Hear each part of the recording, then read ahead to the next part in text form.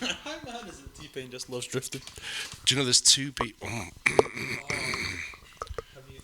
Rampage Jackson, the UFC fighter. Yeah. So like me and him obviously used to roll around with each other in LA. He's into drifting. But is he into like 370Z with like a... No, he's got 14. Oh god. 14. So it's basically me. Great. It's a brown 14. It's alternative Yeah, life song. but it's got V8 in it. Uh, I think it has. Oh shit. um, He refused to do a video message for me on my 30th through my missus because he usually charges for it. It's a cameo. You know, I paid for a cameo for Mel. Hello, Cat. Mel for her birthday from That's Why I Reckon. Oh yeah. Yeah. He's such a fucking cool dude. He's so funny. It was such a sound message as well. It wasn't weird. And then I paid for one for Al for his birthday from... Was it Francis? Yeah, Francis, yeah. But he was, well, weird. I was early on the Francis train. So was I. Like, Yeah. I remember showing Abby, and Abby was like, "What the fuck are you watching?"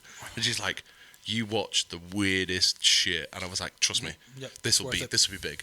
Well, the thing was, I was like, at first I was like, haha, this guy's clearly disabled in some way. Yeah. He's clearly got a bit of autism, you know what I mean? Yeah, 100%. I was like, definitely, ha, Yeah. this is funny, I'm making fun. Laugh And then I at realised, disabilities. I did this thing where I just realised, oh, he's really happy. Oh, 100%. He's won. Yeah. I'm sat he here has. like, oh, it's my car. Now he's wearing Gucci. Oh, I missed the fitment of my car. Right? Yeah. Oh, I don't know. I can't afford the wheels this week. Blah, blah, blah. Fucking Gucci. And then he's like, everything. no, I'm just super into trains. I'm just gonna go down there, film that train. Scream at that train for a bit, and now he's got all like Louis Theroux standing in a field with a 360 GoPro in his head. I think the best one is when you look at like the side characters, like all his friends that aren't famous. Yeah. They're just like a bit older and stuff. Like there's one dude who runs down the platform and stacks it. Did you know T-Pain? To go back to T-Pain, did a drifting song. Oh no, I didn't. So, like, did they've done a video that's like them drifting around. We've got like very a good compound. pick up here. Like you can still pick it. Panda. I'm trying to find the T-Pain. Oh, what is the song called? It's got like. It's really recent. Do you know anything about the T-Pain thing, Alex? I saw. Wow, we're really low.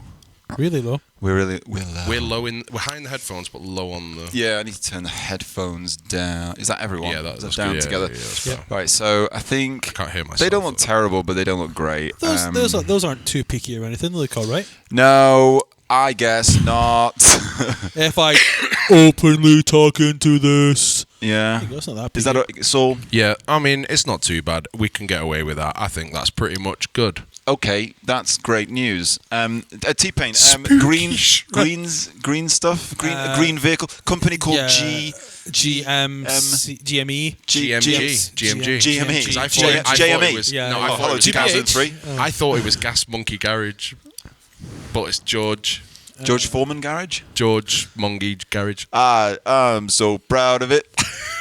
I put my name on it. So like 5 years ago, I'd have been super into like, I'm going to watch the whole T-Pain thing. I'm going to find out what's happened here. I need to know what happened. And then I saw it all happening, and I saw Formula Derp do a bit, and Norcal Derp do a bit, and I was like, they've got it. It's fine. I'll just let it happen. The reason I let it happen. The reason I wanted to mention T-Pain is he's got a song called Spooky Shreds. Spooky Shreds. It's like Spooky the Shreds. song in the background. Goblins. I'll do it. I'll fucking do it. All 7,000 hours of this podcast, I'll make it so In that the we can background. actually do things like that. Let me get some sweet lyrics out of this. I'ma be sly until I go poltergeist. Do you know what I get? I get that sensation every time I go drifting. Yeah, I feel like a fucking ghoul. That's what I get. That's what I got out at LZ first. Oh, I'm such a ghoul. I am such a ghoul.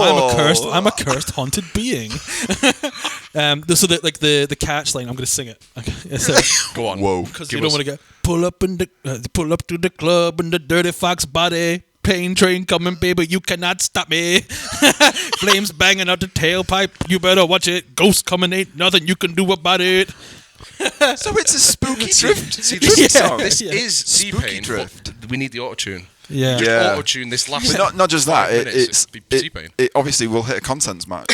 Yeah, now, so that's why verbatim. that's Oh, why I it was, need of to course. sing it. But there is a lyric in here where he name drops the worst people name drop. Oh, it's maybe not got it. It might The be like worst people to name drop. Who It's- am I thinking of? Who I can mention on a podcast that doesn't get us arrested? American. It's all British people. We can't say. He's like sliding with Von Gittin and stuff like that. Like he forced. It's all RTR because it's for like an RTR video. RTR, So he of forces it. And LZ's in the video and stuff. And they do some. Was this his Okay. big opener from getting rid of his Pickle Rick 14, 15, whatever it was, to being an RTR driver? Yeah. Or Right, basically what it Pickle was. This is Rick. the maneuver. This was his Jesus maneuver. So we had Christ. this in the plan. So we're saying it was all a setup. I think. Yeah. Imagine It was all a dream. Just The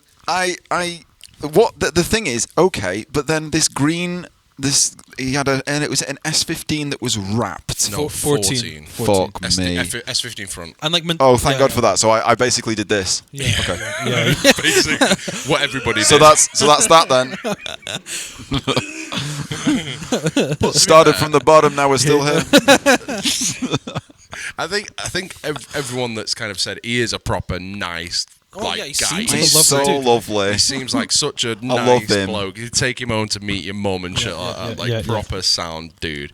But I think like it's a bit of a weird. I haven't looked at it because I wasn't downloading TikTok just to listen to the. It was like 30 back-to-back. Are you telling me you don't follow Ty on TikTok? No. We're sorry, Ty. Sorry, Ty. Saul, I'm a 32-year-old man. I am not getting TikTok. No, I'm good. I am not getting it. The Just brain going to rot- quickly delete TikTok from my 38-year-old No. phone. Everyone can have it. I downloaded it once and went, oh, this is horrible. This is brain rot. It is, yeah. Oh, let me scroll through this. Do you know? It feels like you're only maybe 15 swipes away from like content of like a child that's not of age doing something they shouldn't be doing. 100%, yeah. Just thought, oh, I fucking love cats. Sorry, It's like, cat. oh, you talking to me? Are you Yeah. talking to me? Hey, Famous What are you 6 going- million cat. 6 Oh, million is this view cat. the meme cat? Yeah, this is the meme cat. Look, this video will now get 6 There you views go. because hey, I just What's cleaned good, this. G? To be in shot as well Yes, on the car. Safe. Good on you. Do you want to introduce this thing? Because I realize Yeah, we will do. So, can you tell me which MOT, which you podcast this talk, is? Introduce us. number 69. So this is the Law Origin podcast. We don't have a Dan Joyce.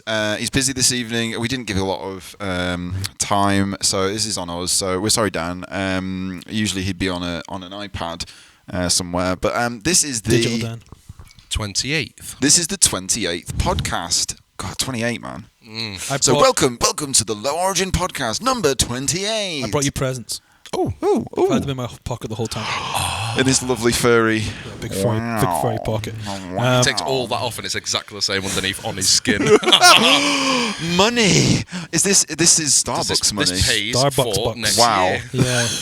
Here's This is your, our sponsorship. here's your from Driftworks sponsorship next year. engagement. There you go. That one's for me, actually. Thank you. Yeah, you're like, got you these presents. Yeah. This one's mine. Well, I was going to give it to, This gonna one's give it mine. to child or wife, but then realised, like, is it rude if I give it to one, but once it's late, you don't want chocolate, you know what I mean? Oh yeah, it would have to be child, and then what would happen is wife would then Steal it. go, oh, you're not eating it. Oh, what Oh a no, shame. you can't eat that because you got to go to bed. You can have You one gotta- corner. Yes, exactly. One corner of a circle. So I was stood there, Many corners. An infinite I corner. was stood there corners. awkwardly with them in my pockets, like, I've got these Shit, they're things gonna on me. melt. They're going. They're pretty. You know what? You've not melted them. No, I'd have no, melted no, the I thought fuck out about of it. these boys. But anyway, right? Yes. So this is Fraser Macaulay off of Scotland, off of Train Spotting, because that's basically what to the rest of the world. Off of Scotland. is. Yeah. Off of train spotting. It's Off a of very train. accurate portrayal. Jesus Christ. My nana once paid for us to go and do the Hogwartsy train. You know the one. Really? Yeah, it's in Scotland. It goes over the viaduct. It goes over everything. It's sick. You should be aware that So viaduct is like 4.5 hours north of Edinburgh. Yeah, Yeah. yeah. It's so With a far. bit of Oh Scotland. you wow, guys that's would have really been to. Scotland. Yeah, Yeah, it's yeah, it's- proper I've Scotland. the highest I've been. Hey, wait, hang on. I've been to. Wait, where's Fife compared to Edinburgh? Fife is like just above Edinburgh. Dundee in it. Oh, really? Like Okay. you drive past Edinburgh, then take a right to Fife. On Monday I'm going Carlisle, then I'm going, that's in Carlisle's technically. I think in a war, Carlisle will come to us. Yeah, I think You're it right. would. Yeah, I think they would. It's like in a weird little spot Because- where the Yeah, yeah. can they just all come round. they, Right now. they refer to the English. Yeah, yeah. But they're in a Scottish accent. Yeah. And then it's so it's Carlisle, and then it's Edinburgh, and then Glasgow. Is it?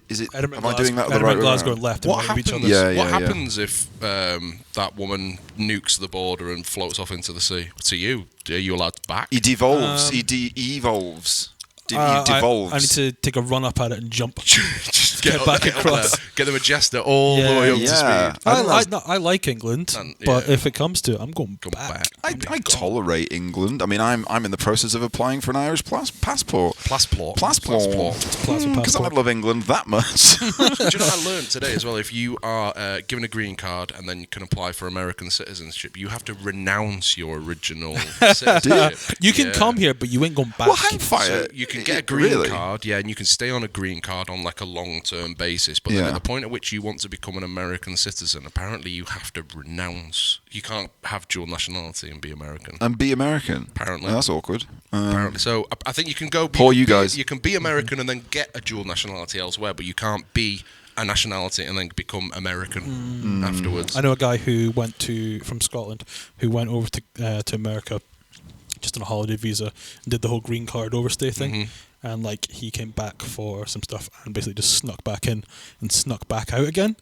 And got away with it. And I'm sat there like, I'm scared to take shampoo on the plane. Yeah, 100%. And this man's like, I'm gonna overstay, get a green card, get married, stay here, and then come back on holidays. Just wing it. Yeah, just do it. Just wing it. It's mad how some stuff works like that, right? Yeah, I think we were saying before we were talking about the insurance thing. The people that don't just do it blasé, just go about their life as if it's normal. Fuck it. And then the one person who sat there shitting it the entire time, like, I've not paid for my tax. They're the I've not declared my wing mirrors. Yeah, but I mean that's a serious thing. I mean, look at that dude who offered us some Ganadors. Here's the thing. I'll make a bold statement. If you send a request like, "Oh, I've got this item for sale," and someone goes, "Oh, how much is it?" and you go, "Offer, die." Yeah. Oh yeah. 100%. Come with a price. I'm surprised we actually even acknowledged that. If someone says I've got some that feels like he would acknowledge it. He probably did. I did Now, I'll tell you now. I thought, oh, is he dum-dum? Does he not know? But yeah, because that hang was fire. The Ganadors that I sold, the red ones, I sold about 2 years ago, and I sold them for I think it was about 500 quid. Smart. It was a guy on Instagram who messaged us and was like, "I've got these. It says they're for an R32, but they don't fit. Blah blah blah. Do you want them? You can have them 200 quid." And I was like, fucking send me pictures and I will fucking come and cut them today. And did. And that was, so yeah, to be fair. I was like, but then I didn't do the due diligence and go onto his profile. Then I realised I saw Hitman steering wheel with cash poured all over it. I was like, he knows. Sad boy with a heart. He knows. You know when we I say we when Royal we. When rest in peace. Royal we. R.I.P. Babs. So Phil bought a set of carbon fibre Ghana boys. Ladadors. Genuine carbines. Genuine from Genuine Japan off Ganador, not like resell or whatever. For $650. And everyone was like, $650? 650 quid. And then still, we bought a set of Joey, who had like the car the exact same as Josh's. Josh's when he had his two-tone PS. Yeah. Joey. What's his name? Joey. I've forgotten Joey's surname, but I know Joey. Joey's a very nice man. I've forgotten Joey. He sold us a set for the R32. So the R32 is genuine boys on there. 300 and something quid, 350 maybe. And I think in the office we were like, 350 for whole mirrors. That's ridiculous. It's so dumb. And then now can you imagine spending $2,500 on? People are though, man. It's happening. There is a generation of people out there who, first of all, went to wet drift days and now think that drifting is done in the wet only. Second of all, they see the prices of Ganadors in 2022 and go, "This is fine. I'll not pay my rent or mortgage." It's worse than that. The problem is that having a bagged RS3 is still more expensive than having a 15 with Ganadors and Blitz 03s on it. But I mean, I from my side of what I do, I see like the other parts because like. A lot of stuff has to be TUV approved. Yeah, well, so it has to be made of real stuff, you know what I mean? So like, your exhaust costs $3,500 and so does whatever. But it's because they had to send like 50 of them to be destroyed or whatever. Them up. Do you know what it's mad like about the suspension stuff? So not even like say you want to do an E36 TUV kit, right? Yeah. E36. You can't just do like it fits all E36. It has to be like we tested it for a 318, a 325, Jesus. a coupe, a four-door. Really? Yeah, for TUV. So TUV. It's very specific. It's very German, is what it is. Yeah. Very German. Super specific. Yeah. Which is why I was about to say, hot take. A lot of their cars that are road legal just look rubbish. Yeah. Because they have to be super safe, which makes sense. Which is why they've not got like cars just. Oh no, they do have cars. It's exploding. Wild. But that's the weird thing, right? Like everyone would love to just sell TUV bits, right? But it's so expensive. So like when Ali did his wheels are TUV, his Jimny wheels. His wheels, they were. Yeah, well they are. Yeah, all the ones are made. The JO1 and the JSO1. Yeah, JSO1. Yeah. So like he had to get a bunch of them destroyed. Yeah. But he's lucky that there's only 2 models of Jimny. You know what I mean? If they did like a diesel, a petrol, a convertible, a Ford. It's a good point. For every single one. Imagine and the cost. And then obviously they all run the same engine and all the same suspension. And all exactly. So they're all basically the same. And technically, the ones that. There's a commercial version, which is basically the same vehicle, but it's Jimny or Jimny seats. Commercial, and the only reason that they had to do that was because of the laws in Europe changed. Yeah. So it became illegal to have one or buy even one new. So I guess if you're used to paying like $3,000 for like a Miltech or whatever, and someone's like, "Oh, 1,500 quid for a set of mirrors from that video in Japan," I'll have 2 sets just in case. I don't feel like the thing is that then creates a scenario where it's like the guys that I know who are into drifting in Germany, they are like.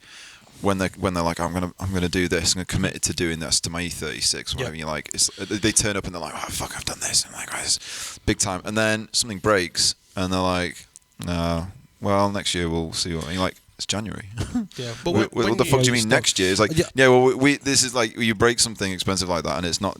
I have to be able to drive this back from the fucking track. Yeah, like, I don't want to make it out that all German drift cars are back. Because there's some really good ones, but it's the ones most of them have to go trailers, right? Because you can't just have a really sick one that's on the ground. I mean, look at that dude that did the Monkey London video.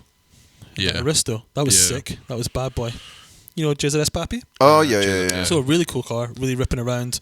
But then I think he got done off the back of that Monkey London video. Oh. And then and then like that's all fine. You know what I mean? But then if you want to re-TUV your car, you have to like put it back to how it was. So that car is like a single turbo, manual swapped. Mm-hmm. So you've then got to go find your original twin setup, your auto setup. Where are you finding a standard single side cooler? You know the thing that people bin. Yeah. How are you doing that to then retest it? So this is the thing, like you know, it's a bit like when you see people in Ireland driving. Like they've had to go through a lot more shit to just have. Like I got this. I can probably just, maybe sort one of the both turbos out, and then just maybe get an MOT, and then just go for a fucking drive with some insurance, and that's it. That'll be that. That's done. Easy peasy. But you try and do something like that in most of the country, and we do in this country. A lot of people do just complain about shit. What's weird that isn't actually that bad. What's strange now is like I've never had any hassle ever when I drove my 14 on the road, full liveried, stupid. Oh yeah, I always got less shit when things look batshit crazy. Never got a single look. I got a copper pull up next to me in a car park. Wanted to talk about it. Yeah, like that's cool. That was sick. This is the argument when I had my Civics back in the day, and my friends and that we just had ropey cars and making it work. You had tons of trouble. You had tons of trouble. Matey with his PS13 that he's bought for 25 grand that has like 3 mismatched arches color wise, 2 different bits of kits hanging together. He's getting stopped. But you see the cars when they're presentable and stuff. Like if you think about it, the thing that makes you look at a car on the motorway and go, oh, look at that turd. Yeah. Like a police officer is just a human being that goes, look at that turd. That's probably not safe. I've got the power to go and stop that. Yeah, whereas police officer sees like, drift car, full livery, sick wheels or whatever. He's probably not, except for the bad ones that you do get. You're not going to get that police officer going, I'm going to ruin his day. It's something to talk about, right? Because they clearly know, like if the car looks that way, no one's going to be doing a half-assed job. So you're going to be as a police officer putting yourself in a position. You're going to put yourself in a position where you're about to have an awkward conversation where you literally don't know enough. And granted, I would argue that most police officers, especially when it comes to things like tire stretching or fitment and things like that, they don't know enough to be to actually have an opinion on any of it at all. But they're less likely to attempt that conversation if the car looks as not like this one, but legit. like ours. They're just not going to bother with the conversation. But with like some next man's with a bit of a stretched tire, maybe on some nothing else, just a bit of a stretch tire, pull him easy peasy. If you get pulled for stretch, the chances are they want to stop you for something else. That was just a one-off that they were just by the way, we can't really do him for anything else, but we're going to do him for stretch. I mean, if the traffic stops you, the traffic officer stops you, give up. Yeah. Oh yeah. Give him the keys straight away. Yeah. Because it doesn't matter how wrong he is about things. He's still going to take your car from you. Yeah. Even if he's wrong, he'll take it for a bit. Yeah. Walking home. I had that with so I got stopped once with a GS I had, the red GS. Red one, yeah. Oh yeah. So I had the Serial 9 arches. I had that on the car, and like, it was back when I thought like having a 12-inch wide wheel was the coolest thing ever. Yeah. Hey, that's still cool. It is still cool, but finding the tire. Yeah.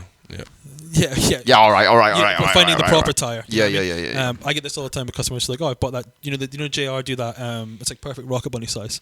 It's like it looks like a Watanabe. Yeah. It's 15 by 10.5 -30. Yeah. Or 9 -13. So loads. And then they buy them and go, where do I get tires? And you have to be like, nowhere really if you want like a legit tire. Really, if you ring Ferrari, they might know a man from 1987 who can put you in touch with a guy who died recently. Or you're buying like Avon's slicks. You know what I mean? Like that's the only option. Yeah. So I got pulled with this GS, and the officer, just a regular road officer in Aberdeen. Roadman. Road officer. Is it cuz? So he stopped me, and he was like, "Those tires are stretched," and I was like, "No, they're not." And he was like, "Yeah, but it is ambiguous as that." Yeah. So even better how you get out of it. Even better how you get out of it. How you got out of it? How I allegedly got out of it. You just start saying numbers. I was like, actually, it's an 18 by 12 with a 295 on there. The manufacturer's guidelines for what's acceptable is between a 275 and a 315, and actually the 295 is actually right in the middle. So actually, it is a little bit of a shortened sidewall. But shortened sidewall, ladies and gentlemen. But actually, it's within the manufacturer's guidelines, and the man basically just went. Done. I was like, get out of here, you horror. Yeah. Like, sent me on my way. Yeah. You know what I mean? He just completely glazed over. You just muffled into the This is distance. This is it. There's a guy with an orange PS who got pulled for stretched tyres, and it went to court, and it got way more complicated because what's your time worth? I know exactly, but I felt like he was entertaining it for the sake of getting it. You'll probably PM us at some point because I think he does listen to the podcast. But hi, mate. Hi. But it turned out that it was like, the police officer was. His daughter, I was banging his daughter for a bit, and he knew me, and he was this, that, and the other, and it got way more complicated than just. And then when I was finished, everybody stood up and clapped. Yeah.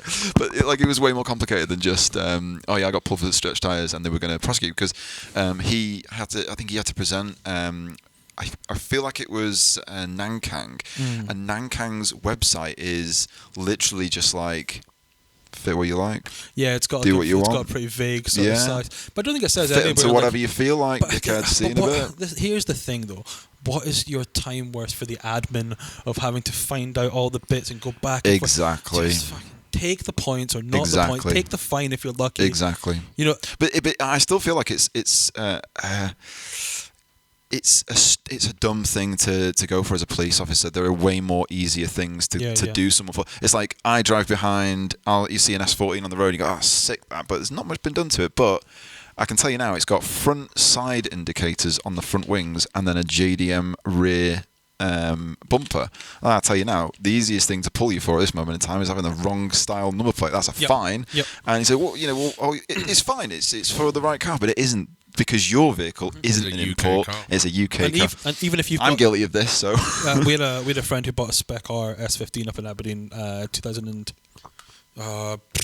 maybe 10, whatever, and he paid 10,995 spec R from Torque GT or somebody. Or be 100,000 now. Yeah, and at the time we were like, "What are you doing?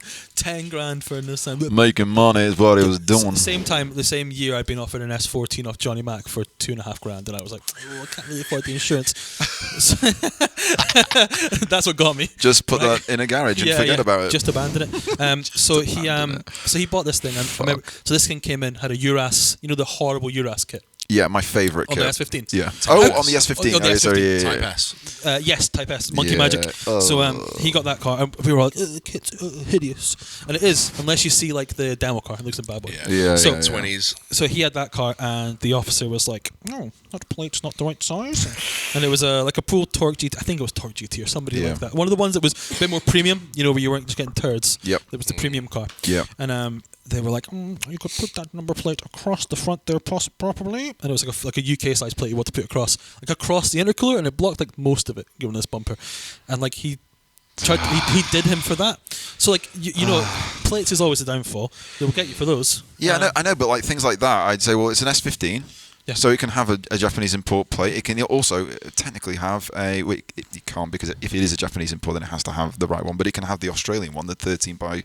Is it 6 or 12 by 6? America's 13 by... No, America's 12 by 6. So Japan's 13 by 6. You could get away with the two because it's been imported. It wouldn't necessarily say where it was imported from. So you could get away with both of them. So, but then having an argument like that... do you want to have this conversation in the rain at the side of a motorway? Exactly. Or, say, industrial but then this is the thing. It'd be well easy to have with UK S14s. It'd be well easy to do that because a lot of UK S14s are driving around with bumpers that are copies of Japanese bumpers, and ergo they have the Japanese plate. Ergo they all have the wrong fucking size plate, mine included. In fact, I don't know what the fuck my plates are. Actually, I do. I put black acrylic over the top of it. I will die before you make me run a UK size plate. Yeah. Yeah, I am not doing it. It is awful. Who was it that fucking bought?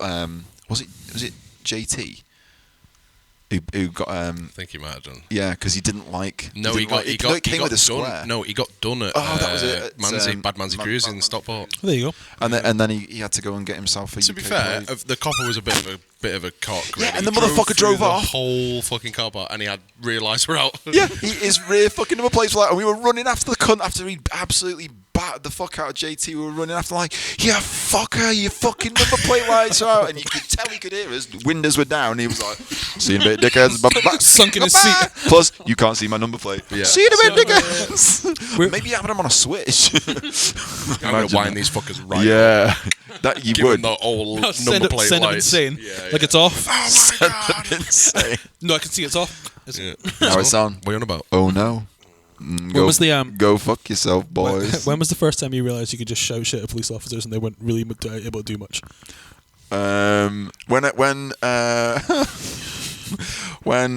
When I realised that that was a different scenario to drifting. That was when my mate Rick ended up on Crime Stoppers for chucking a firework in a phone booth, and some fucking neighbours were filming it. Like, look at these grass boys! Look at these fucking boys! Andrew Strang. And then we was fucking hell, Strang. This would have been like 1999, and then we always used to hang around. We used to hang around in those shops, right? And then the fucking police turned up like, yeah, fucking them kids from fucking crimes. And to be fair, it was Rick anyway. And stop blaming. They never caught. I don't fucking care. Rick went peculiar. Unsurprisingly, he was blowing up phone. But it was a big firework. That is actually a warning sign. Yeah. Well, at the end of the day, it wasn't. It wasn't like it was him with the lads. It was us. We're like, what the fuck's Rick doing? So this and Rick had just nipped off. Rick had side nipped quest off with like he's off on a side quest at the age of 14, 15, with a firework that cost probably 2 weeks worth of his allowance. To just quietly go and blow up a phone. Anyway, and then the police turned up and we were just like, you fucking good, you fuck yourself. There was so many of us, they didn't do shit. Yeah, because what are you going to do, fight kids? What we're saying is when your friend they should have done years ago becomes a serial killer, this is where Netflix start the documentary. He's not active on Facebook anymore. And that tells you, there's two things. If that tells you that he's up to something, he's away somewhere. In fact, no, because loads of criminals have Facebook jail now. There's a lot of people who aren't on Facebook anymore, but he's not been on Facebook since about 2009-10. So he was like, I get Facebook, and then was like, nah, I don't want to interact with people. Yeah, this is horrible. He was right. At the end of the day, this is the end of society. Yeah. He logged the fuck out. And do you know what, Rick? You were absolutely bob on, mate. It was awful. I haven't actually done any interacting on Facebook for a while now. I only really interact with my family. That's it, to be fair. And Messenger is mainly, obviously, where I speak to you guys. Messages with the boys at. Yeah, that's the thing. Messenger, I think, will probably outlive anything. I think the Facebook app will be going off my phone soon. Yeah. Did you see that interview with the guy asked Mark Zuckerberg, gave him a bit of paper and said, can you identify all the traffic lights? Like the capture thing. Yeah. Yeah, it's an interview I saw. And Mark, you can tell he doesn't quite get the joke. He's like, his computer brain start going. But that's the whole point. Like, I am not a robot. Before you'll do the interview, he's like, before we start this, can you just point to all the boats? Love it. This was invented for you, Mark. You haunted billionaire ghoul. Like, honestly, if I had Mark Zuckerberg money, I just wouldn't be Mark Zuckerberg. I'd be what does he do with some other cunt. What does he do with his money? He smokes meat. I love that supercut where they've baby put, rays. Yeah, they've cut all of the bits where he's like smoking some sweet meat, but like straight face. Sweet baby rays. Hey man, you can have a soul and get barbecue. I tell you now, look at those dead eyes. You can't have a soul. Those dead eyes and those massive nipples. You see that hilariously sun-creamed face where he's on one of those what they call thingy boards. Mm-hmm. Is he on a paddleboard? Not a surfboard, not a canoe. It's on your knees on a board. Isn't it out? Paddleboard. I thought it was out of the water. One of those with the little thing that goes down with a bit underneath the water that does all this. It's way too high tech. Oh fucking no! Well, of course, Zuckerberg. You know, who knows? Maybe the photograph was taken in the fucking metaverse. Who knows? Investigate further. Wait, what? I mean, like. When I saw all that happen, like metaverse and stuff, I did switch off. Then I think a lot of people physically switched off. Facebook. Yeah, because I've seen What's Second he Life. doing? I've seen Second Life. Yeah, well, yeah. It's kind of like, what are you doing? What? We're all stepping back from this, and you're like, hey. Do you want to fucking plug your fucking eyeballs and your dick into this and just switch off? Do you guys want to put 70 billion more into it? Yeah, sure. Let's go for it. Just a bit more. You know, I'll try. I've never tried Metaverse. I've got the VR headset, but I'm like, again, much like the TikTok thing. Like, I'm not using VR chat because that feels like you're gonna have like some sort of child slave in no time. Yeah, seems where creepy people go. Do you know about mutes? Yeah. But then, like, if someone just beats, if someone just do you went like know about this, mutes? no. But if someone just went like this with child porn, does that mean that you go to prison? I don't want to work. Oh yeah, because you see it, you can't. You got the headset on. Like someone goes, "Hey, look, I've got this," and they go, "Huh." And you go, oh my god! I'm gonna draw. Yeah, but it's not like real life could be like that though. So I'm gonna draw a line under this. Go on. Beats. That's scary. No, mutes. Mutes is people that follow you around in VR. Oh, good God. I've read about this. I've watched videos about this. Don't, because I was going to buy a VR for the sim, and I don't think I can. Yeah, you should. No, it's great. VR is great for drifting. I think it's vital for drifting. I can't get the neck FX to look enough out of the side window. Oh, really good fun. Set it way too fast. So when you try and manage it, just goes snaps. So it looks. So I've moved the camera back to where I think my head would be, so I can see the steering. Everything looks good, and I've set it so it looks at the apexes and all this shit. Yeah. But then when it looks out the side window and you're going on quite big angle. Going big. It's just looking here at the mirror. Bro, and you're like, I need to look here. Bro, just honestly spend £200 on Facebook Marketplace for stolen one. It's way No, stop spending money on Facebook Marketplace because clearly it doesn't work. It's not working. To the guy that scammed Saul out of a fucking Hydro, go fuck yourself, you dickhead. I had a guy. Bank is coming for you. Hydro with no fucking USBs, shooters. just Hydro. We got shooters, they're coming from you from HSBC. HSBC shooters, bro. Shot a squad. Fuck me. I was selling some Impreza bits on Marketplace. Right? Oh yeah. Because you're a big Impreza guy now. You're big in the Impreza guy. And there's a lot of wires here. There's a big fire hazard. I nearly was in the big Impreza game. It's not worth it. Mine was free and it's not worth it. No, Impreza game's good, but Impreza people are the worst. Yeah, no, I get that impression. I think that would be my major hang up with that situation. Did you see that GRB that I posted in the thing, the silver one in Rochdale? Yes. And did you see the listing? No, I didn't click on it. I'm not stupid. No, the listing was literally great power, very, very. No, it was great. Very good power. Goodest power. Yeah. Very, very fast. Very many fast. Very fast. And that's it. Coming fast. That was it. It's coming fast. Why are you coming fast? Why are you coming fast? I think it was 7 words in the entire list. Right, how much was the vehicle? $3,000. Well, I mean, for 3,000 quid. It was the cheapest GRB on eBay, and I was like, let's click on it. Right, so wire bits of the front. You know, if you want to do a spark plug. Okay. On your SR. Yeah. Right. Yeah. Yeah. That's the noise as well. It's the best. It's a bit like that on this. Only you have to spend 3 or 4 hours. I mean, this. Are they buried? Well, yeah, they're underneath a plenum that I've never been able to take off. Impreza ones. Yeah, they're in the side. Yeah. Oh, yeah. Of course. Next to the chassis wheel. To get your spark plug out and get the coil pack out, you got to like rotate it and break your arm to get it out. It's horrific. Yeah. So it's like they've made lots of Imprezas. Surely, have they not improved this over the years? No. They made it so that you can. No, very little changes. Why would there be? A WRC car. Do you know they fix it? They just mash the chassis legs. Yeah. For the turbo. All the money, just mash that shit. So we did turbo gasket on mine because there was a couple of gaskets that were all fucked. Yeah, but that's like over. Wait, where is that? Isn't that over here at the back somewhere? Yeah, it's not fun. That's all right. It's not fun. It's not fun. You have to take so much off to get to it because it's like flat mount turbo and it's fucking So the WRC car, they've literally just turned it on 90 degrees, put it right up in the air. Because the whole time I was doing it, I was thinking like, you know, when you work on a car and you think like, a human being's had to put this in. Yeah. There's got to be a way. I'm missing the thing. And somebody thought it through and gone, oh well, you know. And then when you find out, you're always like, a production line's involved, even in the Sylvias and stuff, because obviously it's not like from 1902. A production line is involved, but a human being does the most of the parts. Cool. I could understand it with like those Audis and stuff where like it's like chain belt and the back and it's like engine out to do it. That's a machine's done that. Whatever. Yeah. So I was sat there thinking like, there's no way the Subaru World Rally team were sat there in like a service trying to swap a turbo and like having to do like these 45 bolts and 65 to get to it and stuff. And then I had a look at a listing for like an ex-McRae car and I was like, oh right, that's totally fucking different. Yeah. The turbo's and that chassis leg is totally mashed. Yeah. Like so man can just go bloop, done. They did this once at the side of a rally stage and then the panicked, next time freaked they took out. the engine out, they took a massive sledge to the chassis legs. Yeah, but it's like every time I took the gearbox out of this. Like this, I mean, this engine's been there's been 9 engines in there, but there's only ever been one gearbox. Well, one gearbox. And every time I take it out, I'd always be like, I'd struggle for about 5 minutes and just go, right, let's just start the fuck again. Car up, sledgehammer, smash. And now it's like split the seams. There's bits where hammer marks have been hit repeatedly over the years, and then those have split open. And you do think like, who the fuck's idea was it to just make it so that it's a nice tight fit because of you think there'll be a reason. I'm just not seeing it. There'll be a reason. I'm sure there'll be.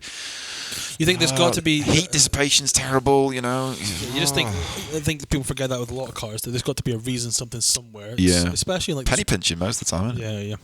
Yeah. So the Impreza stuff is the worst. This is where I was going with it. Impreza people. Yeah. So I was selling a turbo timer. Yep. So literally, I came down from. I mean, that'll work with any turbo. Well, the best pretty bit, much. Best bit is it was half of a turbo timer loom. So not even the whole thing. Oh, okay. So like, and it was 15 quid on Marketplace. Yeah. So there's me listed Deal. a bunch of bits. What was it? What was it? HKS. Oh, okay. So it looked bad boy. Yeah. It was the right green arrow one. I think I was going to say I had an HKS red one. Yeah, they're cool things. Which I quite like. They look. Sorry, they're not cool things. They're fucking turbo timers. What you do is you have a proper ECU and you just have that on your dash power up. Yeah. Just or just like, I've been for a rip. My turbo's glowing.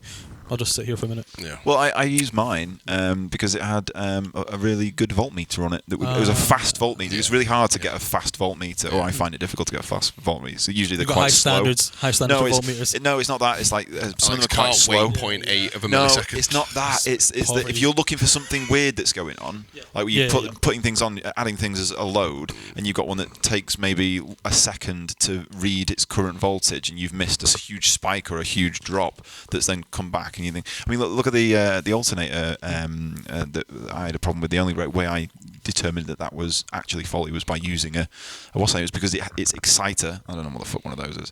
Exciter wasn't doing exciting things at the right time. It tried and then would give up, and I was only able to do that. This isn't interesting. I'm very sorry. Anyway, Impreza people. So yeah, this guy messages me at 3 a.m. Right. Okay. Of course he does. It's Impreza record. Can I get this now? Yes. So I said, maybe he's asking for something else. Can I get this now? Can I get this? He's got the wrong dating app and ended up on Messenger. He's like, no, I know he has a Subaru. I know. This dude gay as fuck. Let's go. You noped him. Let's go. And then he found you on Facebook through mine. So I replied to this dude and I was like, no, it's 3 a.m. Oh, so this is you IRL customer service. This is me. Like I don't have to. Like, there isn't a reputation here. It's me contractually obliged. Yeah. This is for £15 for a potentially broken part. So I'm like, no, and that's where it ends. He goes, so give him his due. He didn't even go, oh, cheers or whatever. Like it's 3 a.m. Fucking stop. Didn't do your uwu voice. No. So he goes away. Next day, he's like, can I come and get it tonight, bro? And I'm like, yeah, I'm finished work after 5:30. Here's my address. Here's my postcode. Not my address. It's the postcode. General area. Door will be open. Yeah. So he's messaging me for ages, like, I'm half an hour away, bro. Half an hour away. And I'm in my house, like, doing, like, regular house stuff. I do not care. This ain't even my whole day. So he's... Yeah, but it sounds like he's making it your whole day. And then he's like, I'm almost there, bro. Traffic's bad. And I'm almost there, bro. Like, disgusting. Go. So he turns up and he goes, I'll give you £5 for it. I was like... and I was like, nope, and just walked back in the house. And he's like, no, come back. He goes, is there no movement on the price? And I was like, no, man. No, it's 15 There's movement. There might be movement. Yeah, I'd say but not 25 now. I'd not say you're lost. here. Not gone. I was Yeah, like, it's cost you 20 quid in Well, traffic he fuel. kept saying to me, like, I had to come half an hour. And I was like, I live here. So the fuck what? I live here, and the Yeah. thing is here. This is how this works. This is not, pay for postage then. So, yeah, then he goes, what does it do? Times the turbo. What does it do? And I was like, Times the turbo. But, like, Mate, that turbo is fast. holy shit. Just says, this wow. turbo be spinning. this thing Bro, be turbos spinning. be spinning. Though. Turbos be It's spinning. absolutely ridiculous. And these people exist. That's They're out there on incredible. That is Marketplace. amazing. He came all the way to you, no idea what it was excited to get there. £5. What does it do? I'll be honest. I have, as of recent months, I have refused to do any marketplace, either buying or selling, and it's terrible. I've made Gabby do it because she has so much more success. I don't know what it is about her profile. I don't know whether it's because she's female. I don't know, but it's like the truck. The truck's for sale, and I'm pretty confident by the end of next week it will be gone, and it'll be gone at a good price. Hopefully, fingers crossed. I mean, that sounds stupid, but we've got a guy with a genuine profile who's it seems genuinely not offering you interested. 500 quid. Exactly that. But like I sell the fucking Hilux, and it's like, will you take 3? Yeah. It's up at 8.5. Granted, it's on the high side. I would probably push to probably 8.75 if you really got aggressive with me, and I decided I just wanted to leave. It just has to go. But with Gabby, it's like I don't know. I'll pay you more just to look at you. He's like, is there any movement on price? She's gone, well, I mean, that's what it is. I mean, mate, like, Maybe. I don't know. She said there might be some movement. I said, okay, that's fine. I'm just waiting for this. I've got to. She goes, there may I've got to do be this. I was like, fuck me. If it was me, I wouldn't be. I'd be just getting shit. I'd just be getting stupid fucking shit. I want to pitch a Netflix show, which is you find the people that just send you the message, just say 3, and you see what their lives are. Yes, So, 100%. I also had I had a thought in my head the other week. How good would it be to find like a weird listing on Marketplace, like these like haunted ass looking dolls that you see. Like those kind of things. I don't want to fuck with any of that. No, but like that kind of thing where it's, or like I saw that Honda Jazz trailer that was in Birmingham. Oh yeah, I saw the back that. half of a Honda Jazz, and it was like, if not sold this week, will break for parts. What parts, bro? Parts? It's the back half of a Jazz. It's the back of the Jazz. The rear beam. I will break it into the back of a Jazz. What I want to see is I want to spend a weekend being like, I'll come meet you, and I'm interested in buying it. Can I come and I'll view buy it, but I want to spend time with you. Yeah, I want to assess these people. Psychologically evaluate. See how. think Give me your time. I think that guy left that at the side. That's been left at the side of the road. It does look like that it's been guy left. has come along it and gone, I can take a picture of that and sell it on Marketplace. Yeah. It's That's actually He good. does. That's He's took it from the other side of the quite road as possibly well. He's just like, I can sell that. there is stuff on Am I in Marketplace shot? that you just think, Let's just see if it's actually still recording, because go check. Oh my fucking earballs. I think it will be. We're good. I was talking about that Devilish Beauty Yeah, it's unreal. sponsorship thing on the thing the other day on that arch. Couldn't remember the name of it because we were talking about Pete's tires. Pete's tires. When like UK drifters, they're like, Pete's tired. He is fucking tired as well. Pete tires. I love him to bits. Pete tired. Yeah, like all these like liveried cars in the UK do comms and stuff. They'll just have like Mark's sandwich shop. To be fair, it was always Jamie's quite a good roofing joke supplies. because the car always had like quite cool, Achilles radial TGS, Motorsport brandy things. and then it just had what was the font? Well, it was specifically a font. It was Times New Roman Roman. in a slight, and it wasn't full italic. It was a slight just italic. And the thing was, the guy who printed it, so it's Pete's Tires, right? Tyres. Yeah. And he spelt it TIRES, right? Yeah. That's fine, Love because it. you can do it both ways. That's fine. But then we ended up with a D from some other thing, and we changed it to Pete's Tired. Tired, it looked. It wasn't funny because it looked fine. Well, It blended in perfectly. It looked fine. Because Pete's obviously I don't think always Pete looked ever after noticed us. either. We've always looked after us with tyres. We take tyres to him. I mean, I think the most I ever took was 8 tyres Yeah. to him. And he was like, "Oh, just leave them with me. Come back and get them in a bit." And I'd go back with cash, and he'd be like, "Don't worry about it. Get me next time." And I was like, "Bro, I don't want to do this This work." has been a lot of next times for 10 years now. And if you one day come up and go, "Hey man, I've been totting this up," I ain't got it. and I know I said next time. Yeah, just get me a drink. Oh, by the way, you owe me a brewery. Hey man, Yeah, 10K. yeah, 10K, let's exactly. go. Yeah. And I was every single time I'd be like, I'd always take a bit more just in case. I'd always have like, You know it's gonna maybe get big 60, one day. 80, sometimes even 100 quid. Maybe that's the scam. Maybe that's how you do But it. then every now and again I'd turn up and he'd be like, no, don't worry about it, and I'd just go out with the money and put it on the side and walk out. Okay, just leave it I go, somewhere. banks in a bit. Yeah, leave it somewhere. Like, Yeah. or I'd give it to the lads who'd done it. Like, Pete was like, "Nah, you send enough people here." Yeah, you know, everyone that was the thing. in. Like initially, when I first started going to Pete, this has become a fucking advert for Pete's Tires. This is why he behind sponsored this- you. yeah. Because he's now getting it back. Yeah. Behind Nissan in Stockport. Anyway, when I first started going there in 2006, 2007, and I would be giving him like 300 this. Yeah. But like, I had Innovit Sharks. Remember them, everyone? Remember Innovit Sharks? And I was like, "Oh, have you got any 265s?" It was a 9J wheel. You got any 265s? These are the top end of yeah, the manufacturer's. Like, no, mate, I've got some 255s. And I'd be like, "Oh, Must be do you know the what?" top, so it must be the best.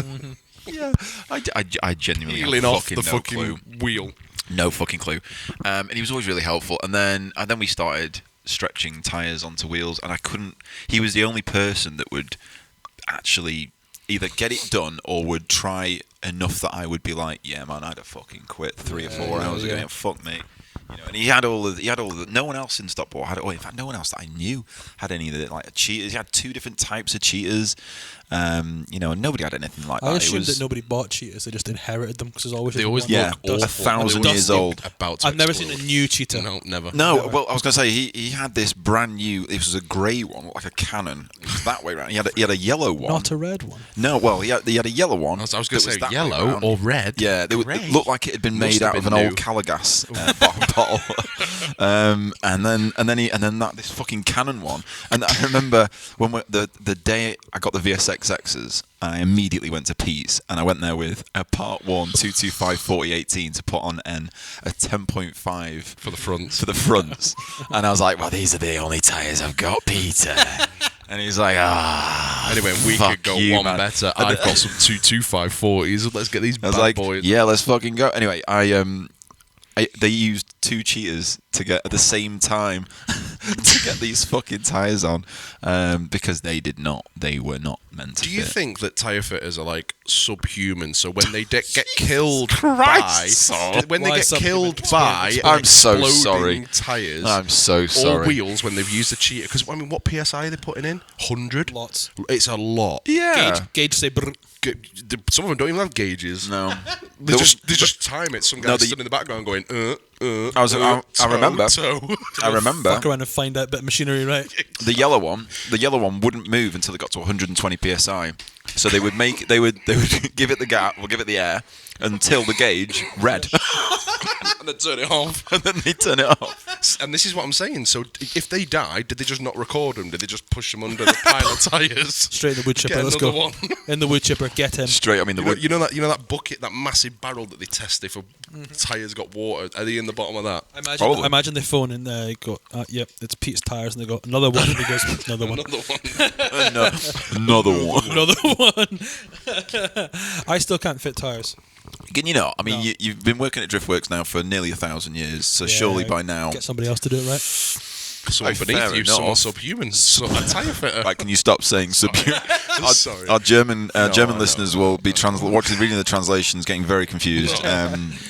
Anyone who's a tyre fitter, it's fine. Yeah, I just can't do it. Cannot do it for the life of me. I struggled because I learn on a really ridiculous, like one with arm that like moves and keeps pressure in places. That's where just you a normal need to. fucking time machine. No, it had like a flat pad, and you can put it on one corner. It's just a time machine. They all have those. No, right? I know they don't. Not all of them. Well, my one didn't.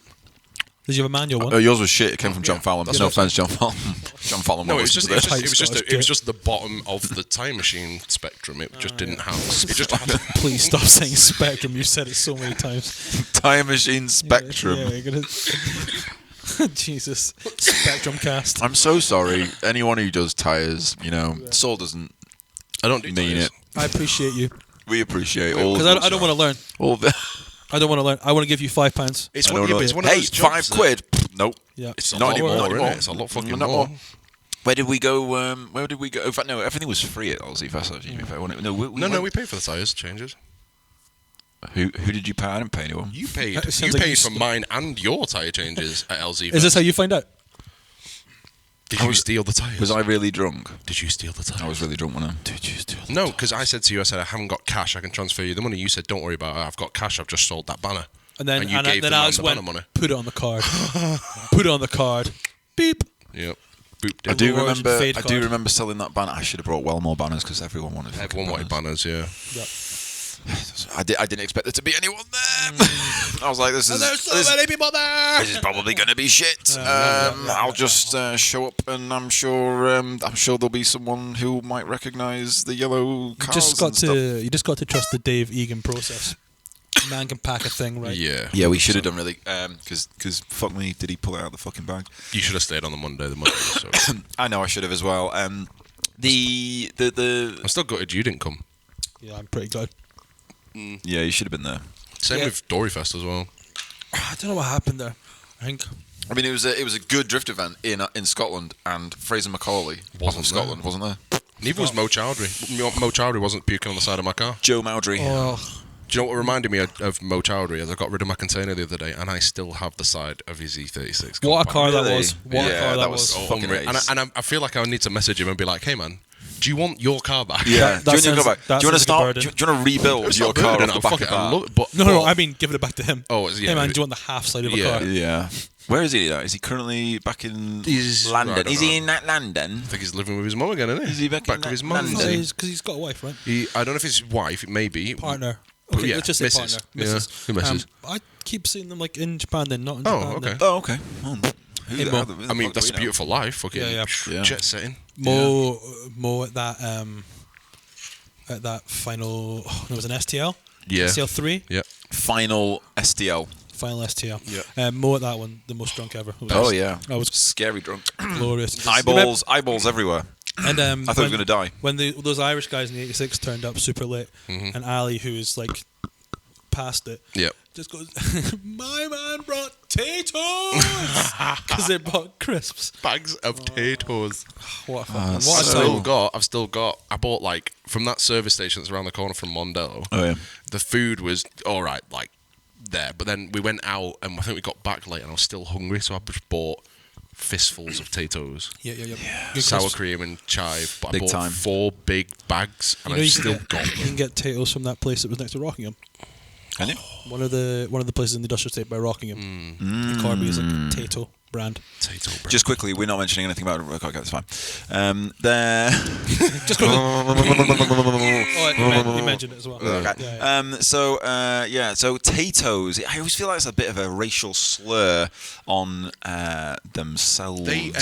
I also vaguely remember they sell chocolate flavored crisp as well. I think that's it's a odd. Potatoes. I know the thing you're on about. I don't. Chocolate flavored. Yes. Crisps. So it's like. Are they chocolate covered crisps? No, not covered, but they're flavored. And I think it's like cheese and onion and chocolate. My immediate reaction was to be a little bit sick in my mouth. But apparently they are. I've never seen them.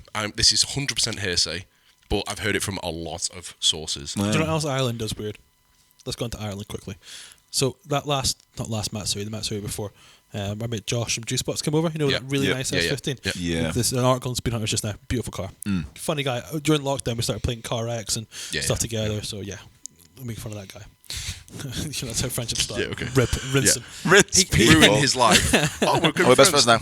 Let's about him. So he kept banging on about Blaz. Do you know what Blaz is? Blah. BLAAAH. Blah. Something like that. Blah is a bread roll. Okay. So it's the English issue, isn't it? It's muffin roll. Yeah, why can't we fucking decide on a fucking name? Is it like a hoagie? Is it long? Like is it like a hoagie? It's no different to like a regular roll you get in Asda. Oh right. Like it's not like the like nothing special. You know the burnt Scottish ones you get well fired. Yeah. It's not like that. It's not got tons of no cheese or anything. Yeah, nothing. It's just a regular. It's not roll. brioche. No, nothing. Not sweeter. It doesn't taste any different. So we were at our house in Anglesey, right? Me, him, Alf, and that. Yeah, how posh that was. Yeah, the locals were not happy with us being there. 3 days he's on the drive, not happy. So he made a big fucking deal about these blas. Right. So he brings a pack over. Waterford, it's a Waterford thing. Right. So where the juice box. Yeah. Waterford thing, blas. So he brings it over, and it's in like blas. It's not like a well-fired roll in Scotland. You can get them for like a baker, and it just comes in a bag. That man there made it. He put it in that bag, and you've got it. So it feels like it's not a mass-produced thing. It's like this guy's thing. Yeah. It's like it looks like a Warburton's like bag. Yeah. He just says Waterford blah. So we're fucking cooking up. Spelt BLAAAH. I think it's like 2 A's and then an H. Blah. Of course, it's 2 2 or A's. 3. Yeah, it's not one. Yeah. It's not one. So he makes a big fucking song and dance about this. We make breakfast in the morning, and it's just a fucking bread roll. What did he put on it? Well, we just had sausage. Sausage. Sausage. Sausage and bacon. It's a sausage bap then, yeah. Yeah. Sausage, it's a regular sausage fucking roll. thing. But like, if you ask any of the juice box lot about it, it's the biggest deal in the world. A blah. Has Waterford and like a local town got like a that's like close? Like, do they fight? But like places in the UK, there'll be Facebook posts that will battle between what a roll is. Stockport! No, you fuck off! Basically, they'll be like, no, it's not a fucking roll. It's a right. No, a balm or a balm or this is the thing. I asked.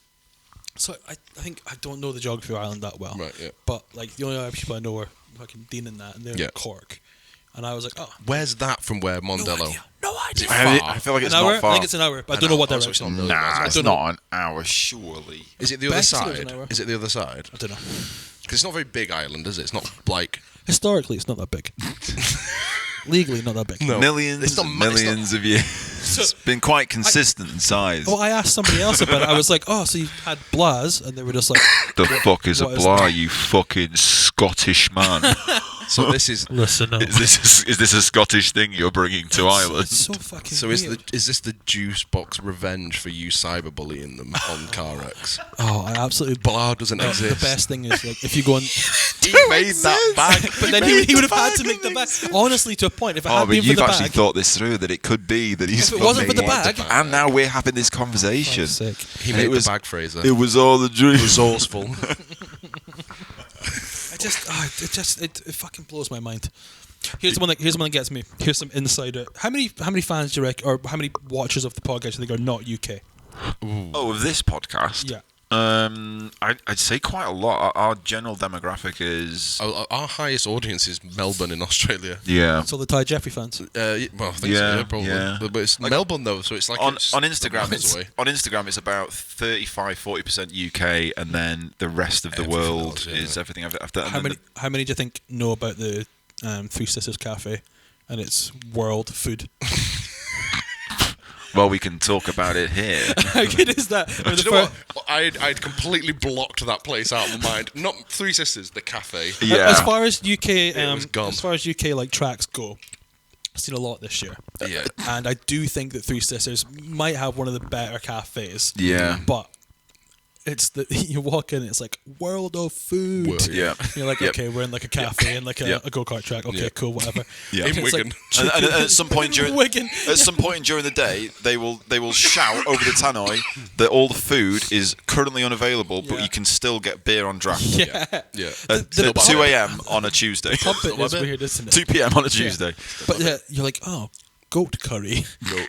Yeah. But like it's all like things that are slightly not from the UK. Yeah. Yes. World food. Oh, in fact, you took Ty there. Yeah. We all went to Three Sisters that time. Yeah, for BDC. I'll tell you now, if we're going to talk about good cafes at tracks, Mondello Park. Holy fucking shit. Is it good? Mate, Like I have been to restaurants that were... I mean, I've been to good restaurants that were shitter than that fucking and cafe. They were knocking that shit out. They were going bap, bap, bap. Smash. Oh, wait, man. Smash. And then you'd be like, this is a piece of shit, this is a piece... And you look at it and you're like, oh, it's all right. fucking food how was are you? unreal. How are you producing food of that level? Like, it's taken 1,000 years for McDonald's to get to that level. You know? It was that good. To Like, produce honestly, that food that quickly for it to be and that it wasn't good. like that we'd been there for weeks and we were dying of starvation, so anything was meant. It was good. Yeah, it was. Fucking It was I think good it's food. it probably comes from like, you know, in like in England and stuff, everyone's like, don't really want to offend the person. Don't really want to offend it. Yeah. I imagine that the Irish are just like, hey, make it faster. Yeah, make it faster. Everyone's Oh, like, make it taste better. This tastes like shit. Make it better. And they Make go, it better. fucking Yeah, make all it, right, just do you'll it. fucking crack Opposed on to being like, oh, I don't think it was actually that good. Yeah, I didn't want to say anything, but you know, it was like what we came from. That was like, this is incredible food. Let's go buy more of it. We need to tell more people about this. Let's go buy more. Going up to every Irish driver. No, Have you heard about the cafe? The first day we were fucking pissed. That's pretty much what we did that night. Like, you had any of the fucking food in. Everyone else was like, yeah, we're at the party. Sure Fucking, what are you doing? Like, Were they? You can tell low origin are over 30. Fucking idiots. Were the Irish turn? Oh my days! We tried to do semi-serious interviews, and then you've got Happy Dwayne Hardcore. McKeever giving it all these boys. Yeah, Happy Hardcore. I've not heard new Happy Hardcore. Yeah, I used to quite. I didn't think new Happy Hardcore existed. I thought it was just the same thing recycled over and over again. I was big into like 1998 to about 2003. I was like quite big into Happy Hardcore. I didn't realise it kept going. There was still a market for it. I've got some real good nostalgic feelings for Happy Hardcore. Usually driving too fast, doing dangerous things. Oh, and getting a driving ban when I was 18, listening to Happy Hardcore. It does something to you. But the fact that it continued on, Yeah. and now I'm not going to say now because I can guarantee you, if somebody my age in 1998 heard Happy Hardcore, they'd be like, well, here's the thing. You idiot. like, I think of Happy Hardcore, I think of like Scooter. But that's like the Foo. That's like the Foo Fighters. Of Happy Hardcore. You know what I mean? For me, it was Scott Brown, Hixie. Yeah, but I bet you Hixie is like Sharkey. is not the Foo Fighters of Happy Hardcore, but he might be close to. You know what I mean? I want to know what the underground. He's Happy like Hardcore he's is. like like the But like the one that like the people that know it are like grunge. Do you remember Flip and Phil, who seemed to take the 80s, and then were like, guess what? We can remix all these songs to make them sound like dance songs, and we can just do. We'll call it All Around the World Records, and we'll release a Clubland album every 15, maybe 18 Are they in partnership seconds. with Three Sisters? Yeah, and they just continuously smash this shit out. They do a set on a Thursday night. And then Flip and Phil, when they realised that they'd run out of Goat Curry. When Flip and Phil realised they'd run out of fucking 80s songs to remix into dance music, they then just like, well, let's just take a step back and we'll let Hixie and Scott Brown, all them, they'll just release these Clubland Extreme albums, and then they can keep going. Yeah, we'll run off with it. Yeah, anyway, this is a strange fucking segue, but yeah. My first experience. Dwayne McKeever, big into it. Well, I've seen that in real life, but in France. In France. So I went to Drift Masters with Martin in like 2-3 years ago, whatever. And like it was all good. We were kind of camped. It was a track called Sur and Toi. It was like an hour. It was like an hour once you got off the ferry, basically.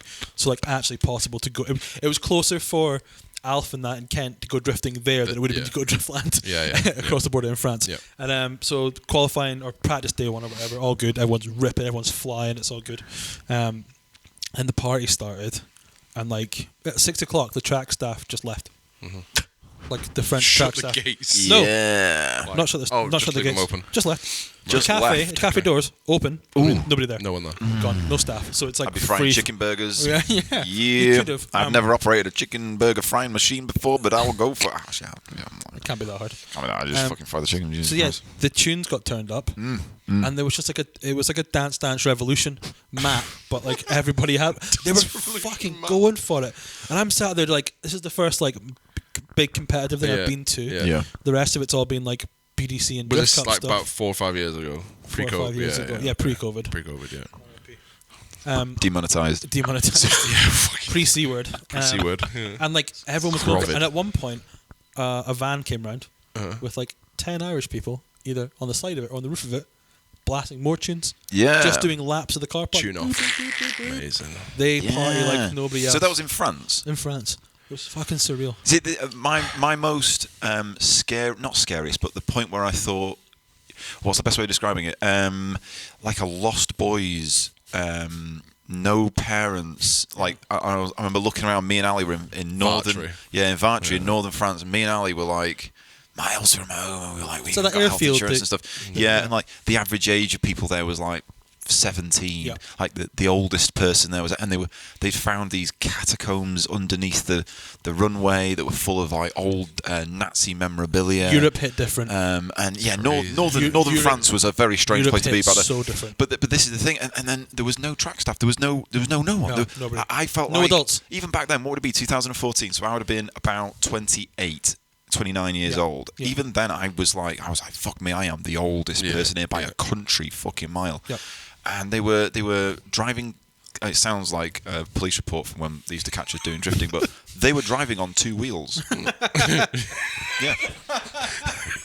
We saw them at 300 mile an hour on 2 wheels. In 2012, a police report that said that we were driving on 2 wheels. I like when the police report says drift racing. I remember laughing and thinking, I don't know how I would even begin to try and do something like that. But anyway, they were. And ironically though, modern drift cars do 2 fucking formulas off the ground. They do, yeah.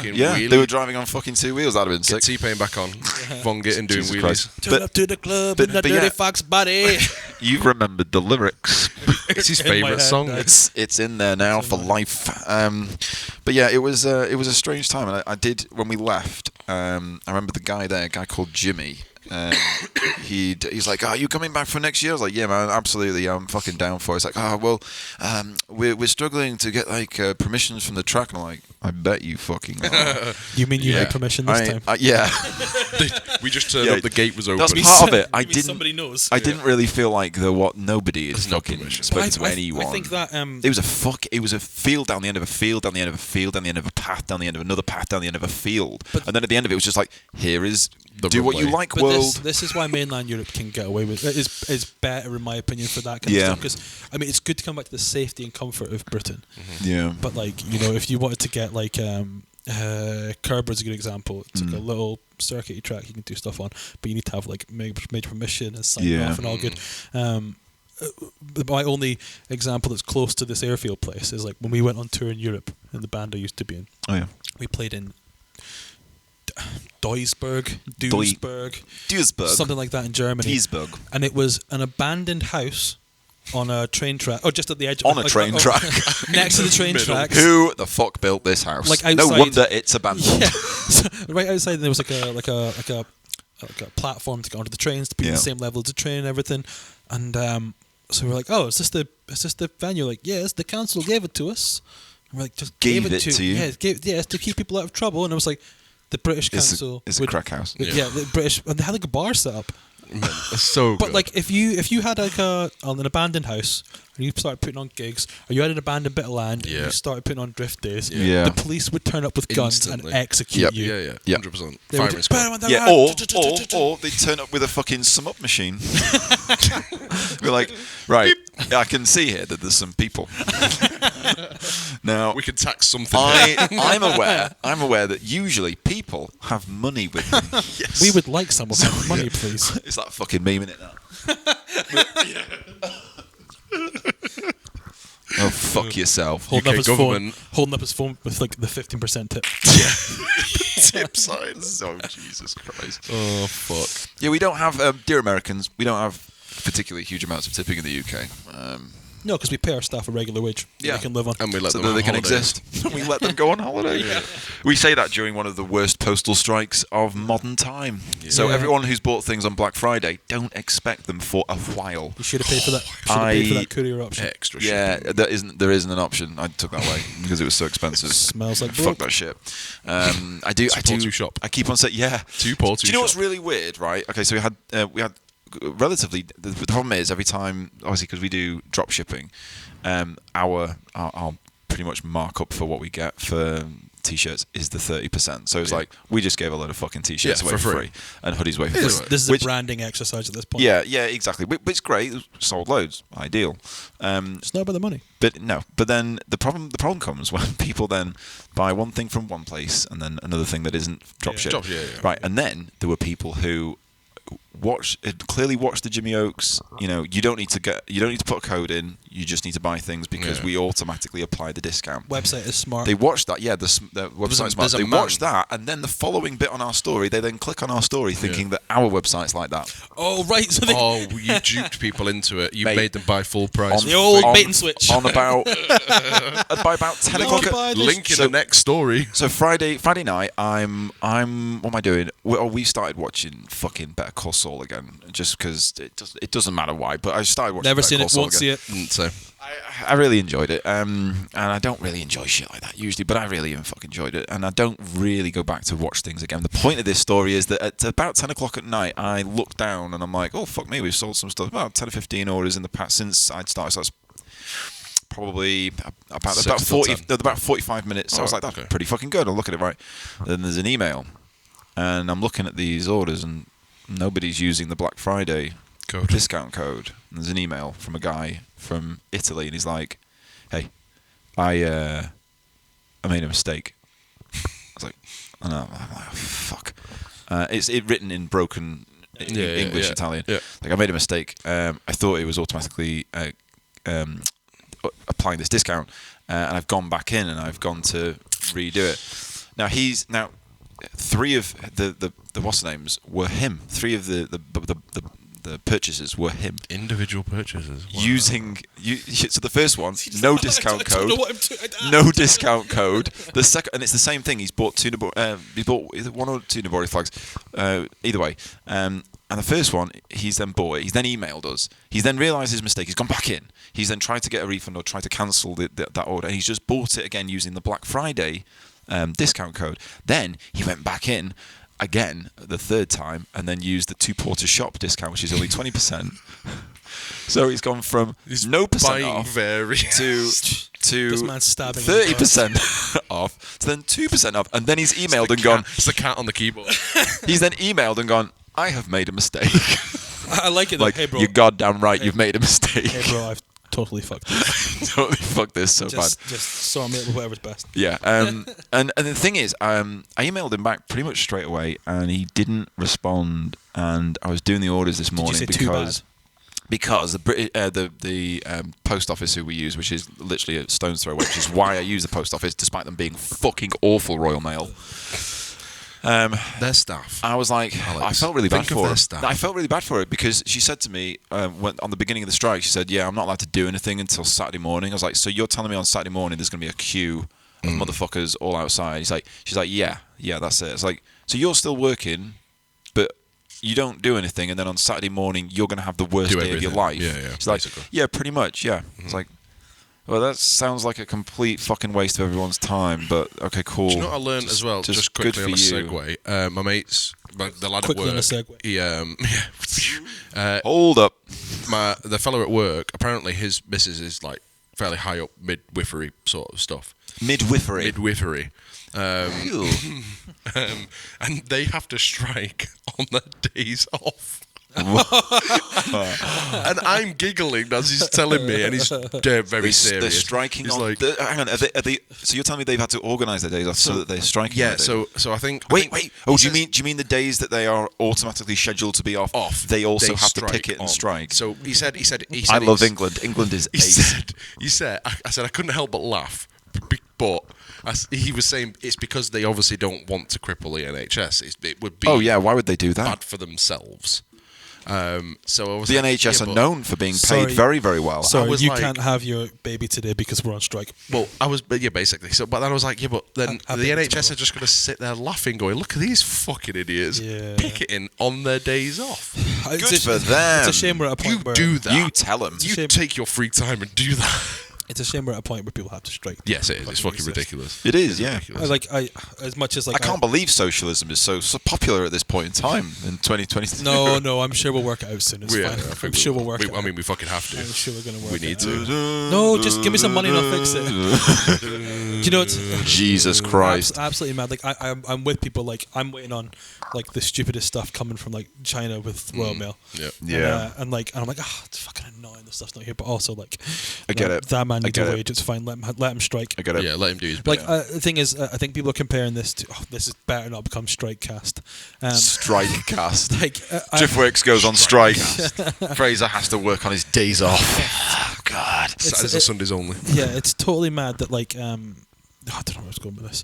Yeah, that these companies are having massive shareholder profits, and everybody else is like, you can have no more money. Yeah, it doesn't make sense. Keep doing it, scum. It's like Amazon drivers. You got to think Bezos is such an enormous public figure, and you've got to sit there and go, I'm actually just about scraping by, and this guy is wiping his arse on a $500 million yacht. What can you do with? It's better than that. He's giving Dolly Parton $100 million.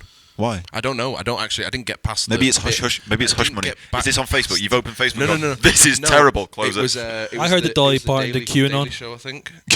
But it literally just said it was on Instagram. Where you open it up and it starts playing, and then it refreshes and it fucking vanishes. And I only got to the bit where it said, Jeff Bezos has so much money, he's giving Dolly Parton $100 million to shut the fuck up. So he's giving millionaires more millions. Maybe it is to shut the fuck up. I don't think I want to be touching Dolly Parton, I'm not going to lie. Well, someone probably would. Somebody did. People are big into that fucking shit. The big old biddies. I just think it's mad that all these companies are making so much money. All you the can't spend all just Shell and the BP and all that. But I don't think they realise that. Well, they probably do realise this. I'm way out of my depth here. But if they just want to make people like them a bit more, just look after your stuff. It's not difficult, is it? Just really? Look after your stuff. And it's also such a very easy, minimal effort. Get all your evil shareholders together and go, right, lads, come here. What we need to do is we'll just pretend to be really fucking sound. This year, we won't make 50 billion. We'll just make 40 billion. Yeah. And we'll give everybody something out of that 10 million. Yeah. And then everyone's going to go, oh, sick. I got 1,200 quid from Boss. Yeah. I like Boss. But hang fire. Here's the thing. So the old company that I used to work for many, many moons ago, I discovered that it's going to be hard to describe this, but the way they kept their staff was ensuring that they were just above poverty.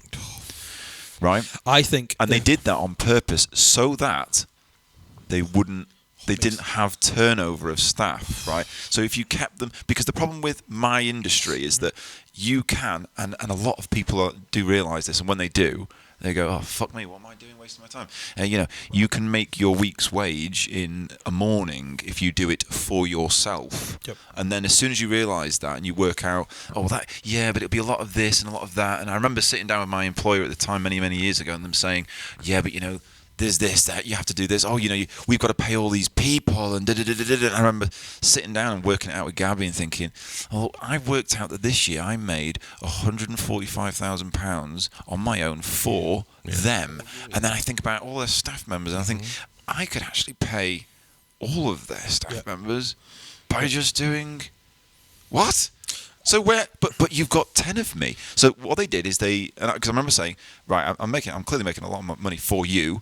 Can I not have and at the time they were paying me 15 grand a year. Yeah, exactly. And I remember thinking that's so weird because they could clearly afford more, but as soon as you start paying that person enough money to realise that they can do this for themselves, you've lost them. I think that there lieth the problem. Once you find that out, you should be allowed to hunt people from that company for sport. Yeah, this is it. You should be allowed to tomahawk him in the car park. Yeah, it's behind the vans. Fucking horrific. Not everybody's money driven, right? Some people there's an amount of money you can earn to the amount of stress you get. That's like the perfect amount. If you can get that perfect, sweet. You don't have to run a company. You don't have to own it. But see, as soon as you're manipulating people like that, you should be allowed to just be gunned down in the street. What I never understood about is the I'm main. Not advocating violence. No, but 100% agree. 100%. What I don't understand is the main man at the top of the tree, Mr. person who I won't mention. Most people know who it was. He is now 70.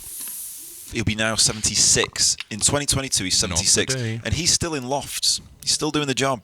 He still loves it. He still enjoys it. But he does also still insist that all of his staff are being paid around about, I think they're now paid around about 18,000. And they are now probably making in the region of 200 grand each per year. Yeah.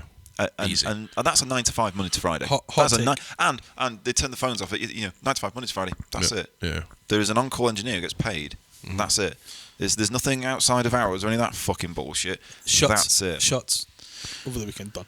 I think, hot take, if you work a 0-hour contract job, or if a job gives you a 0-hour contract, I know some people say it works for them and that's fine. Yeah.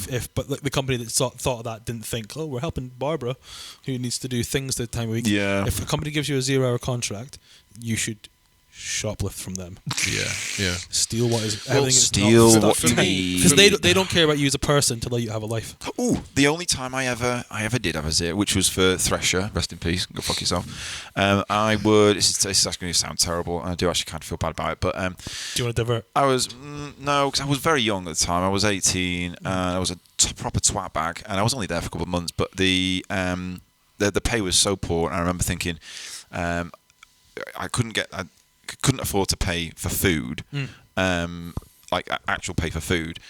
So I would get a loaf of bread and I'd get a bottle of water, and that'd be me. And then I did that for about 2-3 weeks. And I was like, I'm sitting there, I'm like selling shit. I couldn't afford fags. I wanted some cigs and I couldn't afford them. I was like, what if I just cigs back then were £1.70 for a pack of 10 Richmond Super Kings, right? So I'd be like, right, I'm going to shortchange people to the tune of £1.70 all day today, and I'm going to have my 10 cigs, and I'm going to fucking enjoy these boys, because I felt like I'd fucking earned them. I hadn't. I'd basically stolen them. I worked and I feel kind of bad about it, but I also don't feel bad about it at the same time. Necessity. Because I remember thinking, I'm eating a loaf of bread, or most of I was probably about 3 or 4 days out of a loaf of bread, and that was it. That was all I would eat. I was also living in a flat that cost me 17 quid a week as well. But my point is, I remember thinking, why am I working if I can't afford to live? Yep. That was a long time ago, though. So my very first job out of school, I worked in a Primark. Oh yeah, Primark. Yeah. Primark. You said Primark? I don't think they give a fuck how you Who pronounce cares? it these Fuck days. them. I worked for them, and I did my first. Are we going to just basically divulge about stealing from corporations? No, I didn't steal from this company. What are you going to steal from Primark? It's fine. So I didn't. So yeah, just let you out. They go fine. I remember clocking in, getting my little pay slip, looking at it, and it said like £212, and I'd been there for like the whole month, like after school and after work, and I went, oh. I went to the manager's office, went.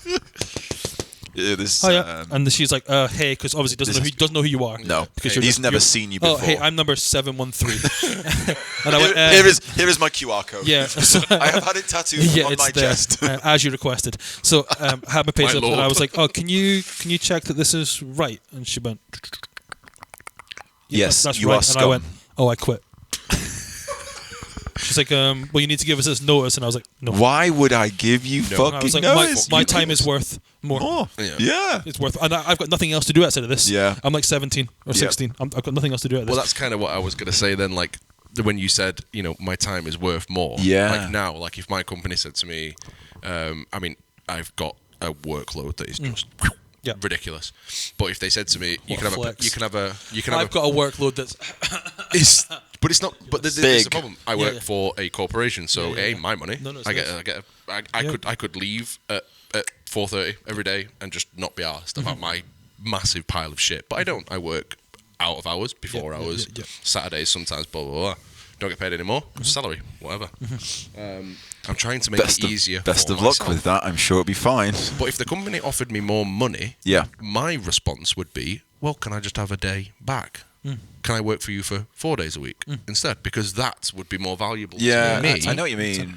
I'm quite lucky that I've not worked for like regular ass people company for a long time. Yeah. Like before I was at current workplace.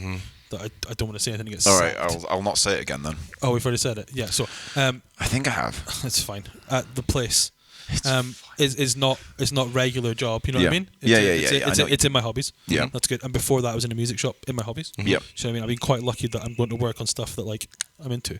Yeah, it's all good. But every job I had before that, like, I was the man who was like, you get me for exactly what you pay me for. Yeah. Because this is company business. Yeah. And I am cog. I am cog. End of story. And I can accept being cog if cog lets me do life. Yeah. But that's the thing. And the making sure there is, it's vitally important to make sure there is a fucking definitive margin in that. When I left my previous company, which I'm desperately trying not to mention the name of, I handed my notice in. when I decided I could do this on my own. Yeah. I could do this. Yeah. I could work it out. I'd worked out how to do this on my own. I was like, I'm going to fucking do this on my own. It's going to be fucking great. And it was awful at first, but it's supposed to be awful because nothing free or easy is worth doing or having. Yeah, because if it was super easy, every single person would just do it instantly. But I remember thinking I'd had my notice in, and my notice officially took me up to. Now, bear in mind, I've been with them for 10 years, and my notice took me up to the first day back in January. I remember thinking like, you're gonna have me come on the first day, but it was the 5th of January, I think it was. For like one day. For one day. So I was like, because that's their first day back in, was the 5th of January, and I was like, you're gonna have me come in, and I thought, maybe they're gonna have a big thing. Thanks, now they knew what I was going to do. They knew what I was going to do because I'd been asking for weeks. Well, actually, I've been technically asking for months to set up a franchise idea, which we'd kind of worked out the bones of, and I was going to get a bank loan in order to pay for an element of their business that meant that I could then be a satellite over here in Northwich, right? And they just slept on the idea for ages and ages and ages and did fucking nothing with it, which is fine. That's fine. And it was that handing the notice in and me going, do you want me to come back in? He says, yeah, it's a day's work. Like, what the fuck am I going to do? We require you to come in for the final day of your termination. I'm so glad that I did. I'm so glad that I did because the weirdest thing happened. In 2007, when I first started, I was with a guy called Gibson, and my literal first day, I went to a house which I have never seen before, and it was to fit a panic alarm. It doesn't matter. The point is, wait. I went house back. That appeared out of nowhere, and you're fitting a panic alarm. I know, no. Don't go in, bro. My point is, it was a job that I'd been sent, and then I've not seen it since. As in, in the 10 years that I'd been there, I never went back to it, which is unusual because most of it is recurring work. Keep the same engineers. Yeah, you have, especially when it's elderly people, and she was a particularly old person. Anyway, you just assume she fucking died. Yeah, you assume they're dead. Nope. She's dead, bro. She's dead, obviously. So the only job that I saw, reach a panic alarm. the only job that I saw. So bear in mind, I think it was 2017. I pulled down the ceiling. So it's January 2017, and that job was from January 2007, and it was the only. So I finally got my 10 year on the and coming in on that day. Yeah. Now they didn't know that. They hadn't planned it. And I took a photograph of it. I've still got it somewhere. It doesn't really matter, but I thought it was really weird because I'd never. It was like that's my circle. My circle is complete now. Universe locks. Do you not notice there's a lot of circles? I don't know. I find it weird. Do you not think there's a lot of circles in your life? Yeah, there's 4 or 5 there. No. Martin bookended your drifting career. Saul, we're getting competition back to drifting. Oh no, yeah, sorry. Brilliant. Low origin, drifting. I'm going to just quickly. We're back again. We're back. So, Martin, I'm going to just check that it's still recorded. Yeah, please, while we get back to the drifting. Martin Richards bookended your, not career per se, but your last time drifting and then your return to competitive drifting at LZ Fest. Yeah. This woman was your initial customer. Yeah, she was literally my first. Pretty much my first customer. She was your first, your love. Yeah, my first love. She was the one. And the last that I did under them. That company we will not name. No. Now, on your death day, where do you think Martin Richards is going to be about? He's going to be standing over me. Are you going to die by your mother's vagina? Are you going to be bookended? That's what's going to kill you. I just get back in this 130-year-old woman. Mum, I know you don't listen to this podcast, but he means it in good spirit. I jest. Your mum will get it. Your mum will get it. Your mum will laugh. She has blue hair. She loves it. She's dyed it black again now. She's trying to pretend like she's not 63 years old. More interesting that you both think that if your mum was listening to this podcast, she's going to made it through. Oh yeah, no. There are family members that because of how iTunes works, when you plug your phone into a car and drive away, the most recent podcast turns up. Alex has done another podcast playing now. Yeah, and then it does automatically play the most recent podcast, which is great to get fucking views in. So yeah, subscribe to this podcast on iTunes. It's really good and stuff. Anyway, so So just to get things back to drifting, but in a non-circular way. Mm-hmm. I don't know where you were going. No, I'm just saying, like, there was a lot of circular things. Circles. Martin Richards. I was so bummed out, sat there watching. I wasn't bummed out. I'd watched a bit of the F1 and then watched the LZ. You were comfortable stuff. Yeah, it was way more comfy than you. Less bummed out, more pretty fucking good. Sat there watching, and as I turned it on, because the F1 had finished when Martin was going up against LZ and fucking done his windscreen in. And that was a bit of fucking intense, wasn't it? And we were just like, hello. You know, drifting is the only thing that gets me to like football lads level of excitement. But it's our thing, it's our vibe, it's our So like, it wasn't until I went to the first Drift Masters I went to in Martin that I was like, fuck, this is fucking cool, like getting real pumped. And I think it's because once I moved down here, started the job, and the whole Team Driftworks thing that was alongside the job, like I had a horse in the race. Like everything else was like hanging out with you guys at STL, Final Boss or whatever, or Lawson. Because I went down with Lawson and did Drift Cup one year, or one round. No, 2 rounds actually. It was good. So when I met Dan for the first time, he was not here. Hey Dan. Hi Dan. And like having the horse in the race, totally changed my opinion on drifting. On competitive drifting. Now I can see drifting as the different things that it is. I can see it as the comparison being X Games. It's elements. X Games and Thrasher. Yeah. You know what I mean? Yeah. Where they are the two same sports, but they are applied differently. Yeah. And now I previously can appreciate them both for absolutely the different absolutely disciplines. Yeah, 2 different things. Like, but this is the like I can appreciate both as separate things, and this is why I think that I can enjoy Driftmaster, because I see it's like the prime of the thing. I can enjoy the UK stuff where it applies. I can enjoy the stylish events as different things. You know what I mean? And I think people that are closed-minded to it, that's their problem. You know what I mean? Everybody else needs to realise that, like, if you can accept the different things, and I don't mean it in like a respect all builds way. Because fuck that. There's levels to it. Because do not respect all builds. No. Not all builds. No. Some builds. That blue RX-8. We got to it. But I know what you mean. I've always because I've always felt like initially when I first started drifting, I didn't have an option. It was like, what do you want to do? Well, I enjoy drifting, so I'm doing the BDC. And then I did the BDC. I got around. I can do some more. And everyone around me was like, started spending fucking money, and I was like, but I'm spending £17 a week in rent, and I can't afford this. And actually, I'm gonna stick with about 400 brake horsepower of the boys because that is where my wallet lives. But this is the thing that made you and the car loans for you guys. Well, I don't know those other guys that well, but like what made the slammed cars competing in BDC thing cool is because it's much like the lower tier teams in F1. When they do win something, when the victory is there, everyone's like, so fucking sweet. Holy fucking shit. Yeah. Like, you know what I mean? And yeah, exactly. I love them. Yeah, like, because like they're the underdog and they try weird shit, and when the weird shit works, it's fucking good. You know what I mean? It was a lightning strikes in one, like in it would never happen again. And but all the pictures from it was the BDC dinner dance. You remember the BDC dinner dance? That was the thing. And we'd all gone there, and we're all stood at the top, and we've all got our trophies, and the look on mine, Matt's, and Joe's face were like, we don't know why we're here. We don't know what we're doing. I did a. What the fuck is this? This is the first bit of drifting I ever went to was with. I didn't even know Lawson at the time. I'd heard of him because I'd heard he was a fucking nutter. Because he is a fucking nutter. Correct. Yeah, absolutely. But I'd gone down to Crail. Verbatim. You ever heard of Crail? Crail, yeah. Fast. Yeah. So, fast, dog shit track. Like the surface is all fun. Did you hear that, Crail? And I think I knew Scotland Zone.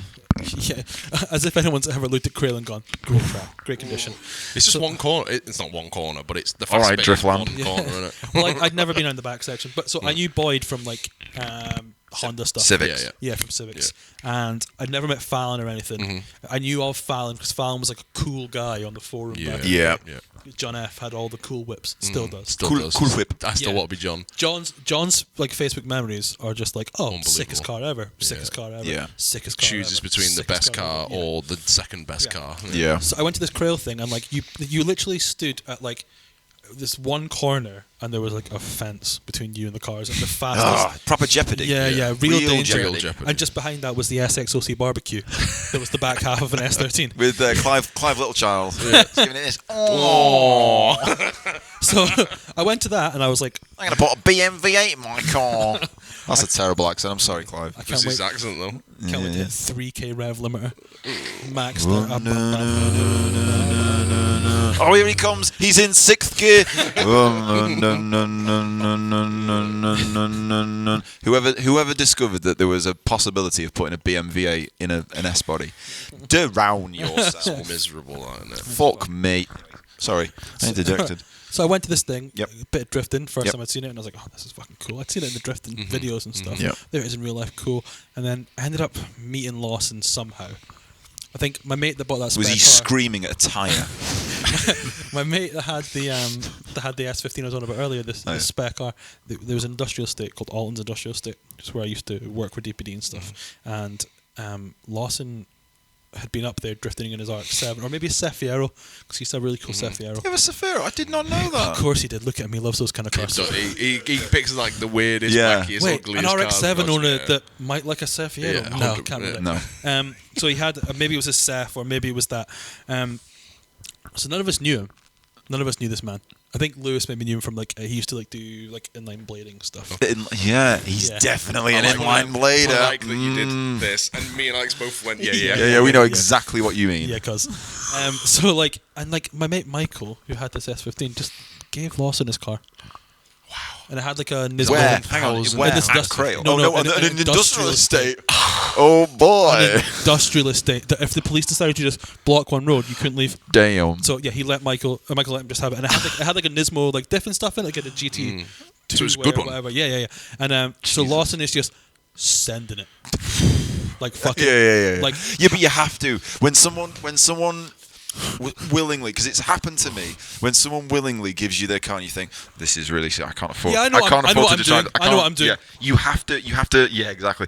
You have to act like you are super into this, and yeah, man. Sean Doyle in so you're like, I can fucking at Buxton. I'm Harry Gucci. I've got I'm Harry this. Gucci. Here I come. Fine. I'm Taniguchi. Here I come. Here I come, and yeah, all the Gucci. So he didn't break it in any way. No, car survived. Car survived somehow. Well, it's an S15. They drift themselves. They do, yeah. Cheater cars. Cheater Cheating cars. Cheater mod. The fucking S13's a cheater car. At 180. I saw 180 I love that Nissan realised that they made the S14 too wide and went back to, if we make them slightly narrower. I went 2 junctions out of my way to chase that dude in the 180. 2 junctions. He definitely thought I was chasing him because he got up to like 90 and I'm still behind him in the polo, like at the loophole, like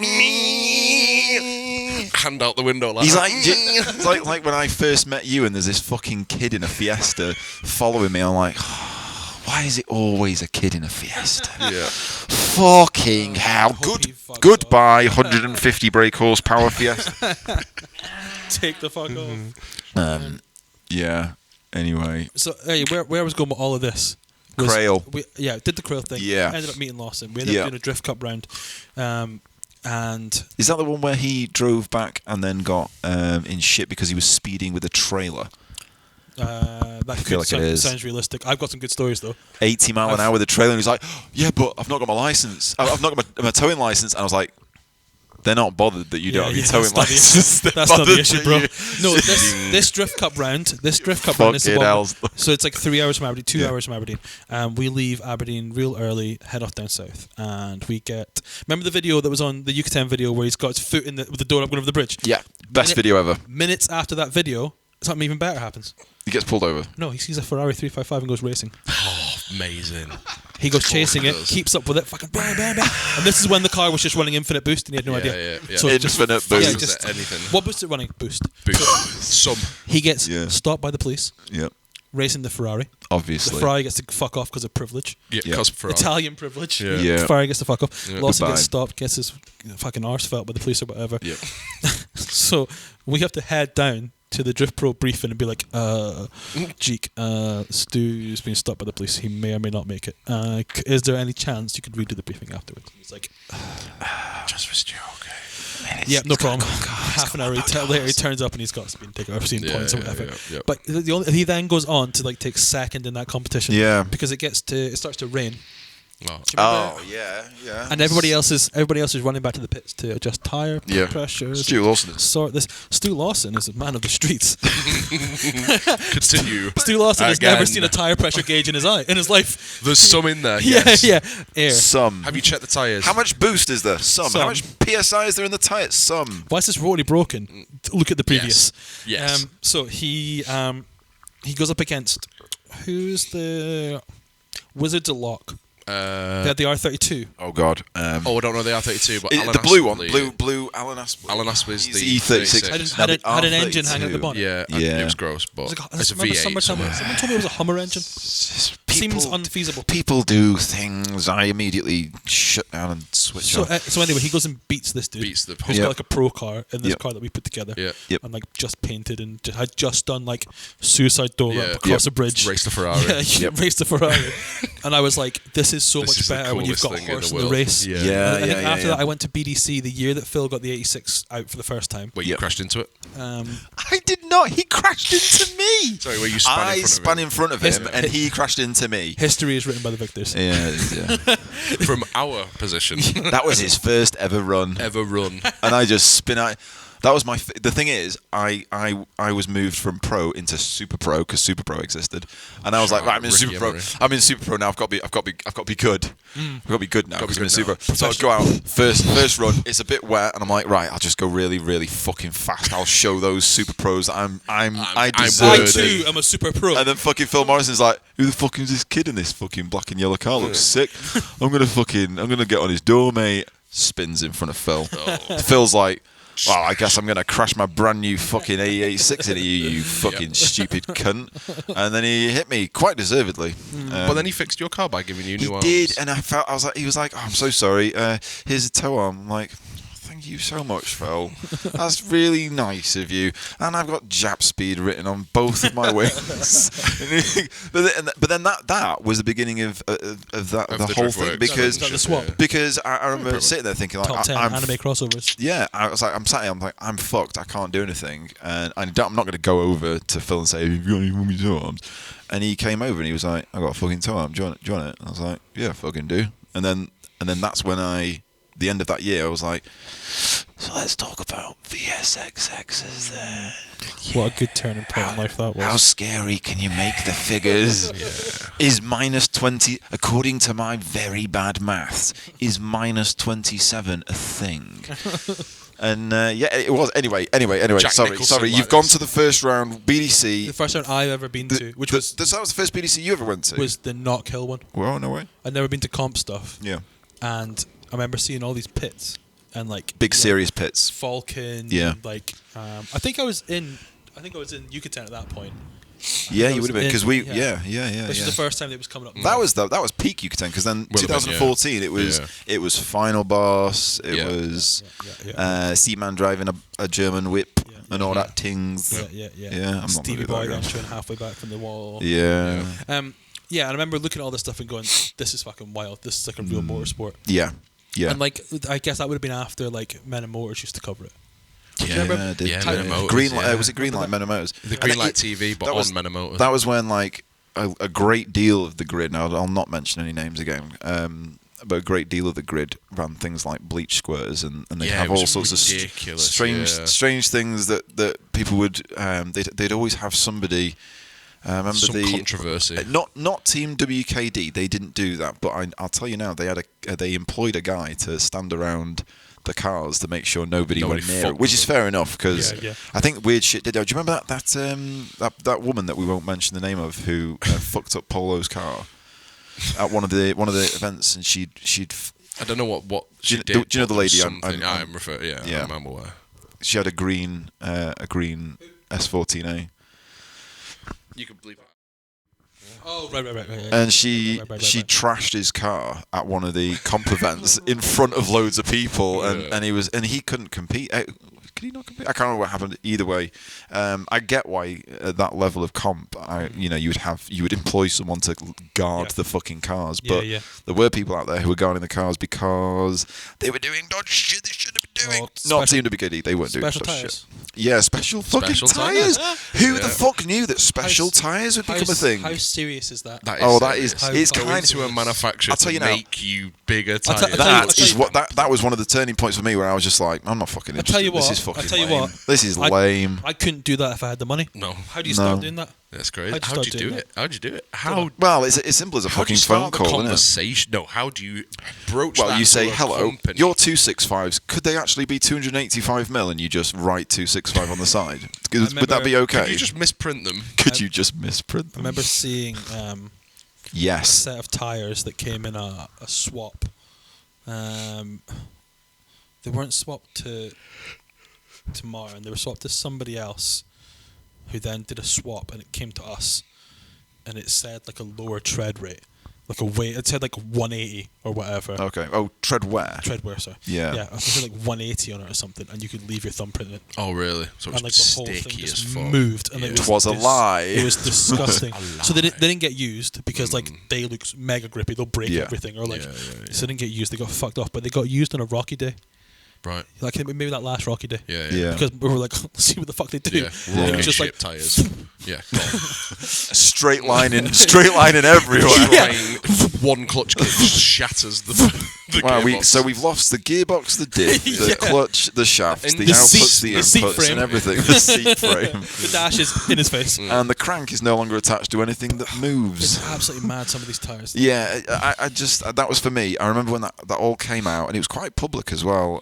And I remember thinking, it's not just lame, it sort of makes me not want to do this, because I was still trying to afford good 225 35s to run on the fucking rear. And then when I got the VSXXs at the end of the year, and I then had 265s, but I couldn't afford good 265s, so I was buying Sunny 265s, and they were fucking shocking. And then here was a team who was competing at the highest point of UK competitive drifting, and they were fucking marking up 285s as 265s purely so they could run them on their drift cars, which is fucking super lame. But hey, shout out to Phil for fucking pointing it out, because I'll tell you what, most people, if they'd have found that out, bear in mind the team in question who did it.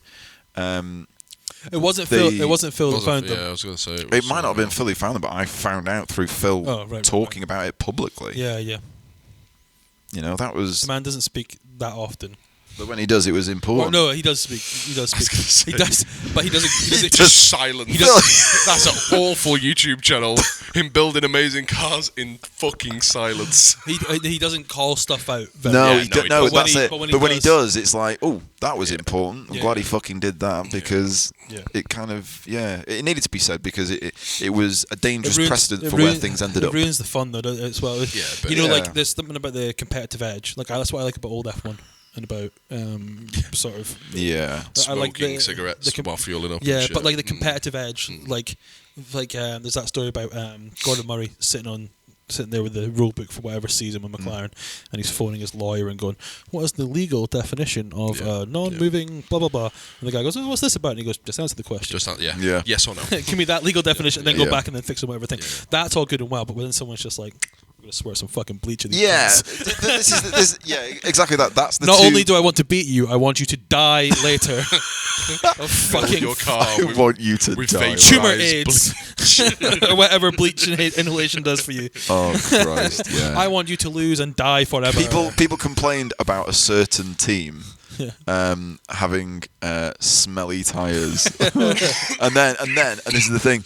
They discovered that they stopped using those tyres, despite them being called Team Name of Tyre, and they'd stopped using those tyres because they couldn't get those tyres anymore, yet the smell remained. And suddenly... It was neither tyre. And it's weird, they've all gone bald, they've got no eyelashes on those anymore. My favourite bit was... The haze of another face growing. You know, you get to see a lot of things that I guess you shouldn't, well, not most people wouldn't see, but when you're on like the back road, back bit of Teesside, and you're surrounded by super pro drivers back then at the time, who are all about to go, they're lining up and they're about to fucking go, and nobody's really talking to anyone, and then there'll be a group of people who are talking to each other, and you'll go and speak to them because they're not taking it particularly seriously, and then you'll see like a washer jet that's dangling down behind the fucking tie. You're like, that looks weird. Why is it? That's falling off in an odd place. There's another one on the other side. His windscreen's the other side of the car. How has that ended up there? That's so peculiar. And it's leaking. What is that? But anyway, I'd not heard of anything like that happening for a very, very long time. The last thing I heard like that was the FD thing. You know, they made them all put their ECUs in the passenger footwell, and they have to have a certain serial port size thing so that the governing body they could all plug in and just read the data. But they then I don't think that worked 100%, did it? And then they just said everyone link. Yeah, that was it. They were like, no, you're and all going to be on Link. Sick. Yeah. Sweet. Yeah. Oh, brilliant! Yeah, we'll do them a discount. We'll do them at 10% discount. Thanks, Link, for the 10% discount on Black Friday. So that was really kind of you. I heard that whole put the ECU thing there was because some teams are running traction control, but not traction control for launching, but like for spin. What? Right. So like the sensors would detect what angle the car is at, and then go fucking hold it back a bit. Which is what you can do with RC cars. That's so sick. How mad is that? I have no basis. Over 90. Oh no. Which is weird because that year I was watching FD at that point. What the fuck? I think this is Get out. I think this is after Dean and that have been there. You know, and then those ones after when it was still super hype, but wow, we had nobody's support. Impressive. And there was a couple of times when I watched a driver who was sponsored by go over angle and go, he's fucked that, and then the car just kept it. Just somehow managed to. Yeah, and it was like, what just happened there? Yeah. What just happened there? That doesn't happen. Like, I don't do any judging, but I think I've got a good eye for like. Well, yeah, when something peculiar is happening. Yeah, your brain goes weird, and then your brain goes, oh no, it's not weird, and then you're actually like, well, actually, what's a bit weird? You wake up at 3 a.m. and go, fuck. You know, we had a driver. I can't believe it. We had a driver. That would make a lot of sense. You know, I've not heard this. I didn't know this was a fucking thing. That's incredible. This is me with no ties to Formula D. Well, just being an internet person. Yeah, just being a in the depths of internet and just reading bits and pieces. But there'll be a level. There's obviously so much money in FD that a small advantage or something that's seemingly so simple, because that's just an input. What we're doing, we're going over angle. What we're going to do to do that. The thing is, there is a smart cheat, and then there is the tire cheat. The tire cheat felt cheap. Right, it's like the smart cheat, like the Ford Focus Rally cars, where they had that compressed tank hidden inside the rear bumper, where boost from the wasted gases off throttle were compressed and put into this tank and then released to keep the turbo spooling. No one had a fucking clue how it worked or what it was, and they only discovered it once the bumper was accidentally knocked off during a trial, stage. And they got discovered, and you think, God, they're fucking cheating. And I think, smart. What a fucking smart. Good on you. Crack on. It's not cheating. It's working within the rules. If there's not a rule there specifically to say, interpreting it. But something simple like more tire, good, go. Sick. It's brute force, ugga caveman thinking. I mean, you could almost argue that more boost is good, but it was the implementation of the way it was done. It was so because technically it wasn't more boost. No, it was the boost that was being wasted. It was like, we're just chucking this compressed air into the atmosphere. Why don't we put it into a little tank and then release that compressed air that is being compressed by the turbo, not by anything else? There's KW do an HLS system, hydraulic lift system. It's like an air cup, but it's got hydraulic. Hydraulic lift. Gives you a little bit. Yeah. How much? And can you drive it? You can. I think Phil's got it on the Lambo. Oof. But can you drive? This is the biggest thing with all of this shit. Well, the air cups you can because you've basically got no spring at that point. I think it's probably similar, but it's just the liquid that does it opposed to a tank. But it's driving on that would be gross. It'd be like having a fucking 100k spring. Or zero spring and damper. A damper. That came about from one of the guys who worked on the Calibra DTM team in Germany. Yeah, Calibros. So he basically was on the DTM team. I think this is the story, right? Fucking take this with 8 pinches of salt. I think my salt. It was a long time ago, but I was in the bill. I was in KW. They explained it to us, right? And but it also had some beers, so it's fine. So let's hypothetically say it was the DTM team. Yep. Some say they had like a bit they took off like I don't know what part of the car it was. They could plug it in, so the car would be fucking up at the height. And then they could just remove it once they'd done scrutineering and stuff, car down again. And when surely would people not notice this? Well, but you say this, but what was that team that was it touring cars or something that had like cardboard helper springs in? That would just fail and fall apart. Yeah, and then the car just fucking but that was the gig with the Vectra, the thingy Vectra, and they made all the doors. They made the hinges. All the screws were plastic screws, so that they were told to just a little bit of contact, and the doors would fly off, and the car now weighs less. So they'd be like, right, just rub up against somebody. And they'd be like, if you can get the boot off, 100 points. But that was the thing. They'd made all the screws. And they'd painted them. They painted the tops of the screws. That was silver. someone's job. So all they needed to do was this little tap, and the fucking doors were off. Like shit like that. That seems smart, but then at the same time, I'm saying like, oh, big tires mark. It just seems a bit. I can't. Cheap in comparison. I can't tell you why it's different, but it just feels different. I think with drifting now as well, though, I think you can't really get away with that stuff because if you did do it and someone found out, you might just get battered in the pits. Yeah. Because ultimately, a lot of these top level drivers that you think are rivals and stuff aren't their mates. And they're all good friends. And like, if you found out that matey had beat you because he'd done that, you'd be like, fuck that guy. It's a bit scruffy, it's like you dobbed everybody else in at school. Yeah, I know why the tyre thing is a problem. It's because it was a tyre sponsor that was involved. So it's to a point where most drivers don't have that luxury. So anyone can put a Link ECU traction control on an FD cart. They all have that ability. I suppose, yeah. Whereas if you have a tyre sponsor on board and you can make that phone call and say, hey, can you... the manufacturing process to say...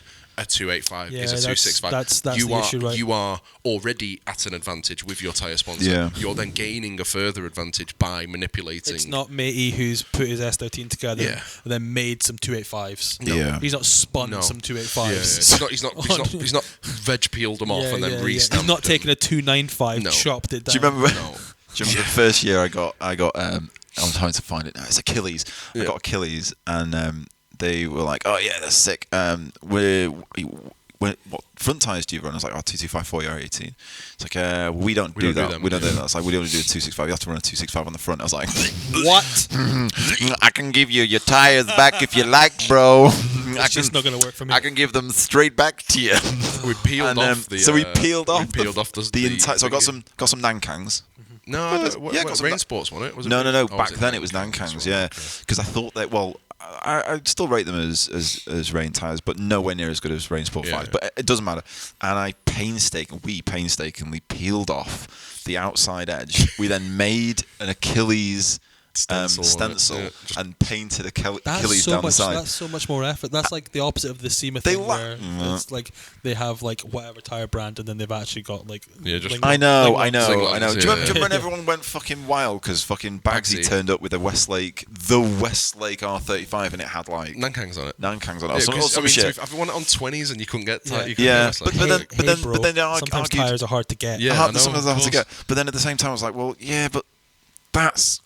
kind of fucking dumb, but at the same time it was the same company, like with the parent company of Nankang, or the whatever company it was, whatever tyre company it was, whether they were the same company, so it wasn't a fucking big deal, I suppose. But but goblins like to say it is. Yeah, of course it is. It's not the same word. Goblins. Did you see?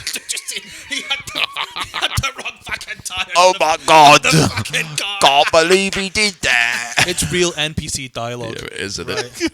I saw a thing before about some guy talking, and he was getting an argument with somebody. It was about the Blue RX-8. No. It was. We're gonna get onto it, guys. Don't you worry.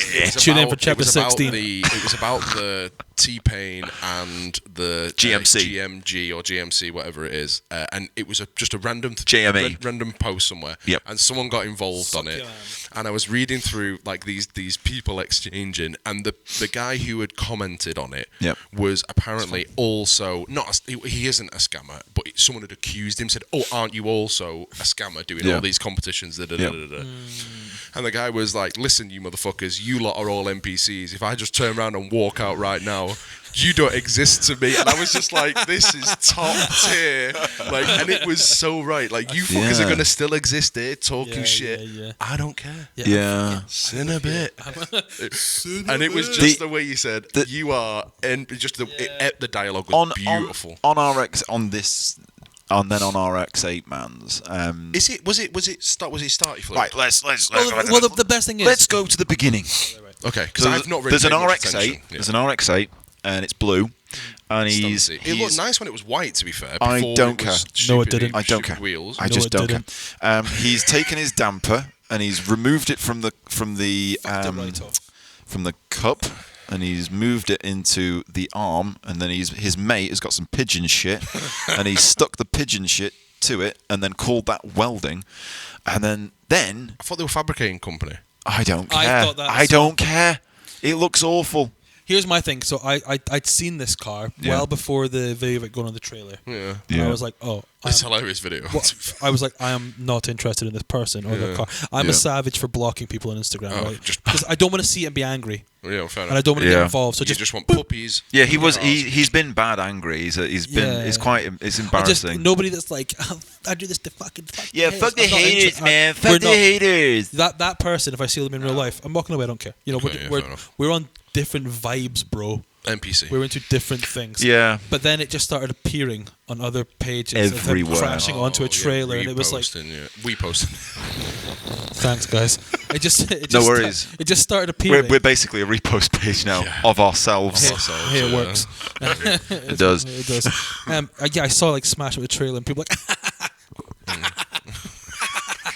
Do you know what? I don't give a fuck. No, I know. I don't give a fuck. Like it's like. But the story didn't end there, did it? But I'm right in saying that there's a fabrication company tied to him. That's his. I don't care. But then you're promoting shit. Who cares? Literal shit. Here's my thing about Onicamber, right?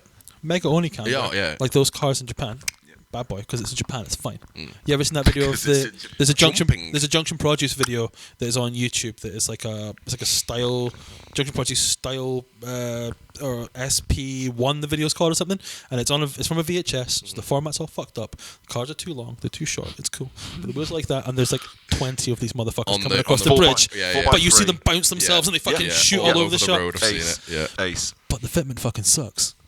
Yeah. All these Onicamber cars, they have like that clearance to the arch because the wheel does that, and the arch is there. Okay, yeah. It fucking sucks, but they all think they've got bad boy fitment. Right, yeah, but crucially, because it's Japan, none of them are taking themselves so fucking seriously that they're leaning out their cars going, fucking fuck the haters, bro. They're like, if we crash, we don't care because we're here just having fun. And what they're going to do is we're going to sell this car to some. Some gaijin. They're demonetized now because YouTube will hear white. Oh, beep it. Yeah, actually, yeah. I'll just beep it. Yeah. So they're thinking like we're going to act like I'm going to edit this in anyway. Bouncy. Here's the secret. See, most of your cars that have come from Japan, they left for a reason. Yeah, they're some of the worst fucking cars in the world. So bad. And all the good ones left 10 years ago. Yeah. Oh yeah. The really good ones. They left way more than 10 years ago. Yeah, way more. Do you know that red S15? Yeah. So it's the one now green in it. I found it's like a purpley colour. Purple. It's purple colour. Yeah. Shout out to that guy who's Jez, pursuing that. Anyway, Sounds like a fake name. When I was in Japan last time, so I was in Japan in 2018 last. I bought the current issue of Drift 10. Goku.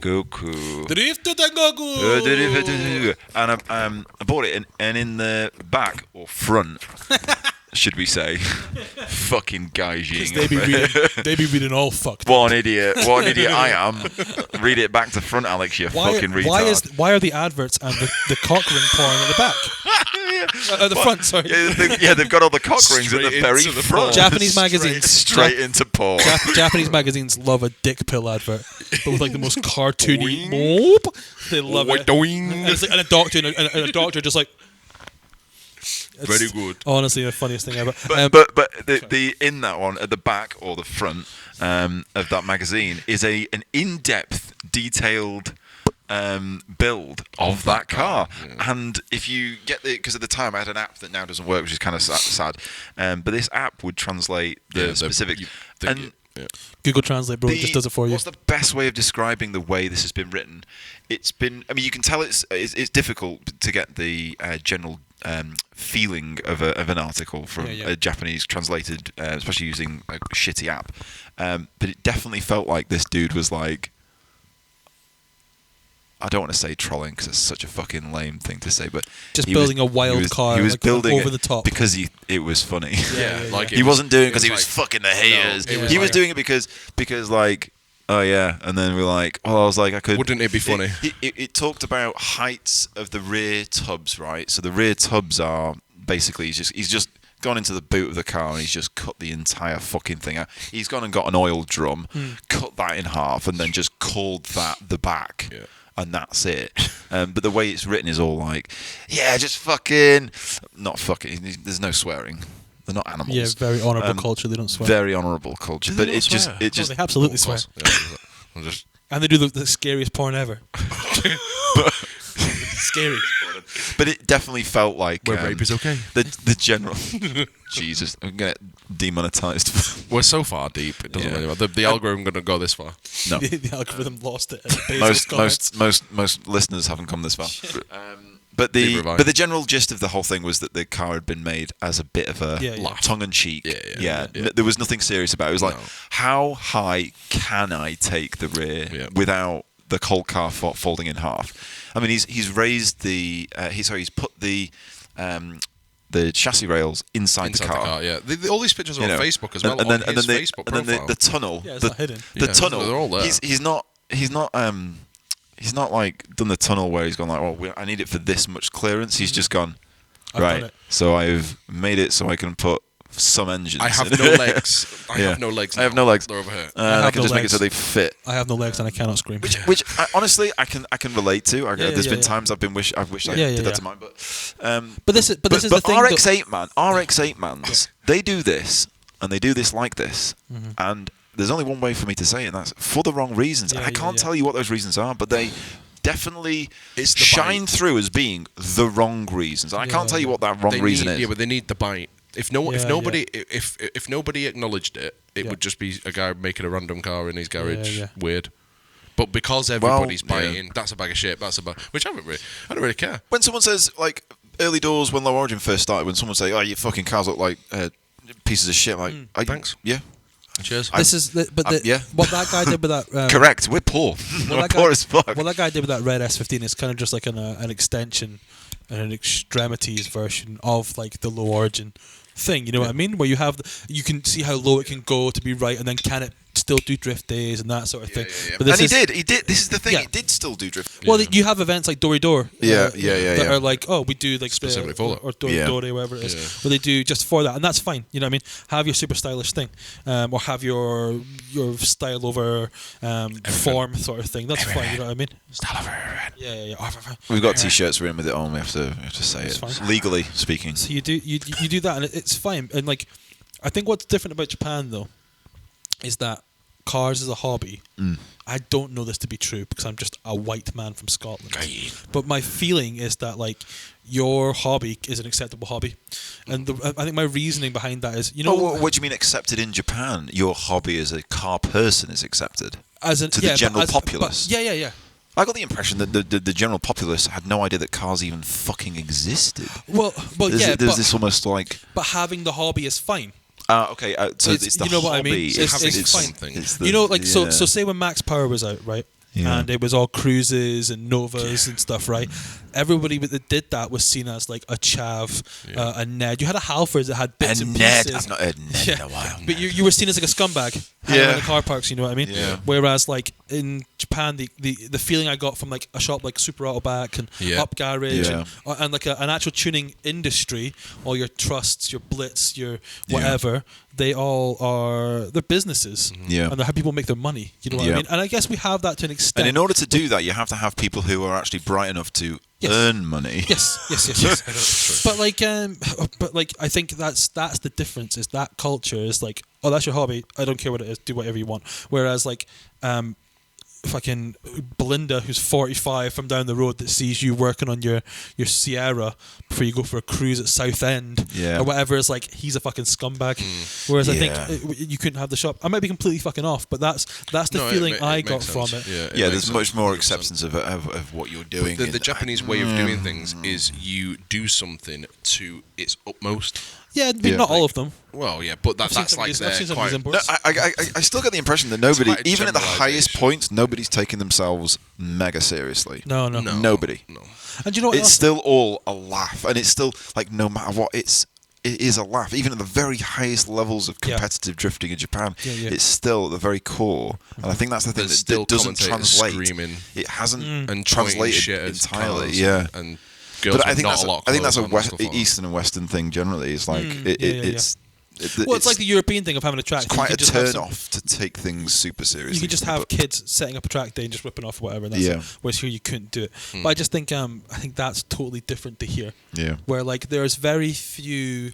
I mean, there's tuning shops. You know what I mean? Like there's like all your Litchfields and stuff like that. Those companies exist that do those things and specialize it. But I think your average road user, you know what I mean, who wants to work on their own car, it's not as accepted by general. I mean, obviously we all accept it, and we know where the shops are for the bits and who's a specialist. I'll get this from Driftworks, but I'll get that from Garage D and that one from whatever.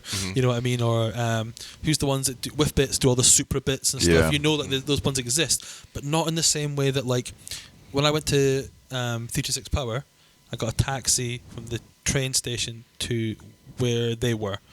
And as you got closer and closer, there was just slammed only camber cars all around, just in that general area. We've not got that thing, you know. Like it's not like you don't move into an area because your friends are there and the shops. No, but I do feel like as soon as I move away from where I am here in Northwich, that I see a lot more modified cars, and then sometimes you can go to like so when I regularly go to Birmingham for work, there are certain parts of Birmingham that I'll like. There's a specific type of car that I'll see more regularly, and I'm not just saying like a fucking Audi with DSG 40 car. Usually parked upside down in a fucking bus stop with a load of dudes going like, "Oh, what happened here, bro? I don't even know what happened here, man. Like, I don't know what happened, man. I don't even know what fucking happened here, bro." Talking of which, that fucking shocking video of that fucking R34. Oh, fuck that. I can't watch it. Someone shared it. I'm in a group chat. Friseur. Yeah, I'm in a group chat with some people from work and like associated people that do the track days and stuff. And just I posted like it was Ivel's Evel's screenshot of like the thing, and I was like, because it's not far from where we are, where the office and stuff is. And I was like, fucking hell, didn't we see this? And then seconds later, bing, bing, bing, videos. But you don't see anyone. No. But it's an R34 spinning out in a straight line. It's a GTT. Yeah, it's a GTT. And you hear the blow off valve as the video starts coming off. Just off power. And in for the fucking ride. It's in a bit. It seemed when everybody gets a spec RS15 and they're like, sweet, Tokyo Drift, I can do this. Not realizing it's not got a diff. Yeah. So they launch it out of a junction and just fucking Adam C it into a wall. Just fucking Adam C it into a... Hey, Adam C. Adam C's a cool dude. Adam C's a cool dude. Hey, we've had one interaction with him and it was a positive one. So he's good. Here, imagine this, right? Imagine where is it based? No idea, but we were at Goodwood for something, I think Players or something for work. And so we all jumped in my car, go back to the hotel, left all the cars there, driving the Verosa around, and I'd seen him at something else before. And he was on this roundabout filming. On a roundabout filming. That's a very Adam C place to be. And I just saw him, just fucking pointed at him the whole way around the roundabout. Didn't make it into the video. But I saw him. Didn't make it into the video. Here's the thing about Adam C, right? Here is the thing about Adam C. This man has maximized the profit from the least input, right? Yeah. All this man has to do is go to some meet that he'll find out on Facebook, take a camera, piece of piss, film it, post it, edit it, barely edit it, you know what I mean, and then put it out, and then that man bought a JZX 100 this week. Yep.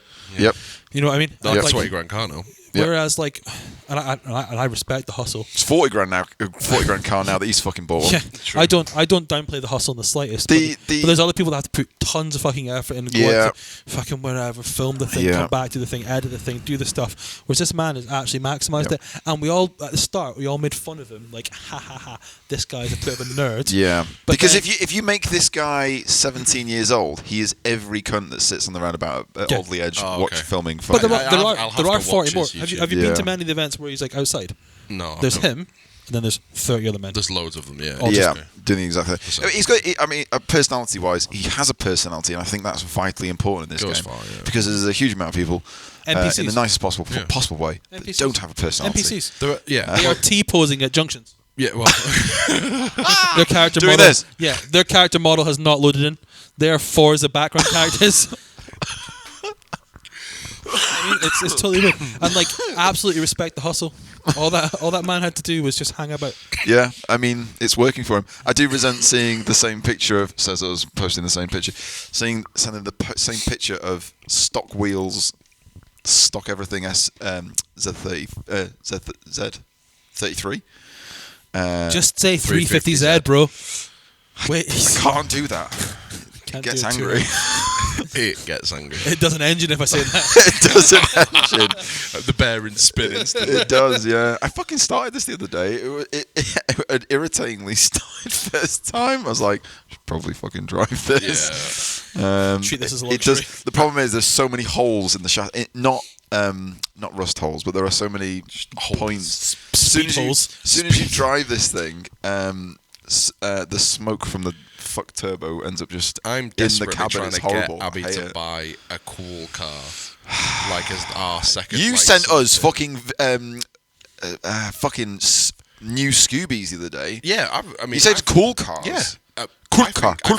What's cool car in Polish? It's not parówka. That's bread. That's bread. No. Which one was sausage? Kulka. Bread car. No, it was bollock. Bollock is kulka. Cool. Oh, okay. I don't know. Shout out to all one Polish people that watch this. Adam. Yeah. I was sending you my car choices because it's very difficult when you have an NPC for a partner that just you can't say wants. that, right? You can't say that. Right. So Abby's car career Abby's car career has been like Qashqai. Jesus. Exactly. First car was Qashqai. NPC. Exactly. That NPC. Exactly. Oh, I take that back. Yeah, you can absolutely call her an NPC. So mini 1, Mini 1. 1.6, yeah, like Did it by any chance completely destroy itself? She scrapped it. So obviously, yeah. A Union Jack on the roof. No, it was black and silver. Union Jack on the windscreen. Bonnet. Flag shaggers. Flag shaggers. A diesel Audi A1, which was actually quite a hilarious car. She drove that around Wilmslow, didn't she? Yeah, I'm not even sure these are actually cars. No. So this is GTA. These are lifestyle choices. This is GTA background shit. So what Abby wants? GTA. Abby wants something she knows, but something that's nice. So she wants an S1. Now an S1 is 4-wheel drive, 200 and whatever brake, ridiculous car, but they're 20 grand. Big time. That's money. money. Also, the new one comes out in 2 weeks, and that one becomes £4,000. And they desperately. Exactly. The problem with the vehicle being built at the moment that's that price is that within 5 to 10 years that vehicle is dead and worthless. So it's a waste of money. This is not new. This is like a 16, 17 plate. Yeah, it's 20 grand. Yeah, but still. So moon money. So I said to her, for that amount of money, you could buy 2 cars that will appreciate, not depreciate. Yeah. I mean, you could. If she was looking at 20 grand, you could buy a shit S15. Buy loads. But then I'm starting to actually, pitch things. what you could buy, and I almost did this before I got the Majesta, is you can get yourself an NA Auto JZX 100 for 6 to 7 grand. Yeah, not a lot at all. And that will be comfy. That would be lovely. I keep that would be so lovely. And she's kind of there with a GRB, GBR, whatever they are. But then after RGB. It's the gamer car. RGB. It's the gamer car. It's the gamer car, bro. So she's kind of there but then she's like, it just looks a bit too. Yeah, she's right. Say it. Colin McRae didn't drive it. So it doesn't count. Craig but didn't drive it's people in 555 jackets, and it's those kind of people. Hey, there's a 555 jacket wearer here. Do you own a 555 jacket? Absolutely, 100% you do, don't lie. It's red, not blue. Yeah. So, well, the jacket is red. I think you'll find I have a version 1 Type RA. Yeah. I think you'll find that I'm currently spending a lot of money for 240 brake horsepower.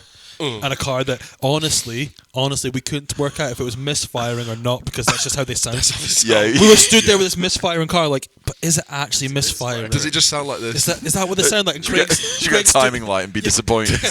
Craig stood next to me like, The only way you 100%. can, Not sure, the yeah. only way you could tell is if you have a timing light. Yeah. So we're at currently a GRB or but specifically an import one, Spec C, 2 litre twin scroll turbo, because the 2.5s are chocolate apparently.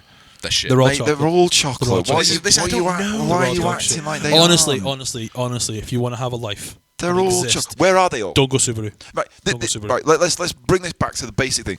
When Harley bought that fucking Fiat, right? My first note was like, right, that's great. If you've got the money, hang on. If Paz's 15, Yep. or a 595 Fiat. Yeah, exactly. My point is, where are all the Puntos? Where are all the Stilos? Where are all of these Fiats from the past 20 years? It's not like they've been garaged and they've been put because they're appreciating value. They're gone. They are none. they are NPC cars that get mash up. Me and you, mash right? up curb outside Chippy. We do fucking mileage, right? I've had my van now for 2 months and I have done 10,000 fucking miles in the cunt, and I haven't sent you a single Fiat Punto. No, you haven't. We do send each other Fiat like Stilos, Bravos, right? Puntos. Because they're gone. Yeah. Because they're gone. So how can you in any point Harley's spend 595. money on a Fiat? It's I already love disappeared. Harley's 595 because it's not mine. Well, yeah, all right, yeah, fine. This is a conversation It's I have the best with, rental car. with Dan Wright quite a lot. You talk about cars. You go, they're so sick. Yeah, as a fucking rental. Are you buying one with your own money? Oh, No. fuck no. No, exactly. Oh, fuck no. All the people who bought Fiat Stilos. Where's your money? Where's your fucking money, bro? I do quite like. Imagine you'd gone and bought a fucking Nissan 200SX for less money at the time. Time when you bought that car. Imagine turning one down for $2,000. Fucking hell. It was a black import as well. Wow. Cookie. Is Cookie the one with the good face? The non-Mondeo face. Good face. Non-Mondeo face. Mondeo face is the good face. Mondeo face is the good face. Right, whatever. Says the man with a. We're talking about the what's pointy better, eyes. mashed potatoes or creamed potatoes. Yeah, it's true. You know what I mean? Speaking of Alphas, you were speaking about Fiats, weren't you? Fiats. Doesn't matter. Alphas are good. I was at a track that... 10 gig. How long have we been going for? Oh my god, 2.5 hours. Fucking Wow. You can maybe... There's no space. There's no space. Do you want to switch So phones? you're going to have to add in... No, don't worry about You're going to add a bit of video that just says... Well, I'll just do what I did last time, which is put a load of fucking do an SL. Right. I was at a track day at Silverstone the other week. Yep. Was it a track day? No, I think BDC put on, like, they had a drift demo with Motorsport Days or something. So Silverstone's only like an hour from Birmingham. Oh, Silverstone, yeah. And they were letting them drift the full track. Oh, really? Yeah. Hey. Drift the full track, because we got into fucking shit if you did a single bit of slippy slip. Not this day, bro. This day was legit. If you kept your foot in past the last corner the last time I went to tracks, so fast, you would be took off the track. And bear in mind, they were completely fine with me pissing on the track. I pissed on the track. Yeah, Lewis does it all the time. Hamlin does it all the time. This year just pisses on the track. I was pissing in front of people, and I'm like... So, you know, we were saying before about differentiating drifting. Scummy drifters. This is the thing, though. That was the advice over the fucking radio. Go and take a piss on the track. Look at this. Look at this Alpha. This was doing laps. How good that looks. Oh, yeah.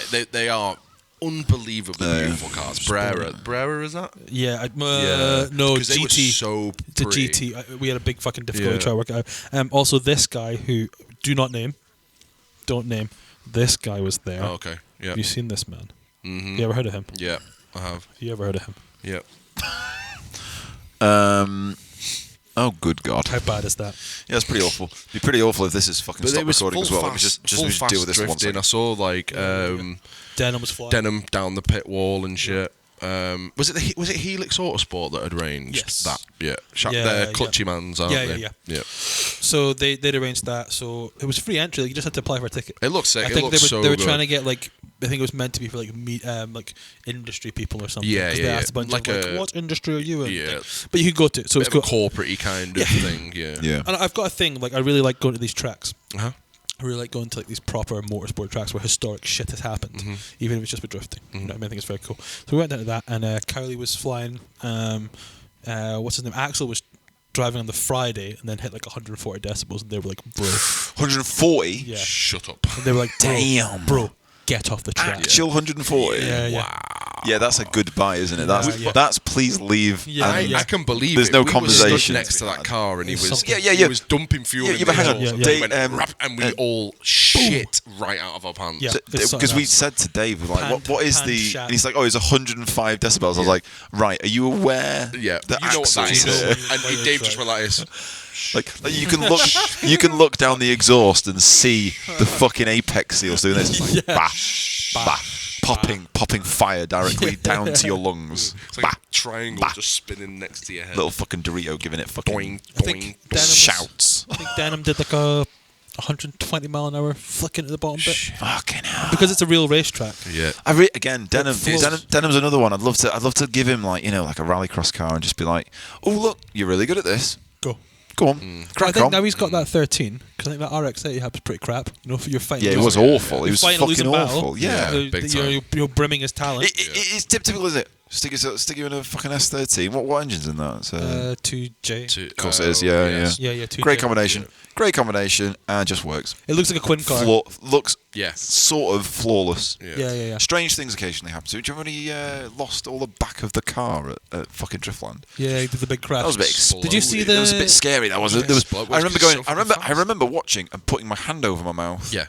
Like, I've not done that ever. I don't think I've ever done that. I do declare. I do declare. To interject, I do remember the last time I did that. It was at Driftland at that same corner, actually. I'd gone out with my friend Alex Law in his S14. First time we've ever been out in his car.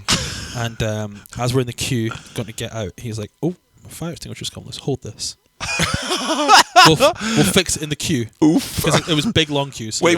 Was this when I used to have the fire extinguisher, like... rattling round in the footwell, or was this when it was in the back? Yeah, but in the back. Oh, okay, so, the thing had moved. He went, "Oh fuck, no, we'll hold that." The zip ties, bro. We'll fix it. Did I hand it you to tell you to just hold it? Yeah, because we'll fix it in the queue. Oh yeah, because it was long queues, and then we get to that queue, and they're like, "Out you go." Straight out. So he turns to me and goes, "Hide that." So I got my jacket and I've hit it at my feet, right? And I'm like, well, it's fine, you know. Yeah, but wasn't it like a big 9 litre? It was one of those. Yes. In fact, it might have even been that one. Yeah, I've had that for so long. That fucking size. That's now a door fucking. Like he looks over at Fraser and goes, wristband, and Fraser goes, yes. Yeah. So I've got it between my legs with my jacket on my knees, like I'm an old man on a bus. So we go out, your legs warm. and I'm like, this is fine. This is Alex Law. He's done BDCs. He's done BDCs. Driftland's just a right. It's just a right. How hard can it be? We didn't crash, did we? We did one lap, and then we tapped the wall. No, we tapped the wall, and then it pulled you into the dirt. And I'm like, cool, it's gonna explode.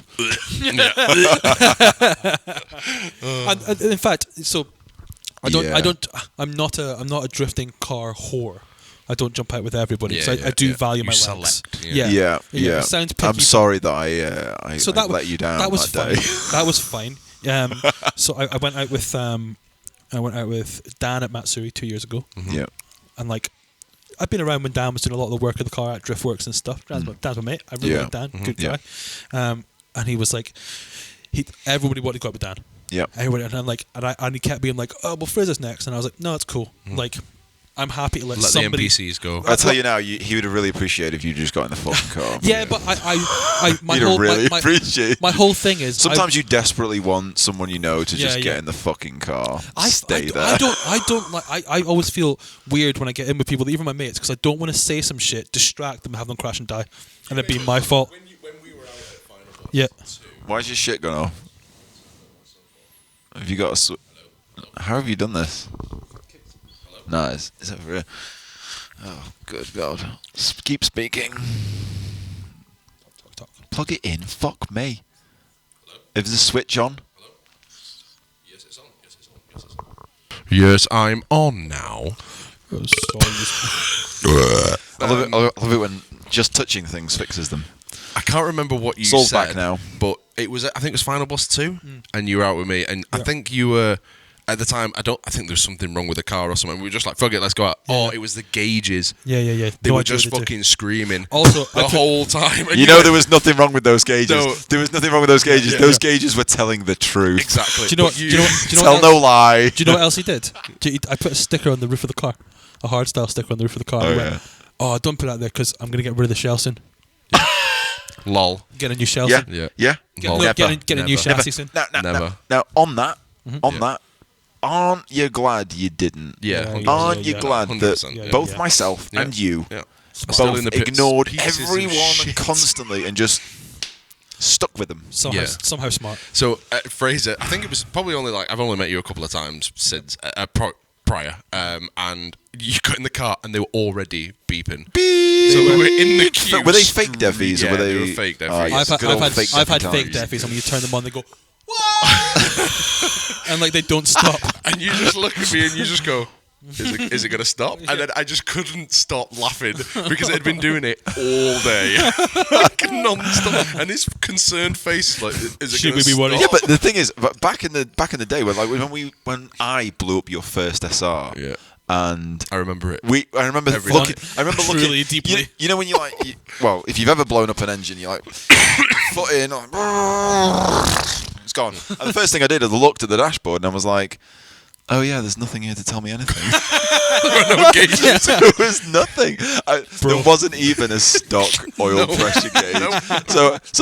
But I remember looking as if it was my car. My car could tell me all sorts of stuff. And but I was looking at your dashboard and it was just nothing. It was a blank expression of I don't know. That car's like. What about you? How about you, bro? Are you good? Are you good? Because if you crank me over right now, bro, I'm gonna give you 0 PSI. You did. You went. I seem to remember moving the car on the starter, thinking at least the crank's not snapped in half. Well, actually, that wouldn't have proved anything. I think when your list of positives is the crank's not snapped. No, everything else is destroyed. That was so sad because that final lap we did, and we both acknowledged that.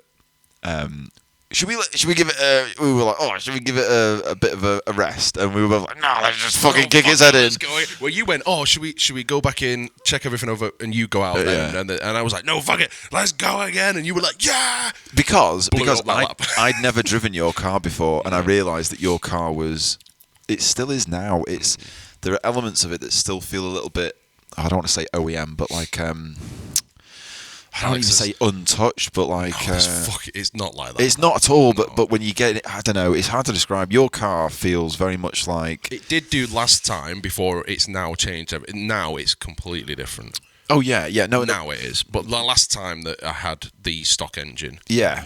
It felt kind of like OEM plus. Yeah, it reminded me of the purple S14. Yeah, you could get in and just kick his head. You could literally give the keys to anybody. Yeah, and anyone provided you weren't trying to do fucking backies and stupid shit. Anyone could steer that car. It was dead simple, dead basic, just worked, 300 horse. The boost car. It was a car. Yeah, the boost came in at the right time. Boost up car. You didn't feel like it was 305 brake horsepower. But it was laggy, so you just had to put your foot down. So you just left that down and just use this. I really like that because you could then keep your foot pinned the whole fucking time. You do that in my car now. Yeah. It's fucking death. It's I know. So I say this to people all the time. Like, I want a bit more power so I can keep up with this. Just drive it harder. No, if you have 300 brake horsepower and you just drive pinned, it is actually, and I don't possess the vocabulary to explain why, but it is way more fun being able to drive a car pinned. When you used to chase me, you at no point thought I was going too slow. No. No, because you were constantly fucking just foot flat. And whereas I was I would always be trying to I can get a bit here. And for me, being a less experienced driver, that was so simple. It was just you go first, you go as fast as you can, and you go as wide as possible on every corner. And your car would do the rest. Yeah, your car would grip up the way you wanted it to because you'd never done an alignment, and essentially it was it was stock, but you know who else doesn't do alignments? No, okay. I've got baggy pants.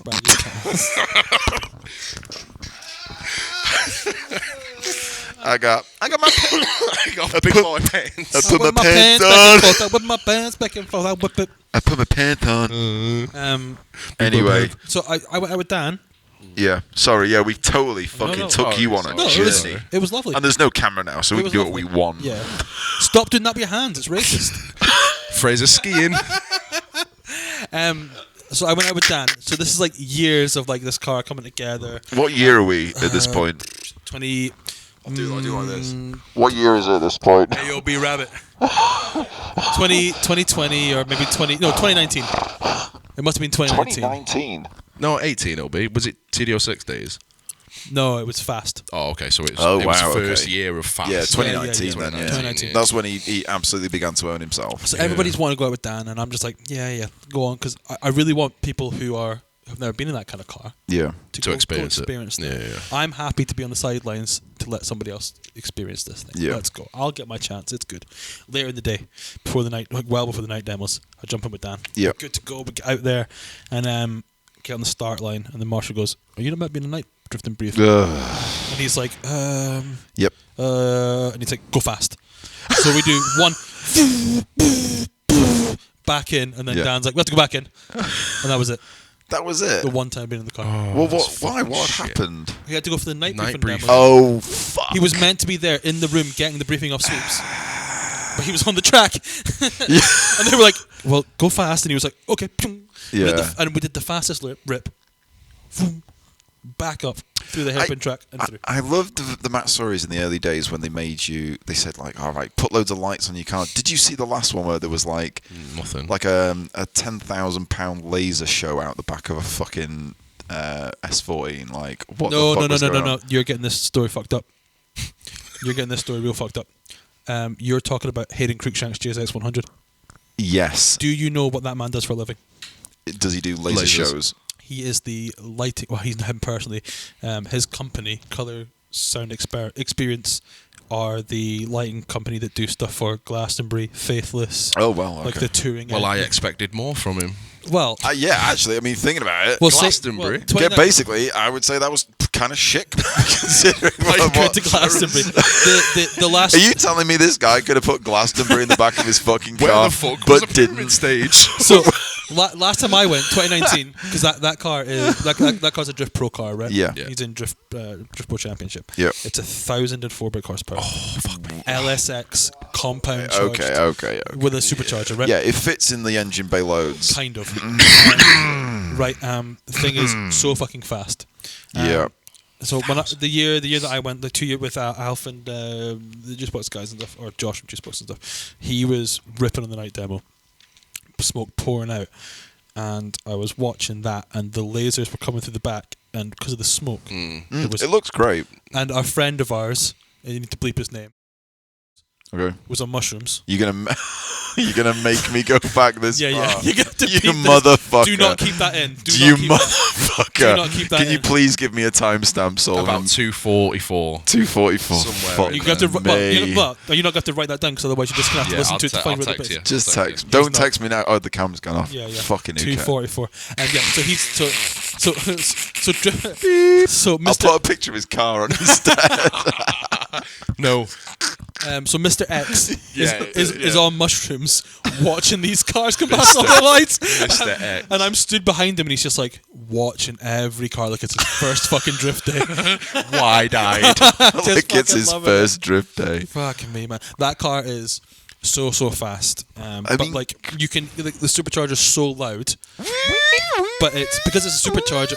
It's like a weird vroom sort of noise. But because you can hear it, you can hear his right foot essentially. Yeah. Okay. You know what I mean? It's so fucking loud. I mean, it's not the engine I would put in a JZX 100, but the man gets it. The man has JZXs. He's got a consistent 1,000. How many? 1,004. 1,004. So he's got a consistent 1,004 brake horsepower, and if he can get in that car on a regular basis with minimal effort and minimal maintenance.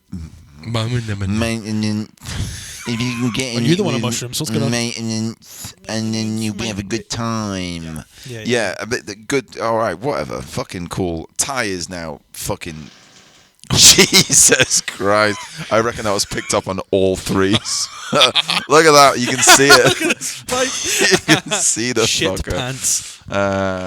If that didn't come through on the microphones. Fraser.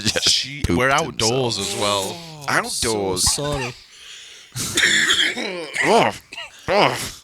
It's like I guess in America they call it an eggy biscuit. Choking on that bad boy. Damn. Me, I didn't know I was capable of that. Fucking me. Jesus H. Christ. The smell on them clothes afterwards. You're going to have to bin that shit. You're gonna smell that again when you take your kicks off later. Glorious. Your Majesta is going to be less majestic.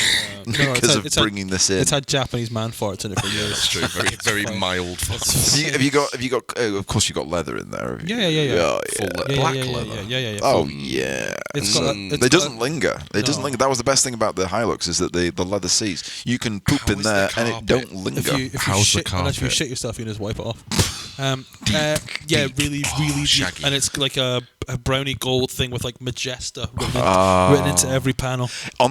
So I took the floor mats out of this when I first got it in 2007 because I thought they were shit. Yeah. And they were the big deep shag pile with 300 ZX plaques in them. Yeah. And I chucked both of these the car mats into the back of my dad's garage. Forgot about them until last year, and now they're back in the car. Yeah, and it's nice because you put your feet on and they sink a little. Your feet, your heel sort of sinks a little bit into the carpet. It's real nice. Wabaki. What you need on the side of the doors, you get in, kick your shoes off. Wabaki. Oh, that's right. On. You know, it's like when like in every Japanese household, you have to take your shoes off before you go in. Same with cars. Yeah. Same with the cars. Straight in the taxi. This Majesta, right? So I got one because I had LS430 before. Yep. Alf had a Majesta, and they were basically the same engine, same platform. I thought, well, it's hard to get an LS430 in the UK that isn't shit. A pre-facelift, because pre-facelift's the worst looking car in the world. Facelift, chef's kiss. Yeah, no. I must say they do look almost like a different fucking vehicle. Yeah. Like they did a lot. Soft and guppy. And they also seem to. I don't want to say the stylistic points seem to not last longer, but it's harder to place them. Yeah. I wouldn't say they were in the past 5 years. They were more in the past. I mean, how old is yours? The one I had was 2006. But it does not look like a 2006 car. That's my point. It doesn't. That's a 2007 maybe. But, right, okay. So same kind of face level. So I got one because I want a comfy car. Yep. Have the Impreza for fun stuff. Yep. Fucking maybe. For fun stuff. Yeah. In 30 years. Currently crying.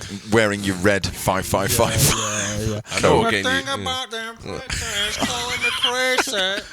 One of those. Mate, I was at if in doubt, flat out, right? If in doubt, get in your helicopter, get your son's friend, right? And have a couple of whiskeys. Have a couple of whiskeys and just drive that helicopter like a fucking wanker. In my head, as he's about to bury it into that forest, he just went, if in doubt, flat out. Right underneath your fucking Paul Walker sticker that says... What does the Paul Walker sticker say? If in doubt, fly out. No, I lived my life a quarter I had underage girlfriends.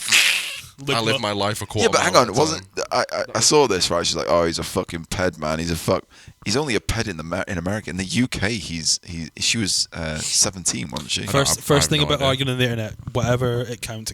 Yeah, if it's illegal, argument. yeah, exactly. If it's illegal in America, it's illegal everywhere. I just think of that bloke arguing the fact that his dad or whatever wasn't a paedophile, he was a hebephile or whatever the fuck in that video. It's like, bro, doesn't matter. It doesn't matter. Under this point, doesn't matter when the hunt starts.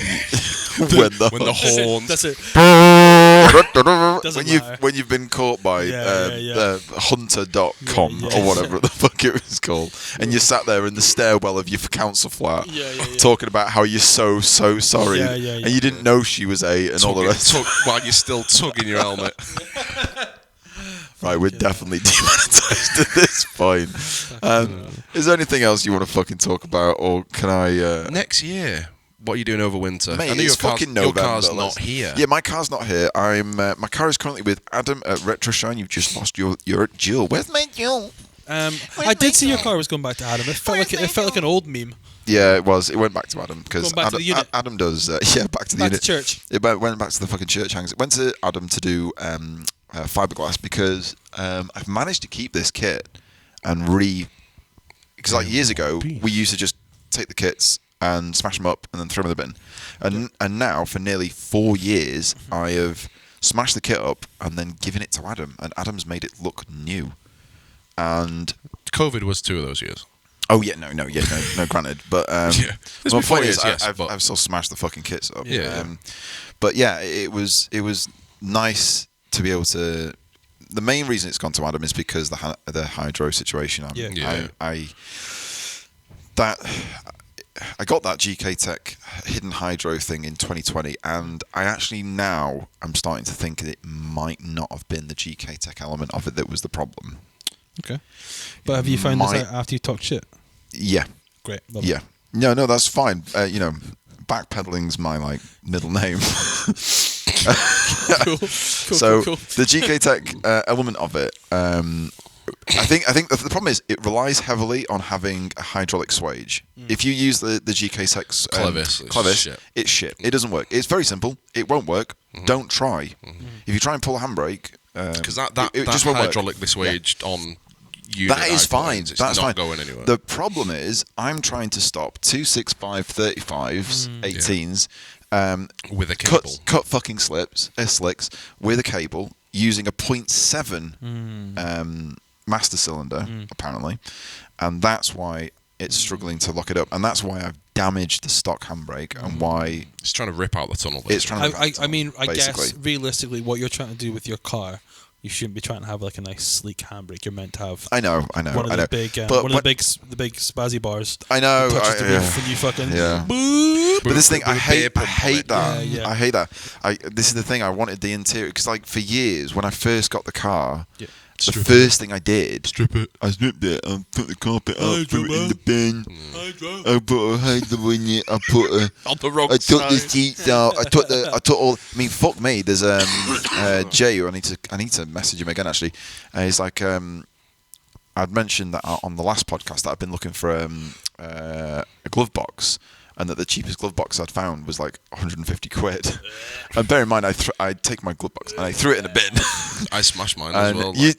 My perfect one, I broke it. You've broken it? Yeah. Are you fucking kidding me? Gutted, yeah. Well, anyway, Jay's it's still in the car, but it doesn't. It's now houses the fucking HKS ECU. Oh, really? Yeah, your ECU is now in your glove box. I opened my glove box and my ECU's in there. Anyway, my point is, I'd gotten rid of so many of the creature comforts of the car that I was starting to resent being sat in it. And then I started to put a center console in it, and I put door cards back in it, got those off Matt, and carpet back in it, and it just generally felt. I'm super close to putting a fucking stereo back in the cunt at this point. Mine's got stereo. It's got no wiring for it though. No, we took it all out just for sure, like it. But either way, look like a stock car. I remember being at LZ Fest and being sat there thinking I've got my armrest, I've got my electric windows, I can just sit here, in mine. The music on, and I was like, nice. This is a nice car to be in. Apart from the fact that it's terrifyingly fast. Well, it's not comparatively to what was on the grid at the time. It wasn't comparative. If this car was turned off, it'd be a lovely place to be. It would be a lovely. If this car was completely off, and I didn't have to drive it at a hidden fucking apex that I couldn't see. And I hadn't also just snapped a fucking output. It would be really good. My favourite bit about that weekend was turning on the live stream and watching Saul just looking over the camera going bum bum bum as he's about to go send it for Super Lap and looking at fucking fear. My favourite thing is that whole weekend was me and you going, so we're going to do a Super Lap, and both of us looked at each other because neither of us knew what a Super Lap was. We were like, we're going to go do our Super Lap now. What's a Super Lap? I hope I find out what it is soon. Neither of us were like, so what's a Super Lap? Does anybody want to ask anyone in charge what the fuck a Super Lap is? I don't know what a Super Lap is. Google it. And at this point, I'm too scared to ask. Unfortunately, there's no 3 or 4G at the track, so we're going to just have to bear with it. It's hilarious. We're sat in the driver's briefing, and then the gent who's going through the briefing in unbelievable detail. Yeah, mega detail. Yeah, because you're all pros and it's the same thing. Let's go. And there's people asking questions about this and this, and then runs through it, and everyone's like, how can I fucking tranche the competition? Absolutely nail them. Me and Alex, Dean's already getting his eye in for the minimums. We're doing memes. Me and Saule are memeing. We took that time to just share memes. Love it. Yeah. Love it. We just. We were like this. Look at all these people. I went like this. Alex, look. We've got 4G here, quick, get everything on the story. Get it on the story now. Get it in the fucking story. Look at all these fucking people taking themselves seriously, and then realise that we probably should have been doing that as well. I like more that at least you guys had fast cars that could feasibly in your brain get round Mandello, right? And then the night ride guys. Yeah, that felt a bit unfair. Yeah, that did feel a bit unfair. Sending them out, and it's like in an MX-5. Yeah. Good luck, bro. Well, it was going to be an MX-5. Their cars aren't turbo or anything, are they? Or are they turbo? I don't know. That MX-5 was it Josh's old MX-5? Old MX-5, so yeah. It's a good car. It was all right, but turboed, it certainly didn't do what they needed it to do. No, of course. But they had fun. I mean, the whole purpose was to go out there and have fun. That was, you know, it was kind of. But then, like the other guys were going to be driving the white E46. Yeah. Now that really would have been out of his fucking. And then they put Luke Fink in. Who ended up in the fucking turquoise IS200, or was it an Altezza? We're in Ireland, so it was an IS200. It was broken though. It had a broken gearbox in it. It just ended up doing rings. The whatchamacallit thing broke down. The old low-brains car broke. Yeah, that obviously. Yeah, as is tradition. Immediately. I think it turned up late and then he broke it. You ever seen that video of Luke Fink spinning out of Castle Coombe? No. In a Corolla. It's really fucking good. But at the start of that video, it's when he came over and Is it Bloody Dreadful Cants? Bloody Dreadful BDC. Bloody Dreadful Cants. That is. Is it the All Stars video? Yeah. JDM All Stars. Yeah. Old video. How good are some of those? Yeah. That one at Wembley where there's just a fucking jump in the track. Do you know what? Yeah, that would have destroyed all Chapman of our cars, but yeah. Dan Chapman's got a good picture of him in the. It's Driftworks PS, isn't it? Yeah, Driftworks on the side of it. Yeah.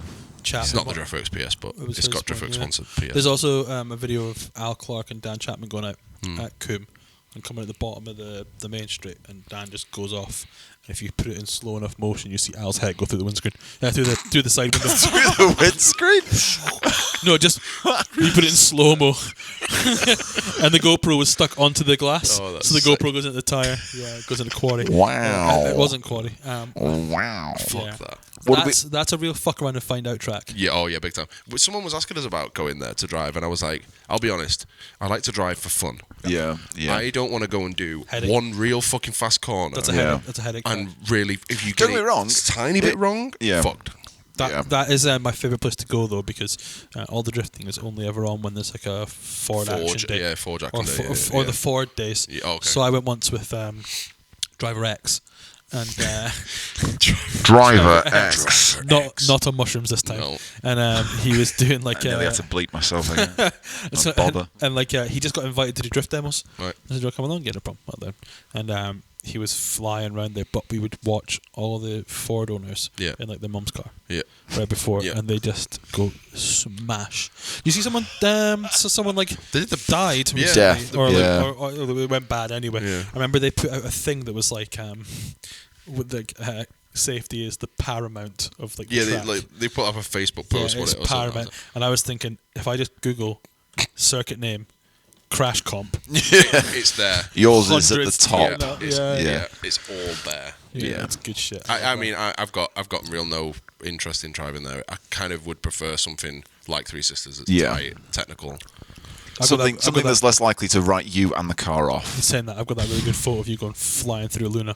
Through the center, and every single panel there's a fucking different bit coming. It was like a different bit. It's very impressive. It was like, oh yeah, we've just finished our cars. They look sick. We're all here. It's vibes. Clutch kick, smash. Clutch kick. Shit. Oh, look, there's Dan. There's Alex.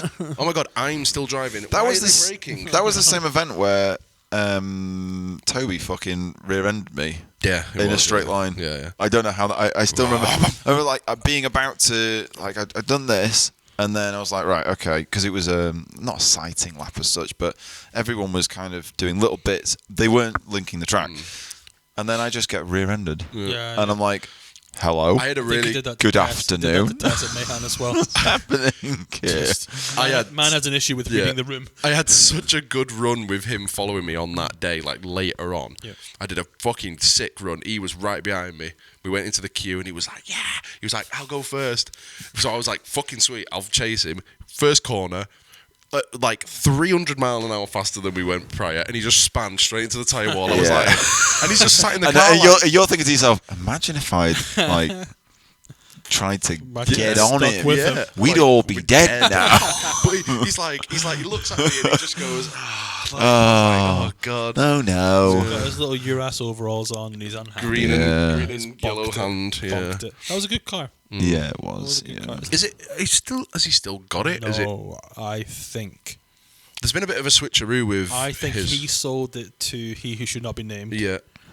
The Goblin has he sold Lord. it on, or is he and the building Goblin it? Lord sold it to the tall man. Oh, right. Goblin Island man sold it to the tall man. I can't believe it. Right. Goblin Man's. I think this is the same one. I'm not really sure. Yeah, I don't. Someone told me it was. But he's got a Russian 90. 90. Yeah. I thought it was an 83, but and no. it fucking looks like it. It looks like it came straight out of Car X. Car X. Like, absolutely. I have no issue with 90s and 100s when they look a bit like high and sticky outy, because if they're I always see that. You always see one that's a bit high, and you think, "Fuck me, I bet that's horrifically Change fast. the gearbox without jacking it up. No, they're on a 154, and they're in third, doing 200 miles an hour. and they're gonna do a full 4 wheels off the ground. It's going to compress and then get faster. They need it. You know when every run they do, they need that distance in the arch gap. I get it. Fine, that's fine. Yeah, I can completely forgive that. Yeah, there's a couple of terrifying ones out there that you go, oh. Russian ones particularly. Russian ones seem to be the wildest, the absolute wildest of the wild. Yeah. I'm all for like that. I think the FD doesn't do it that well. But, I'm gonna go do a piss. Cool. D1 Japan does the rate. Whatever series power vehicles are in, I think it's FDJ. Maybe. The fast rate to angle. You know, where just fucking it looks like it's a roller skate, and then it's just really fast on full lock and just takes off and disappears. That's when JZX looks best to me. I think that's really fucking cool. If I could have any car right now as a street car, 100% would be JZX 100 Mark II, black with the Vertex lip, Vertex skirts, and the rear bumper lip. That's it. John Fallon's car, basically. Ask me what mine would be if it was money no object. Money no object, what would it be? McLaren F1. Well, of course. If I had money no object, I might fuck buying anything Japanese. No. Like if I if you had to get a Japanese car, that'd be the one. So if I'm looking now, right, for a 4-door Japanese cruisy car.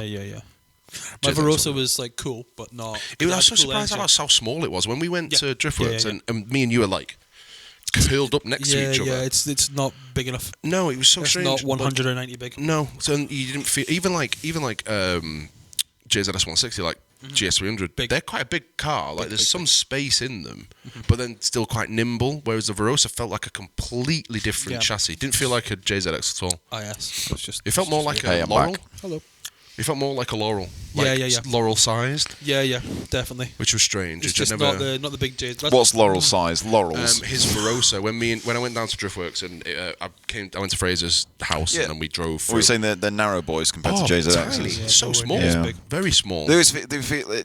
I'm catching up. Laurels, they do remind me of a slimmer, narrow, bigger than S body, but not as big as something else. Like I could 100% see, you getting, obviously without the Toyota quality interior, you would have felt like you were more in a nimble, small Nissan than a big boy Toyota. Yeah. I was always surprised at how Ali's Laurel felt like an S13. Yeah, I didn't. I never understood how. Yeah, they are also, but like I'm in a 4-door saloon with no fucking B pillars. It's weird. That was terrifying.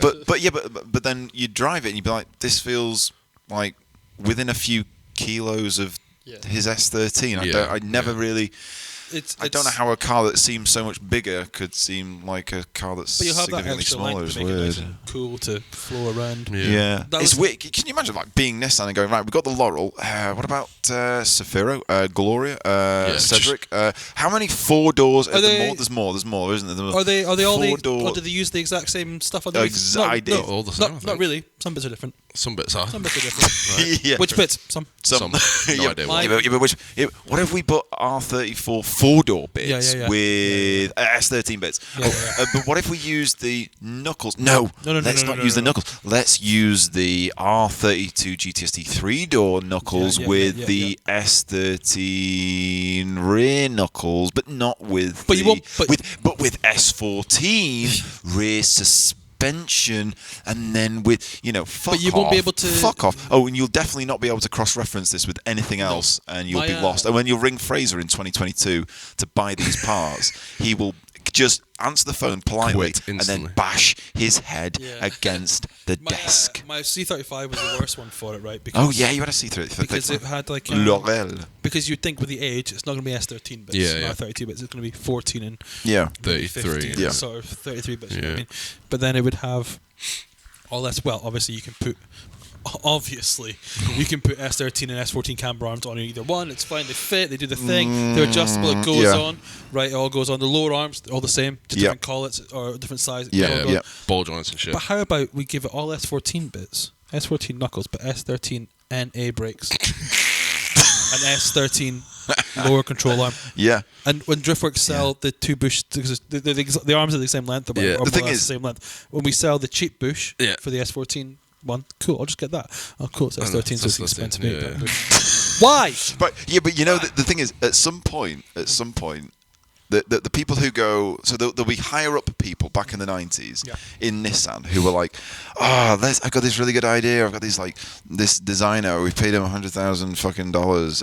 He's drawn this car, this 4-door Nissan. We're gonna make it. It's gonna be called a Cedric. We're gonna beat the E36. It's gonna be totally and utterly different from all of the other 4-door Nissans that we're currently making at this moment in time, which is billions of them. Different types under different names. Full retooling in the factory. Yeah, but there's and then someone who actually builds Nissans has gone, these fucking wankers upstairs. Yeah. Right, what have we got in the bins? All right. We definitely bought too many lower controllers. Right. Exactly. What have we got too much of? Right, we've currently got too much of this. David just put an order in for lower control arms. Double it, because we're going to make the Safiro. Oh shit! Tamada-san just made the order for the lower control arms, and he added an extra 0 at the end by mistake. Fuck. We're going to be selling these R13 arms for millennium. R35 GTR is going to have S13.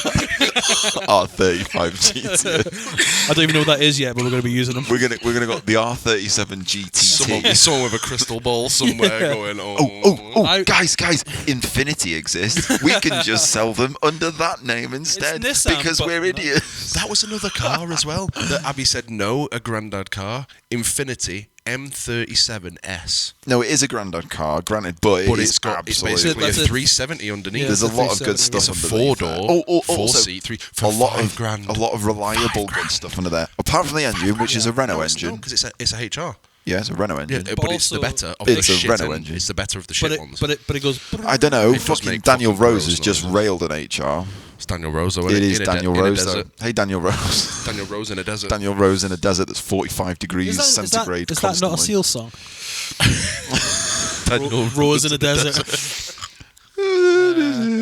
I like that some of those Nissans, they just decided that they were going to take like a Cedric or Gloria and just chuck the 300ZX engine in for but not single cam, not the entire. It was dual cam. Turbo, it was single turbo, which, if you can imagine.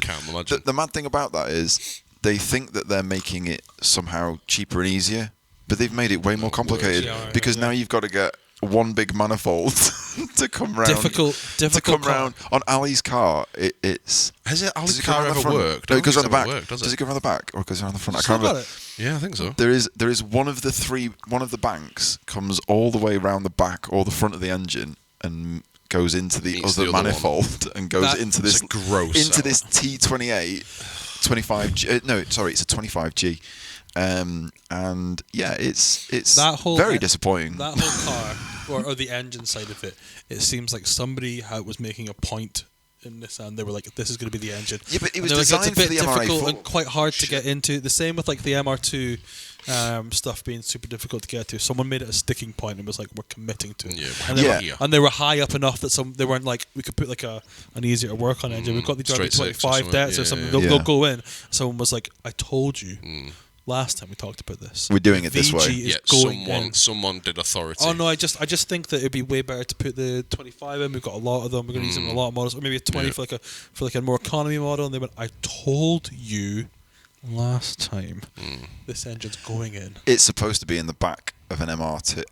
What was it called? I don't know what it's called. The MRA4 or whatever it was called. It was originally designed to go in the longitude. whatever. Transverse. It's supposed to be transversely. Transverse. It's supposed to be transverse. It's 2022 now. We can't even make jokes like that. Can't call you. You can be whatever you want. So it's supposed to be the other way around, sat in the back of the vehicle that they made 4 of. That's what it was originally designed for. And in that instance, it probably made sense because it wouldn't have been owned by 300ZX owners. Because the biggest problem with 300ZX engines is that they are owned by 300ZX owners. Yeah, but do you remember that dude that had the yellow one, Velside kit, all round? He was still a fucking sponge of a brain. He had still put 2 2871. That great. Where is that car now? I don't know, but it probably still looks the same. Great, exactly. Rotting in a driveway. Yeah, telling people that it's worth £1 billion. No, but I say it still made fucking 650 horsepower. Yeah, for about 15 minutes.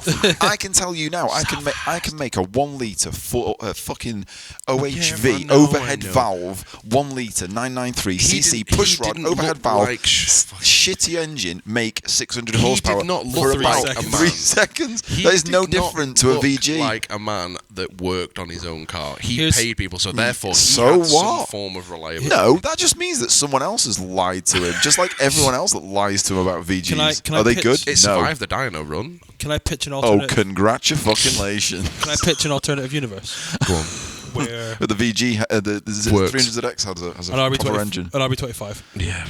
Well, of course it does. Why wouldn't it? Because the car that came before the 300 was the 280 and the 260, the 280. LA28. They all had all the Z cars had straight sixes. Yeah. So yes, they were 12 hours, but they were straight sixes. What was the Z31 though? Was that a VG? Z31 was the first VG, and it was I want to say. Was that a single turbo? No, it was a single cam per bank, and it was a single turbo, and it was very disappointing. Yeah. So inside that, made 200 brake horsepower from a 3 litre turbo. In that alternative universe, I'd also like to suggest Nissan FTOs, but rear-wheel drive. Yeah, 100%. Imagine how big that car would be if they were rear-wheel drive. Yeah. Because last time I went up to Scotland, I was on the motorway passing here, and or Manchester-ish, and I saw a white one with like white wheels on it, was rolling, and it wasn't slammed or anything, it was semi-low, and I was like, that's a great-looking car. Yeah. But once you know what wheel drive it is and what engine it's got, toilet car. Also, weird.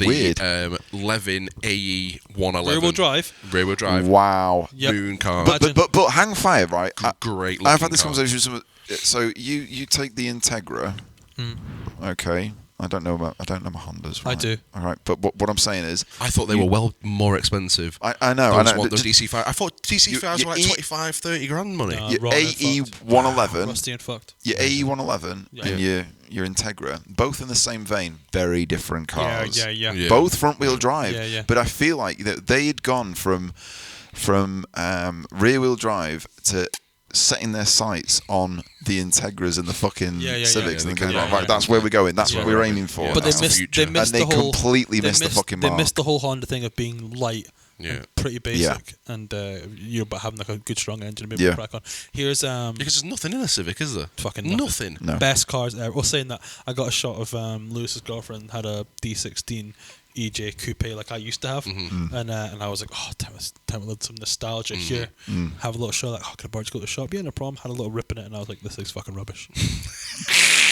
Comparatively to now, what you've now turbo cars. This is dog shit. Yeah. And I'm like, because in my head I was like, oh, I'd love to get one again just for the runabout. It'd be good. Fucking dog shit. To be fair though, I kind of like when I get in the Lupo in the morning, I drive it like a dick. Like every time I leave down my road, it's like early in the morning, no one there. But is it the sort of car that demands? Because that's the thing with Civics and have you ever changed gear? Have you ever changed gear in one? In a Lupo, it just kind of falls in. Oh, in a Civic. Any VW? No. In a Lupo, any VW product of that age, Golf, whatever, it just falls into gear. Is it in gear? Who knows? I'm like first that GTD that's on our drive. I don't even lift my foot off the accelerator. Just kick. Kick. I'll be honest. That GTD that's on our drive, it looks like nothing. And if you were to remove the GTD badge from the front, you would. It looks like bugger all. But I hate to sound like one of those people, but it from time to time pulls like a train. I was like, it's on rails. It's on rails. It's on rails, bro. The thing is, right? It was on Rain Sport 5s, right? And Gabby wasn't keen on. Well, not like she wasn't keen on them. It failed its MOT because they were below the wear indicators. Yeah, because it was soft. So it didn't have. So she said. So I was like, I said, well, hang fire, because those Rain Sport 5s, they were 150 quid for a pair. Gabby was like, I want T7R, not T7Rs. Proxies. She's always had proxies. T7Rs. Yeah. She's always had proxies. So she gets these the wet T7Rs and put them on. That's a work wheel, you keep saying. They are the 4 miles on them. Most terrifying. They like, compared to Rain Sports, they are utter dog shit. Yeah. Terrifying tyre to drive on. Lupo has got Rain Sports, all 4 corners. Yeah. For a full set of 4, it was less than 200 quid. Fuck you, man. I've got 16s on the Impreza, and getting 16-inch tyres is so fucking cheap. I've got 15s. Yeah. It's glorious. 15s. Yeah, 195. I tell you what, getting 16-inch tyres that are out of date, that's what you want to fucking get on. Because I tell you now, that train is a train to fucking super cheap town. Right. You can get £10 brand spankers. Brand spankers, yeah. Yeah, but you got to find people who are willing to not drill them, because Pete drills all his and then repairs them. Does sidewall repairs? No, he doesn't. He's never done that. He would never done that. Nobody would ever done that. Illegally, allegedly. This is a story about Mr. X. Once upon a hypothetical time. person. Tireman X. Do you want me to tell you the time of this to beep Pete it? is tired. He's tired. The Lupo. Have we gone over 3 hours? Yeah, we will have. Wow. Yeah, 3 hours and 17. I'm sorry to everyone who's listened to this far. This can be a 3-parter. We've never done. Hilarious. You want to split this into 3 parts? Well, no, I think your fans might. No, people always ask for longer podcasts. They do. Always. They do. And Dan always wants a shorter podcast, which is really weird, because everyone who listens to this actually wants to spend time with us. A longer. Yeah. Hey, everyone who's listened this far. Why don't you go on Instagram right now and send us a PM of your ball sack? Please don't. Oh Christ, that'll happen now. Y'all send it to me. It's fine.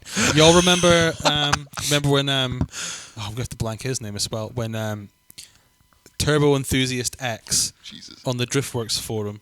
Turbo Enthusiast X just posted a pic of his. Get out. Do you know Turbo and no. Do you know Turbo what I mean? Say it and I'll bleep it and you'll write it down. We're at 2 hour 40. I've got to bleep 2 hour 40 out. What we at? Go say it and I'll. Oh wow! Okay. Right. Turbo Enthusiast X. yeah. Just post it. It just ended up on a thread. It's gone. Why? I wasn't there at the time. Just before 319. 319. Saul, write that down. Send it so I can edit that out. Hello, everyone who's been listening to this far. We're editing things out. If anyone wants to know, message us and we'll tell you. It'll be on the Patreon. Yeah, on the Patreon, yeah. No, it'll be on Discord. It'll be on Discord. Come to Discord and we'll put it on Discord. I don't feel bad about putting that because how busy is your Discord? 200 and something people. It's pretty good. And it's amazing because I don't understand how Discord works, but people just talk and do stuff. Yeah, we've got one for do anything. It's amazing. We've got one for the drifting stuff with me, Alf, and Al, and I think Wyman. No, Wyman's not in it. We've got 60 online currently, and there's 217 members. If anyone would like to join the Discord, we will post it in the story periodically. It is the low origin server. So we've got one just for so we can just talk online, just easy. Yeah, it's easy. Because you have a voice chat or whatever, and just jump in. It's cool. And yeah, it's really good. Don't know where we were before that. It's like if you don't want to talk to the knobheads that are in the lobby and you and your mates just want to all chat independently. Yeah, I've joined a few, right? So I'll need to send you some links to VR or drifting stuff. Have you got the spreadsheet? I've got the all track spreadsheet for everything. I've got all the cars and the drift. I've got 2 spreadsheets. I've got the spreadsheet for all tracks. Yeah. And then I've got the spreadsheet for drift tracks and drift cars. Yeah, cool. But the problem, I'm trying to get the gravy cars, but the links are always I can send you them. Not updated. Okay, cool. Because I need them. Because I'm trying to find. I'm on the WDTS cars and they're just understeered. Horrific. Yeah, I've gone back to them and they're really. Sorry, we'll get off this in a second. No, I am honestly like at this point. When I went round to yours last time, I was like, right, I enjoy this, but it's really frustrating. I can't forget. And then there were times you're like, oh, I feel like if I had a VR headset on, I could do this. It makes sense, yeah. And then obviously the gear stick was attached, was sellotaped. I've now got a proper play seat mount. Mine's is very realistic, much like an actual RB gearbox car, because it just keeps popping out of gear, and I've got to shove a bit down to get it back into gear. I went as far. This is frustrating because like the switches, you hit them and then you're in gear, you're definitely neutral, in gear, and then it's like you're in neutral. So it's obviously the debounce on the switch is too low or too high. So when you kick change, debounce is my name on Grindr. Yeah. When you kick change, if you want to, raw, and then instead of clutch kicking, you clutch kick into gear to get it to drift. Yeah. It won't register the gear change, so then you just. Oh, so that was me. Like every time I was like, "Oh, I've got this. I'm getting it. I'm in neutral. I've got this sequential thing because I don't fuck around. Yeah. All right. If I want to drive a real car, drive a real car. We have real cars. We have real cars, and they're lame. I went as far stupid. to sit in my actual car on my parking spot, measure from the front of the seat to my knee, measure across, and put the shifter in the correct place. Get out. I don't have to look at it. I can just go second, third. This man's doing like. I'm going back to Mondello next year, and I'm beating James Dean. What, with a hammer? No. I mean, that is the only way any of us are legitimately beating James Dean is with our hands. Fighting him. This sounds fucking weird. Did you see him up close at Mondello? No. To be fair, we were. It sounds like it's getting weird. I'll be honest. We didn't have that much time. We would talk to people and we were like getting our way around because we were kind of like half like fans of wandering, so we didn't really get to spend much time with people. Yeah, it was weird. Yeah. So the man is the tallest man I've ever met. Yeah, he's taller than you. Yeah, he is. Yeah, I did this. I was like, hey, you up there? So I don't know if I'll find this for. We were. At a pub. Have you done a selfie of you and his chest hair? No. I mean, at that height. Fuck right off. We went to a pub for Becky's birthday in Stratford. Our mate Trev is a engineer for Haas. Nice. And he's a small. You're swimming in different circles to us, fam. Yeah, it's real different these days. Since you come south of the border. Leave Scotland. Haas engineering. Fuck is it? But yeah, so Trev's a bit shorter, and James is obviously huge. So someone obviously bought James a regular Guinness, and this man a baby Guinness. And they are the same. Jesus Christ! It looks like a what a fucker. It looks totally fucked up. It's great. What the fuck is that thing? Yeah, he's I'd love. Do you know what I would really love to have a go of an actual one of these ridiculous conch cars. It's never going to happen, obviously, but I'd love to just. I mean, I'd have to have probably an open see what it's like, just to see how the car feels, I think I'd be disappointed. sounds. I think I'd be dispointed at how easy it was. No, that sounds terrible to say. It's going to be one of two things. It's going to either do it. I remember driving. I drove. What was it called? It was 2013, and it was an S14 with WiseFab. It was one of the first S14s with WiseFab that'd come out, and the accelerator pedal felt like an on-off switch, and the steering felt infinite. And I remember thinking, well, this is cheating. But it isn't. It just means that you can go super fucking fast. That is hilarious. Show me. Oh. That's the cutest picture in the world. Who the fuck has bought that? Done him dirty. That is hilarious. Motherfucker. You're just proud that you were able to find an image on your phone. It's amazing. I can't do that. I know. I have to use the same thing as you. Geotag locations, know where the picture was taken, and then go find it. There it is. That's the way to do it. My experience with drifting cars, I've never had one that was a proper drift car. It was always my road car that I tried to do stuff on. Yeah. My first ever drift day with the Laz it was like second STL. Yeah. And Ali'd set up so there was like a beginner lane. Yeah. An advanced which was a lane. lie. Yeah. Because I went out and there was nobody else out, so they called the session, queued me back up again, and then put me out between you and Dan. On my first one, and I was like, that's a good place to begin. Given that my only other previous day was like a third, they used to do, or I think maybe they still do it, Thursday, like I feel like I remember practice in the Laurel in the 35. 35. That's what the they first. did like afternoon, evening drift days on Driftland. So like I would take a half day at work, go up down, have to go. I remember the first time I was driving around, I was like, I don't know what I'm doing. Yeah. I don't know where I'm going. Where's the line? And you don't want to be that guy that enters too fast. Like you don't want to be the one that outside they go, What a fucking idiot.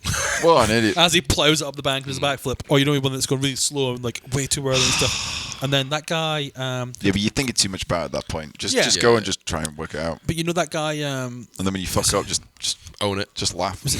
I'm meant to do that. I can't pay rent this year. Oh no. I need to find the back end of a C35. Good luck. They are 10 a penny. You know I think his name was Tig, maybe? He had a gold 86 with an S. Fast man. Yeah. So he was doing laps. Oh yeah. I think he was like he had the card being left at Driftland. So I just followed or tried to follow him. And I was like, I'm kind of getting it. And then like just Jeek was doing a passenger lap and just like drifted around the inside of me and waved at me on the way past. I'm like, whenever I was ever drifted, I was like, oh great. Fucking yikes. Yeah. It was fucking unreal. I remember following you and Dan, and I was doing second out of the hairpins to come up the little crest and then jump. Yeah. And then we came in and I was like, I'm fucking sick of this. I can't stay with you. Your car's so much faster. But you're like, what gear are you in? I was like, second, obviously. And you're like, go into first. And I'm like, what? Yeah, like first? I was chucking it. Like I would come in and I would use gear. first to initiate into the hairpin. The thing, and then who was it? I had a GoPro in the car. And like, what are you doing? It's like first gear because it's 12. And I'm like at like 8,000 RPM right through that. First do these horrible little hairpins, and then I was like pitched forward. Yeah, the turbo's like Valves glowing red hot. Bro. So as soon as I hook second, the turbo's like, "Hello, I'm here for you." Yeah. And I was gone. Yeah. And but then you could almost argue, well, I did that because of comps, because I would constantly be dragging. As soon as I not worked out, but there were little things you could do because people would do weird things, like a drift team that I'm not going to name drop because I don't know whether they do still compete, but they would one of the main guy, Pinkman, team tires, team bleach squirters would they don't compete anymore. No, they don't. Who gives a fuck? No one's coming that for a long They time. would he would like do like real fast in first, and then second, the change to second, you could hear it. It would be always like it was like you're acting like your change is super slow, but what you're actually doing is making me over, so that then I would then let off, and then you're gone. And it was so consistent that you could work out. So you had to work out what he how does to every time. Yeah, so you could work out how to then, and I beat him at fucking Pembury by listening because it was a big straight and everyone was doing like what was his name? Man's in some I can see the car, doesn't matter, doing backies, and everyone was like, oh, that's fucking sick. And then you could hear this person's car, this long first to second change, and if you could work that bit out, you could then, but it was like the Driftland bit again, you'd be sat there like, I want to chase this person that they've already gone. What have they done? They've either got a huge amount of power or they've done it in a specific way somewhere. Yeah, exactly that. Like who was it that had, somebody had fucking very obvious anti-lag because as they were nipping through the what's the name, you go rumbling, and then they'd be on it and they'd be off, and the only way I could work out how to do it was to chuck it into first and just stay at like make your own the end. Yeah, stay at the end. And just like dip the steering as quickly as you possibly could. I want anti-lag. You can have first. Yeah. You can have the first rinse gear. Yeah. Talking of like technique, talking perfectly. of like driving technique, like when on the Monday after LZ Fest, obviously we were doing laps. Yeah, you with fucking Jimmy Oakes, doing fucking sick stuff. And getting that content in, boy. Yeah. Jimmy's driving the S15 onto the circuit. Yeah. And Ty is brake spooling my car. Yeah. And he's like, TD06 is sick for it. Watch this. I'm like, what is this noise that's occurring from somewhere? It's such an Australian thing. You know where you like you're in a fast car. The clutch is like this. No, it's nothing to do with the clutch. It's all left foot brake and accelerator. Yes, you are engaging the gear. The clutch is doing this. Yeah, fair enough. The clutch is being told. Why are we slowing? The clutch is being told to stop and enough. go at the same time. We've got a twin plate. We should be fine. It's Both expensive. plates are saying this. Rattling. Do you know what he's up to? So I'm not sure. Anyway, but this is a roll racing technique. So I was like, People do it in Supras with the drag racing. like roll racing technique, and he's like, watch this, like build the small. And I'm like, what the fuck is going on? And I had like neck snap back. It was like, my god, my car's actually fast. Oh my god. Yeah, do you know, you only experience how fast your car is when somebody else drives it. Yeah, and that was the first time that someone else has obviously driven my car. I've driven it, it's fast. But then to get in the passenger seat, to not have proper head or back support in a stock 14 seat, to just have, there's a ceiling of the car. Oh my god. I got all the way up to 5th gear. I got in the back of, not in the back, I got in the passenger seat of the 14, my 14. The only time I've ever been in a scary situation was with Adam Magic Jet Ski doing the short course at SK1. And that was when I discovered my car was fast. Yeah, and it is a fuck. Yeah. I can't put the password. It's terrifying because like when I realised how fast we were going, because I know what the diff is, what the gearbox is, and I know how fast. And when we're clipping 5th and he's still foot flat, and I'm like, this straight's not that fucking long. Yeah. Ty's own car isn't that fast, is it? No, but that's what makes it. Right? That's, I've got about 150 brake more, maybe. Yeah. So like it's fast. It's proper fast. It's kind of quick though. Like but it's like my old car. It is. Did you go that Australian track? Is it not Archerfield? That's one of the things. Archer. Yeah, I went to. Is it Rally? Yeah, so Rally is where they have halfway, where they have the gravy weekender. It's they've resurfaced the whole thing now, so it's like an unbelievable circuit. Yeah. Like it used to be. It's like driving down any of those streets in Birmingham that we went down. Potholed city, big time, wild. Gross. Right. Fast track though, proper fast. Yeah. I saw someone doing it in a set, I think, and I was like, I think that's our track. Yeah, cool. I when I was driving Ty's car after I crashed it. Do you mean after you crashed? After I crashed it. The only time that Ty has ever had any damage on that car was when Saul crashed it. Sounds like a Ty problem. It's fine because it sounds completely avoidable. I realised it had stock lock. Yeah, it had stock lock. And I realised when I'm like going through the rally, like over the hill. Good God, and I go 3rd gear. I'm like, I'm kind of feeling this. I've done a couple of laps. I'm like, I'm getting wary. And then I just go, clunk. Yeah, and then you. Oh my God! It's like the anime pause. Oh no! Yeah. Passenger. Yeah. Little plus sign next to your head. I stop perfectly as Ty's dad. All the boys are stood on the hill, and I'm just like, I'm a passenger. I fucking know. I just assumed that all Australians had GK stuff in their car. Yeah, I would assume all Australians drive fucking sick. Yeah. Like all of them do. Different breed. No, because everything's trailered. Yeah, everything's trailered. Well, not everything, but some cars are still street driven.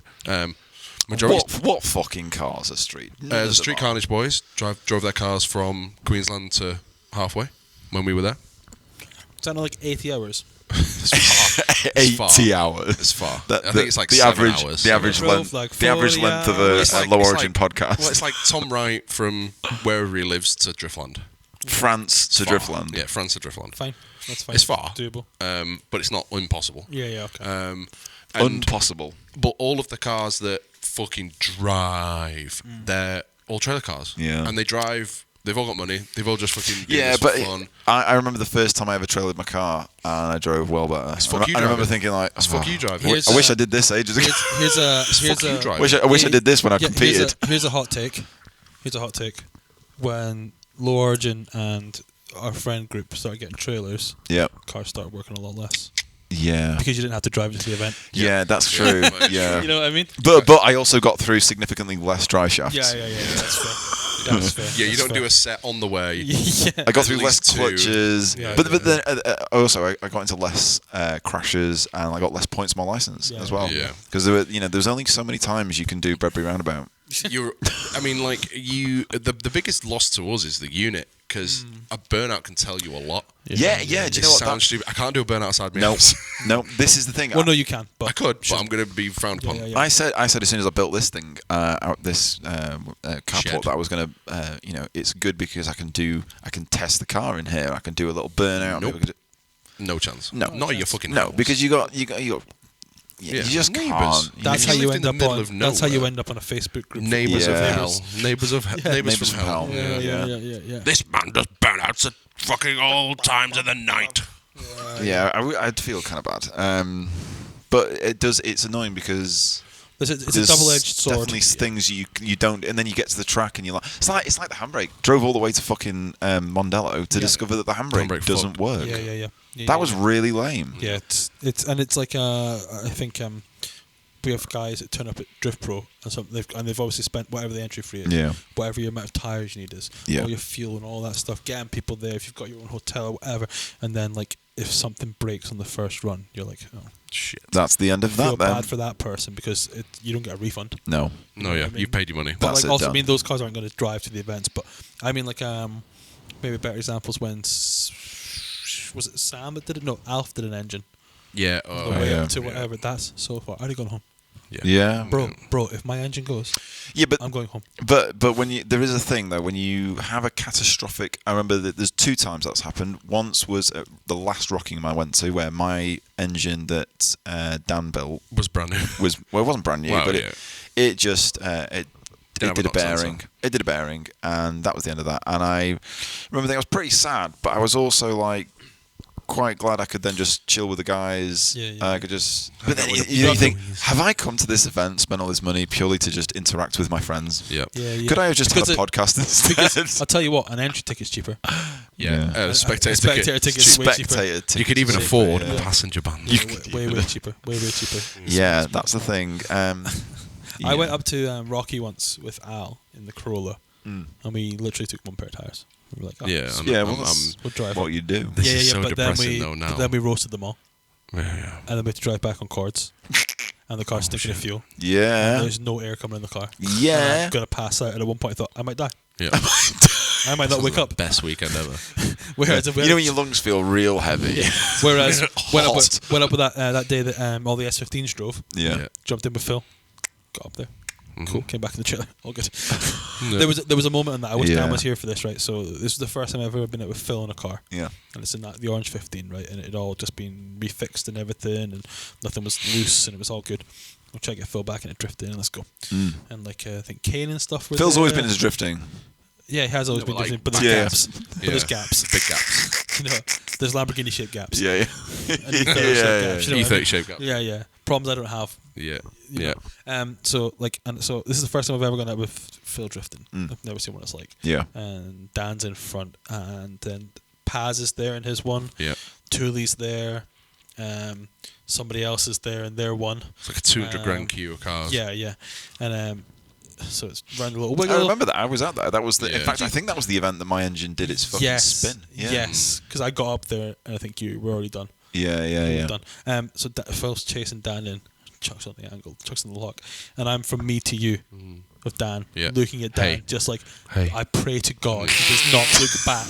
If he looks back, I know this is fucked. We're dead. We've all died. and Phil is like zeroed in on him, just like. reading his hand movements. Yeah. Looking at like the pressure on his boost cage. But I like, but then I almost feel like when you, it's this whole thing, when you say go faster, it's actually easier and it's counterintuitive. Getting close to people, I often find easier. Case in point, at Mondello, chasing fucking Phil. Try and chase Phil. You chase Phil close, and you can see where you're driving. Yeah. Chase Phil a car lengths back, and you're lost in the smoke, and you don't know where you're going. You're disorientated. Give him a car, 2 cars, and let him accelerate away. No. As soon as I initiated, he was off power and then accelerated, and as he put his foot on the accelerator, you are now blind. All that high level stuff with those 285 series stuff. No. If you're not in that pocket, you're gone. Yeah, you're gone. It's a waste of time. You're dead. If you're off the line half a second too late, might as well fuck it off. Yeah, and that's why I got good at doing weird shit like that, because you'd have to figure out a way of making sure that you were in that bit, even if I was always considerably, especially to like 2014, 2015, considerably slower. I was always trying to get myself to that point, because you knew if you didn't get yourself into that pocket, you were done. Yeah. The most frustrating thing about LZ Fest and Mondello was like my lead run I felt like that run was probably the best that I'd initiated and was starting to get everything together. But then because I hadn't done that prior, it was then something completely new. I've noticed, and I fucking fucked it up. I've noticed this year with the Drift Pro stuff, like obviously the rounds have very short times. Yeah, you have very short times, except for Snetterton, which we have the whole infield to ourselves, so there's more time for practice and that sort of thing. Yeah, the drivers have to get it instantly. Yeah. But that's actually there's a way of refraining that. I mean, obviously it works in my favour and our favour that like that's all you've got, so you've got to get good really fast. Yeah, right? So that is what it is. But like when you turn up at a Drift Masters, which I think most of those guys should be aiming, or if you're into the competitive thing, you shouldn't just be aiming for the BDC top and that's it. You should be aiming for that one above it. You know what I mean? If you're into that kind of thing, that's the progression, right? Yeah. So if you turn up at a Drift Masters, that's all well and good that you get tons of practice time at Drift Masters. Yeah. But you have to be on 100% instantly. Oh yeah. This is the difference between like a Dean and then a somebody else who's really good or whatever. Is they can get to 100% instantly, and then it's getting the 101%, 2%, 3%, and you can get absolutely pushing that like minuscule amount that actually makes a huge difference. Being screamed at for working on my car because I took it apart because there was something wrong with it. And the guy's like, sort your fucking shit out. These people have got 40 people doing this, crawling under cars and stuff. And but that's part of that's part of the thing. If you want to be the best, that was a weird situation, that LC Fest. It was a weird. It wasn't. You know. You guys didn't think it was going to be a comp. No, it wasn't. Exactly. Like, what the fuck were we doing at a comp? It was kind of weird. But we just didn't think we'd probably be a part of it. We thought it'd be a bit of a fucking spectacle. We'd be the clowns that they'd show. Look at these. Another drifting pause. Basically that. Just watch these two dickheads just spin endlessly. We thought that they would probably just line us up against each other. Because that's the thing. Like in my head, I was like, all I really want is to be able to just me and Saul go and do Monella. Because I reckon if either you or I chased each other, if I chased you, I was pretty confident, providing you didn't fucking do some weird big stuff, old straight. I'd be fine. It probably would have, and it would look all right. It would look good. We would have realised sooner that on the Friday we could have gone and done laps. Yeah, because that session was like lap, and we fucked that up because we were too late on. We had 10 minutes to go, and we were putting our shit on. But like it's I think that's the interesting thing is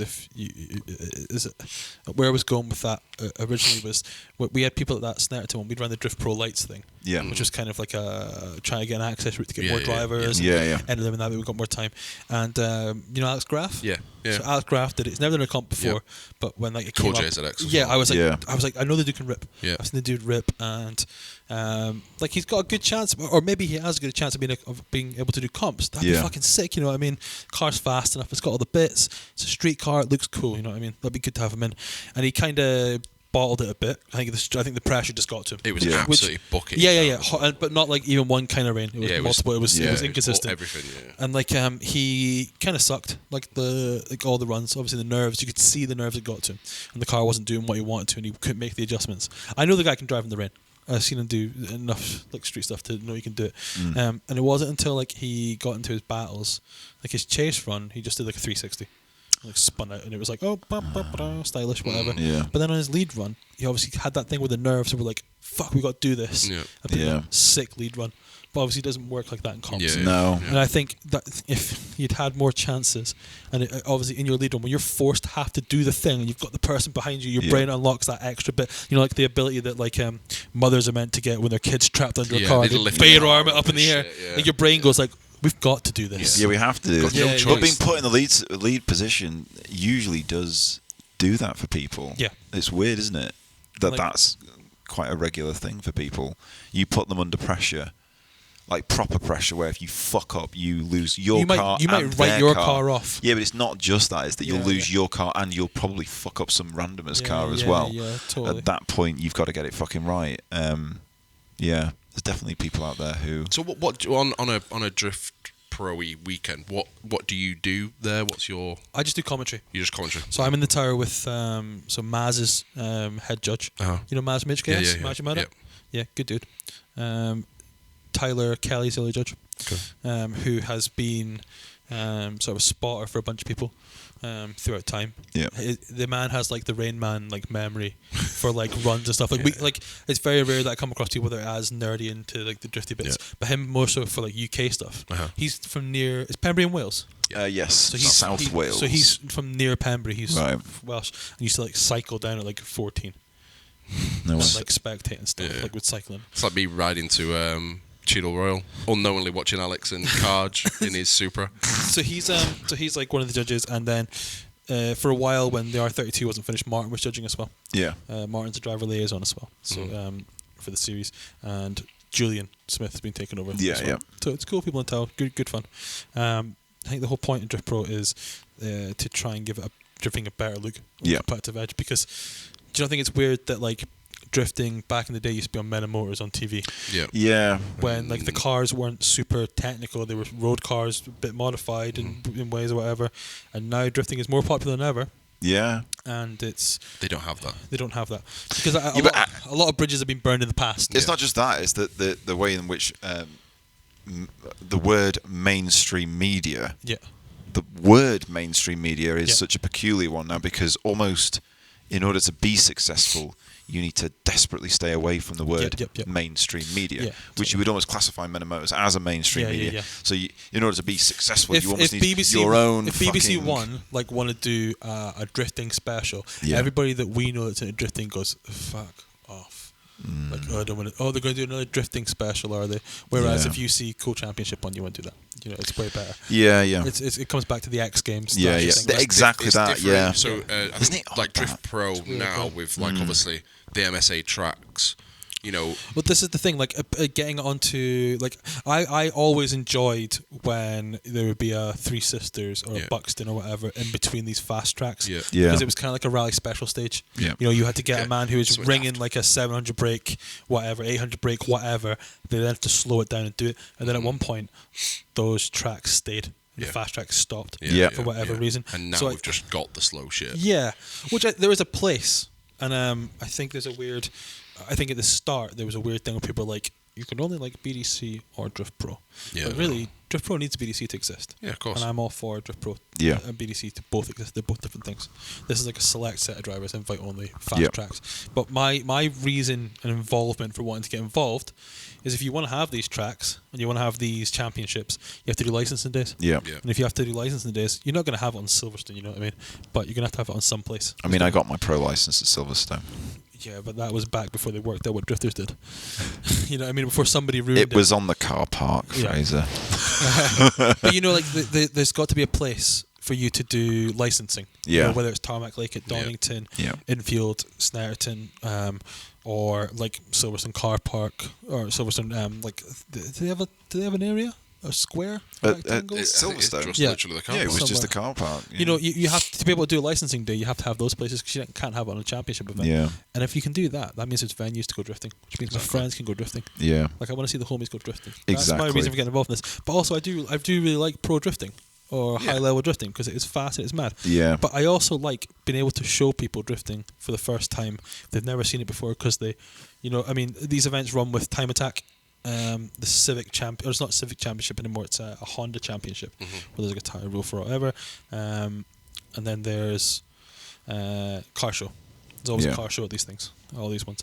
And you bring a bunch of people to see drifting. If you've never been to see drifting before and you see Cadwell, you are at the tree level and these cars fucking dip through the forest and then take off. It's fucking impressive. Like my first time seeing drifting, pro drifting, was Knock Hill and seeing cars fly over Duffus. Not Duffus, down the bit there. The big hill. Yeah, the big hill was the coolest thing ever. You know what I mean? I remember that photo of Polo on one wheel.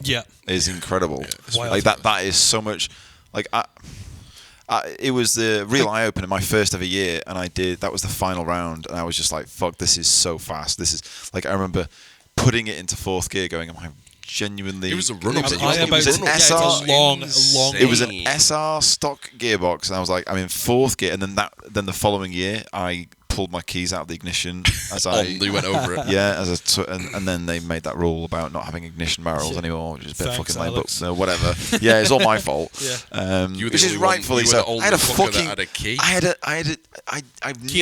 have never had a lanyard in my fucking life, and I got given a Jap Speed lanyard, and I'd put it on my keys because I had one, and then I fucking literally, not end of fourth, but on full boost on fourth. I then chuck the car, pull the keys out the fucking ignition, steering lock comes on, and I then become a passenger down the fucking. And I'm like this, and I remember taking my hands off the wheel like this. What do I do? What have I done? What do I do? And of course, you're at that point you're flying towards all your friends and family who have sat on the whole way up to Scotland, just on the edge of that hill, to watch you die. Yeah. How cool is it? How cool is that? Kind of sucked. How cool is that track when it pays off? It is brilliant. It's a shame that I've not been back there in such a long time. I would love to go back. I think they do demos or they do drifting, but on the bottom bit. My first ever win was there, wasn't it? Against Christian Lewis in that R33. Spun into the last corner. He spun twice, and I dipped right, and then the footage that was on green light round him. It was fucking. It was sick. really. I was like, fucking hell. I watched it back. I was like, Jesus fucking Christ. I nearly fucking died. Charge that man with assault. Yeah, that was good, but yeah, it was a different time back then. But this is the thing. Christian Lewis had 400 brake, and I had like 300. But this is the thing. That is a different time. But now these cars are super hyper developed. Yeah, they've got mega power. They've got all these locks. They've got all these bits. All these things. All the knuckles are changed. Bang, bang, bang, bang, bang. But drifting can't be viewed in the same way.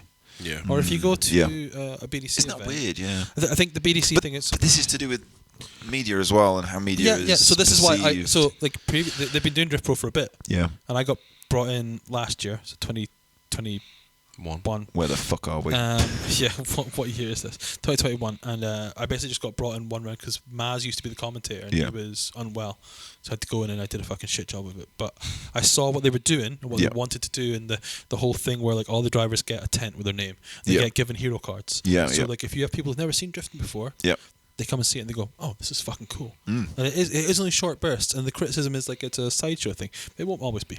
Like drifting is more popular than ever, and it won't always be. So I'd rather be in the right position. Yeah, exactly. I can't complain about drifting if like when all those like fucking bunker people started selling their cars when Rocky closed. Yeah. Bye. See you later. It's fine. Don't need you. It's good.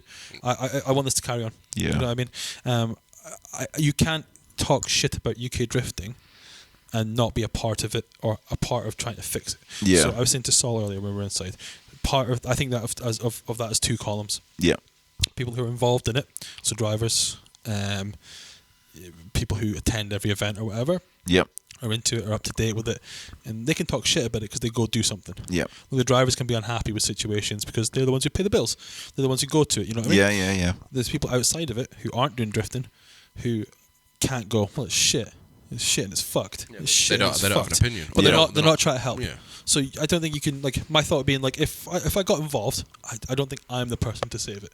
That's not what I'm trying to say. I think that I have to do my little part, and if I can do my part and try and help out in some way, and it doesn't work out, then it's the exact same as. Then at least you can say you're on the right side of history. Yeah, when the reckoning comes. You know what I mean? So that's my reason for wanting to get involved. And if somehow we can work out a way that you can have drift days again that aren't comp rounds, and the homies can hang out, and go do the cool things we used to do, then that's a perfect side effect of it. Yeah, you know what I mean. But I think this is the best way.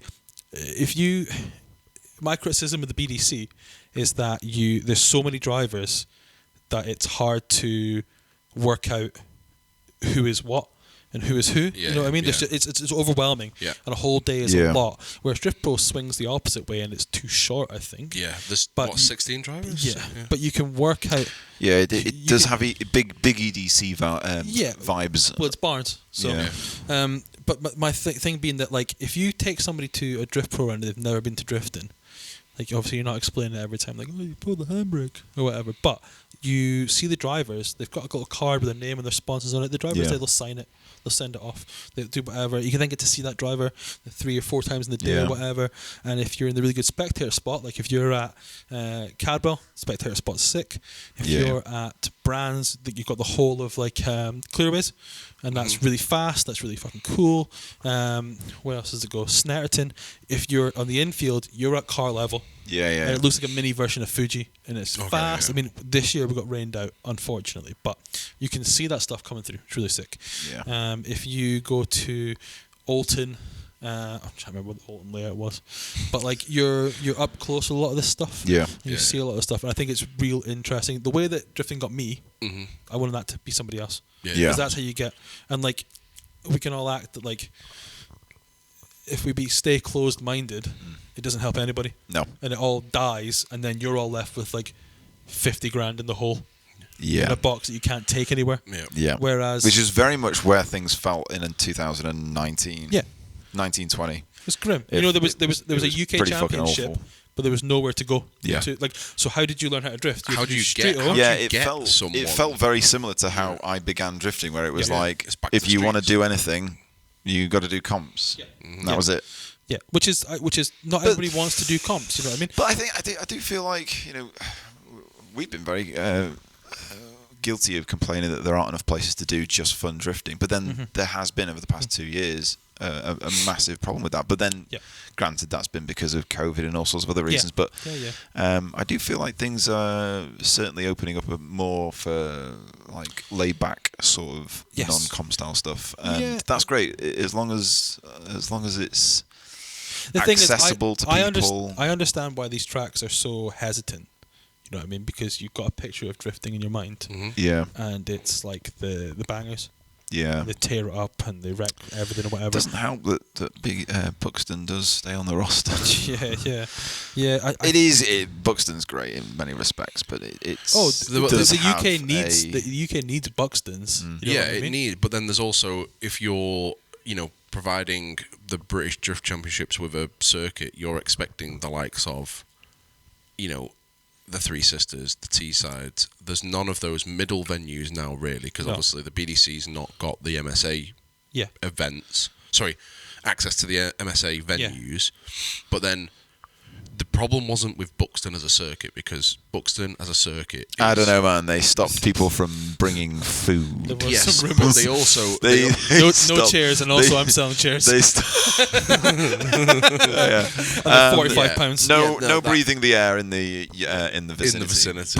Bring you. We will supply. Yeah, but we all forget though. But £45 a breath. This Buxton man, much like Florida man, he has his reasons for doing it because it's like otherwise like general public come and general public spends no money and has the picnic and whatever, and that is one thing. However, and you can argue that it's his business model that needs to work out a way around it. But if you had like the numbers that come to Drift Pro stuff, Drift Pro Time Attack and the car show stuff, you would make enough money on a regular thing to make money and the track works well. You know what I mean? But some people are scared. Yeah. Three Sisters, great example. You imagine trying to take like your mum to Three Sisters. Imagine you're 15. You want to go drifting. You want to go watch some drifting, but what a great time to be alive. But you've got to go. You got to get your mum to drop you off. They've got to drive at industrial estate. Yeah. Or T-Side's a great example. Into at industrial estate, then through some weird gates, through a forest, through a bit, and there's just a bunch of people just stood through a forest. It's not really a this forest. This is very much Wigan, isn't it? Yeah. But you know what I mean? And your mum's looking at you like, my son's going to die here. He's going to die here, and that's it. This is where I bring my son's corpse. Emanating from the distance somewhere. I get it. But whereas if you turn up to Silverstone, that's where the F1 goes. Or you go to Brands Hatch. Well, your mum's heard of Brands Hatch because that's where they used to touring car. Yeah, that's where we used to do those. Dad used to watch touring car. Yeah. Oh, Mansell used to race there. You know what I mean? I've seen that on the television on ITV. Yeah.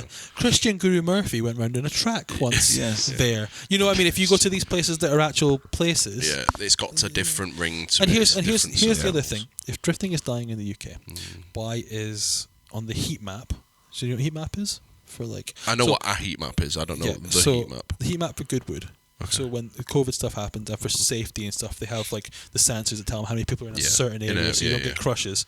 At Goodwood, the only thing that is more viewed than drifting is F1 cars. Yeah, of course. Yeah. Because it's exciting and it's not even real drifting. No, it's gymkhana-y sort of stuff. You know what I mean? It's barrel sprint, but we can call it drifting. It's fine. You know what I mean? James is here, Martin's here, Quinn's here. Bagsy's fucking ripping. Bagsy's ripping in the 35, whatever. Because people want to watch it because it's interesting. I was stood in the NPC crowd. Well, why the fuck does it struggle so?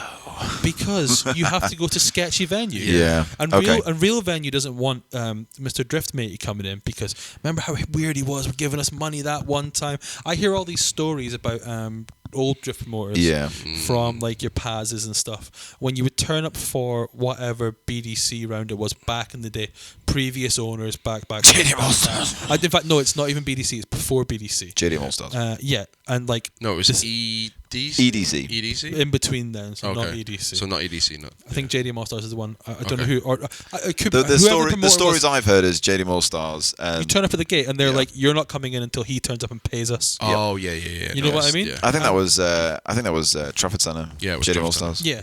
Whereas, and so loads of these tracks, and also like people just trashing shit and banding it, and the shit afterwards, and the street O and all that sort of shit. Yeah. So you need to put. I hear stories from people I know now who are now well-adjusted adults who were competing at Silverstone, then decided to test the car on the back roads. Yeah. The night before. You know what I mean? Yeah. And like, you don't get away with that. You know what I mean? No, not anymore. Yeah. You know what I mean? You get directly to jail. Straight to jail. Yeah. Straight to jail. Go to jail. Yeah, murder. Don't come back. But like, you need to show these venues that like, hey, not everyone's a total shithead. Yeah. Some people can turn up, they can take the rubbish away, they're adults, they're grateful to be here. So you need people like, you need ambassadors for the sport. Yeah. To undo the bad vibes that some venues have. You know what I mean? We're the ones that buy back all the time because we operate on a really strict schedule and stuff. We do all our times, get on, get off, get it all done, all good. The team that run the Drift Pro side, James and everybody are on it. In a way that is unreal. They sacked off the live stream. Yeah. Because if it's not perfect, if it's not like Drift Masters quality, don't do it. Yeah. It's a lot of money to spend. Yeah, that's the thing. You know what I mean? And also, it's a risk as well. If you fuck up. Yeah, it looks bad. Yeah. It looks bad. It does nobody any favours and it costs you a lot of money. So. But it is at this moment in time is the fucking measure of a man at the moment. Yeah. That's the thing. Every man and his dog has got a live stream for things like that. That's the problem. Yeah. But do you think that man sat at home going? No, I know. It's the one thing I see from Drift Pro. It's like where the fuck's But these people should come down. Yeah, they should. Have a day out. You know what I mean? COVID's over now. There isn't an excuse to not. Yeah, come out and like these are real tracks, and they have toilets, they have bathrooms, they have places to buy food. There's merchandise. I remember going to you can have a good day out with the family. The Buxton toilets, and I've never been to having it was the December after I'd come back from Japan in October, and I'd gone to the toilet in the Buxton pits, and the toilet was split and was leaking onto the floor. And by comparison, the Nico toilets, although they were disgusting and yellow and kind of filthy, were clean. Had an electronic toilet that washed my arsehole afterwards. So they were just dirty from use, but they were clean. They weren't. It wasn't dirty, really. It was just yellow from use. Yeah, just it was use. old. Just old. Because there's been a million fucking Japanese dudes tanning durries, just sat on the bog, taking shits, getting their asses super clean on these fucking jet washed. These jet washed loos. That's what was finishing with, a fag at the end.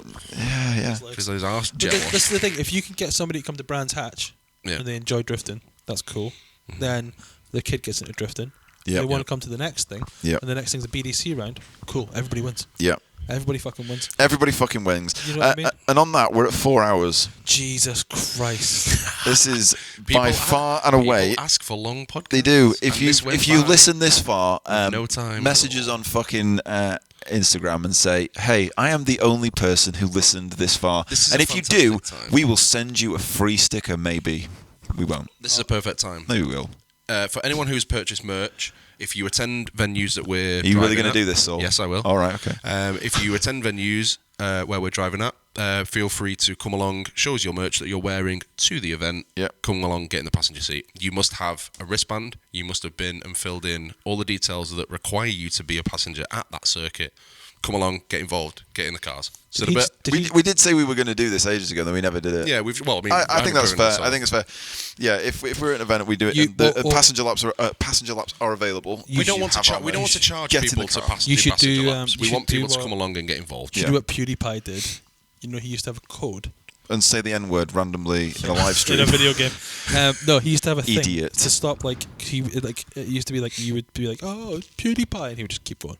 ignore you. So like to work out if you were a real is fan maths related to science? That's what he used to say to me. If you come up to me and say, "Is maths related to science?" It was like a cheat code to like to able to to talk to me. Yeah. You should do that. It's so sad that at 37 years old, I can tell you that.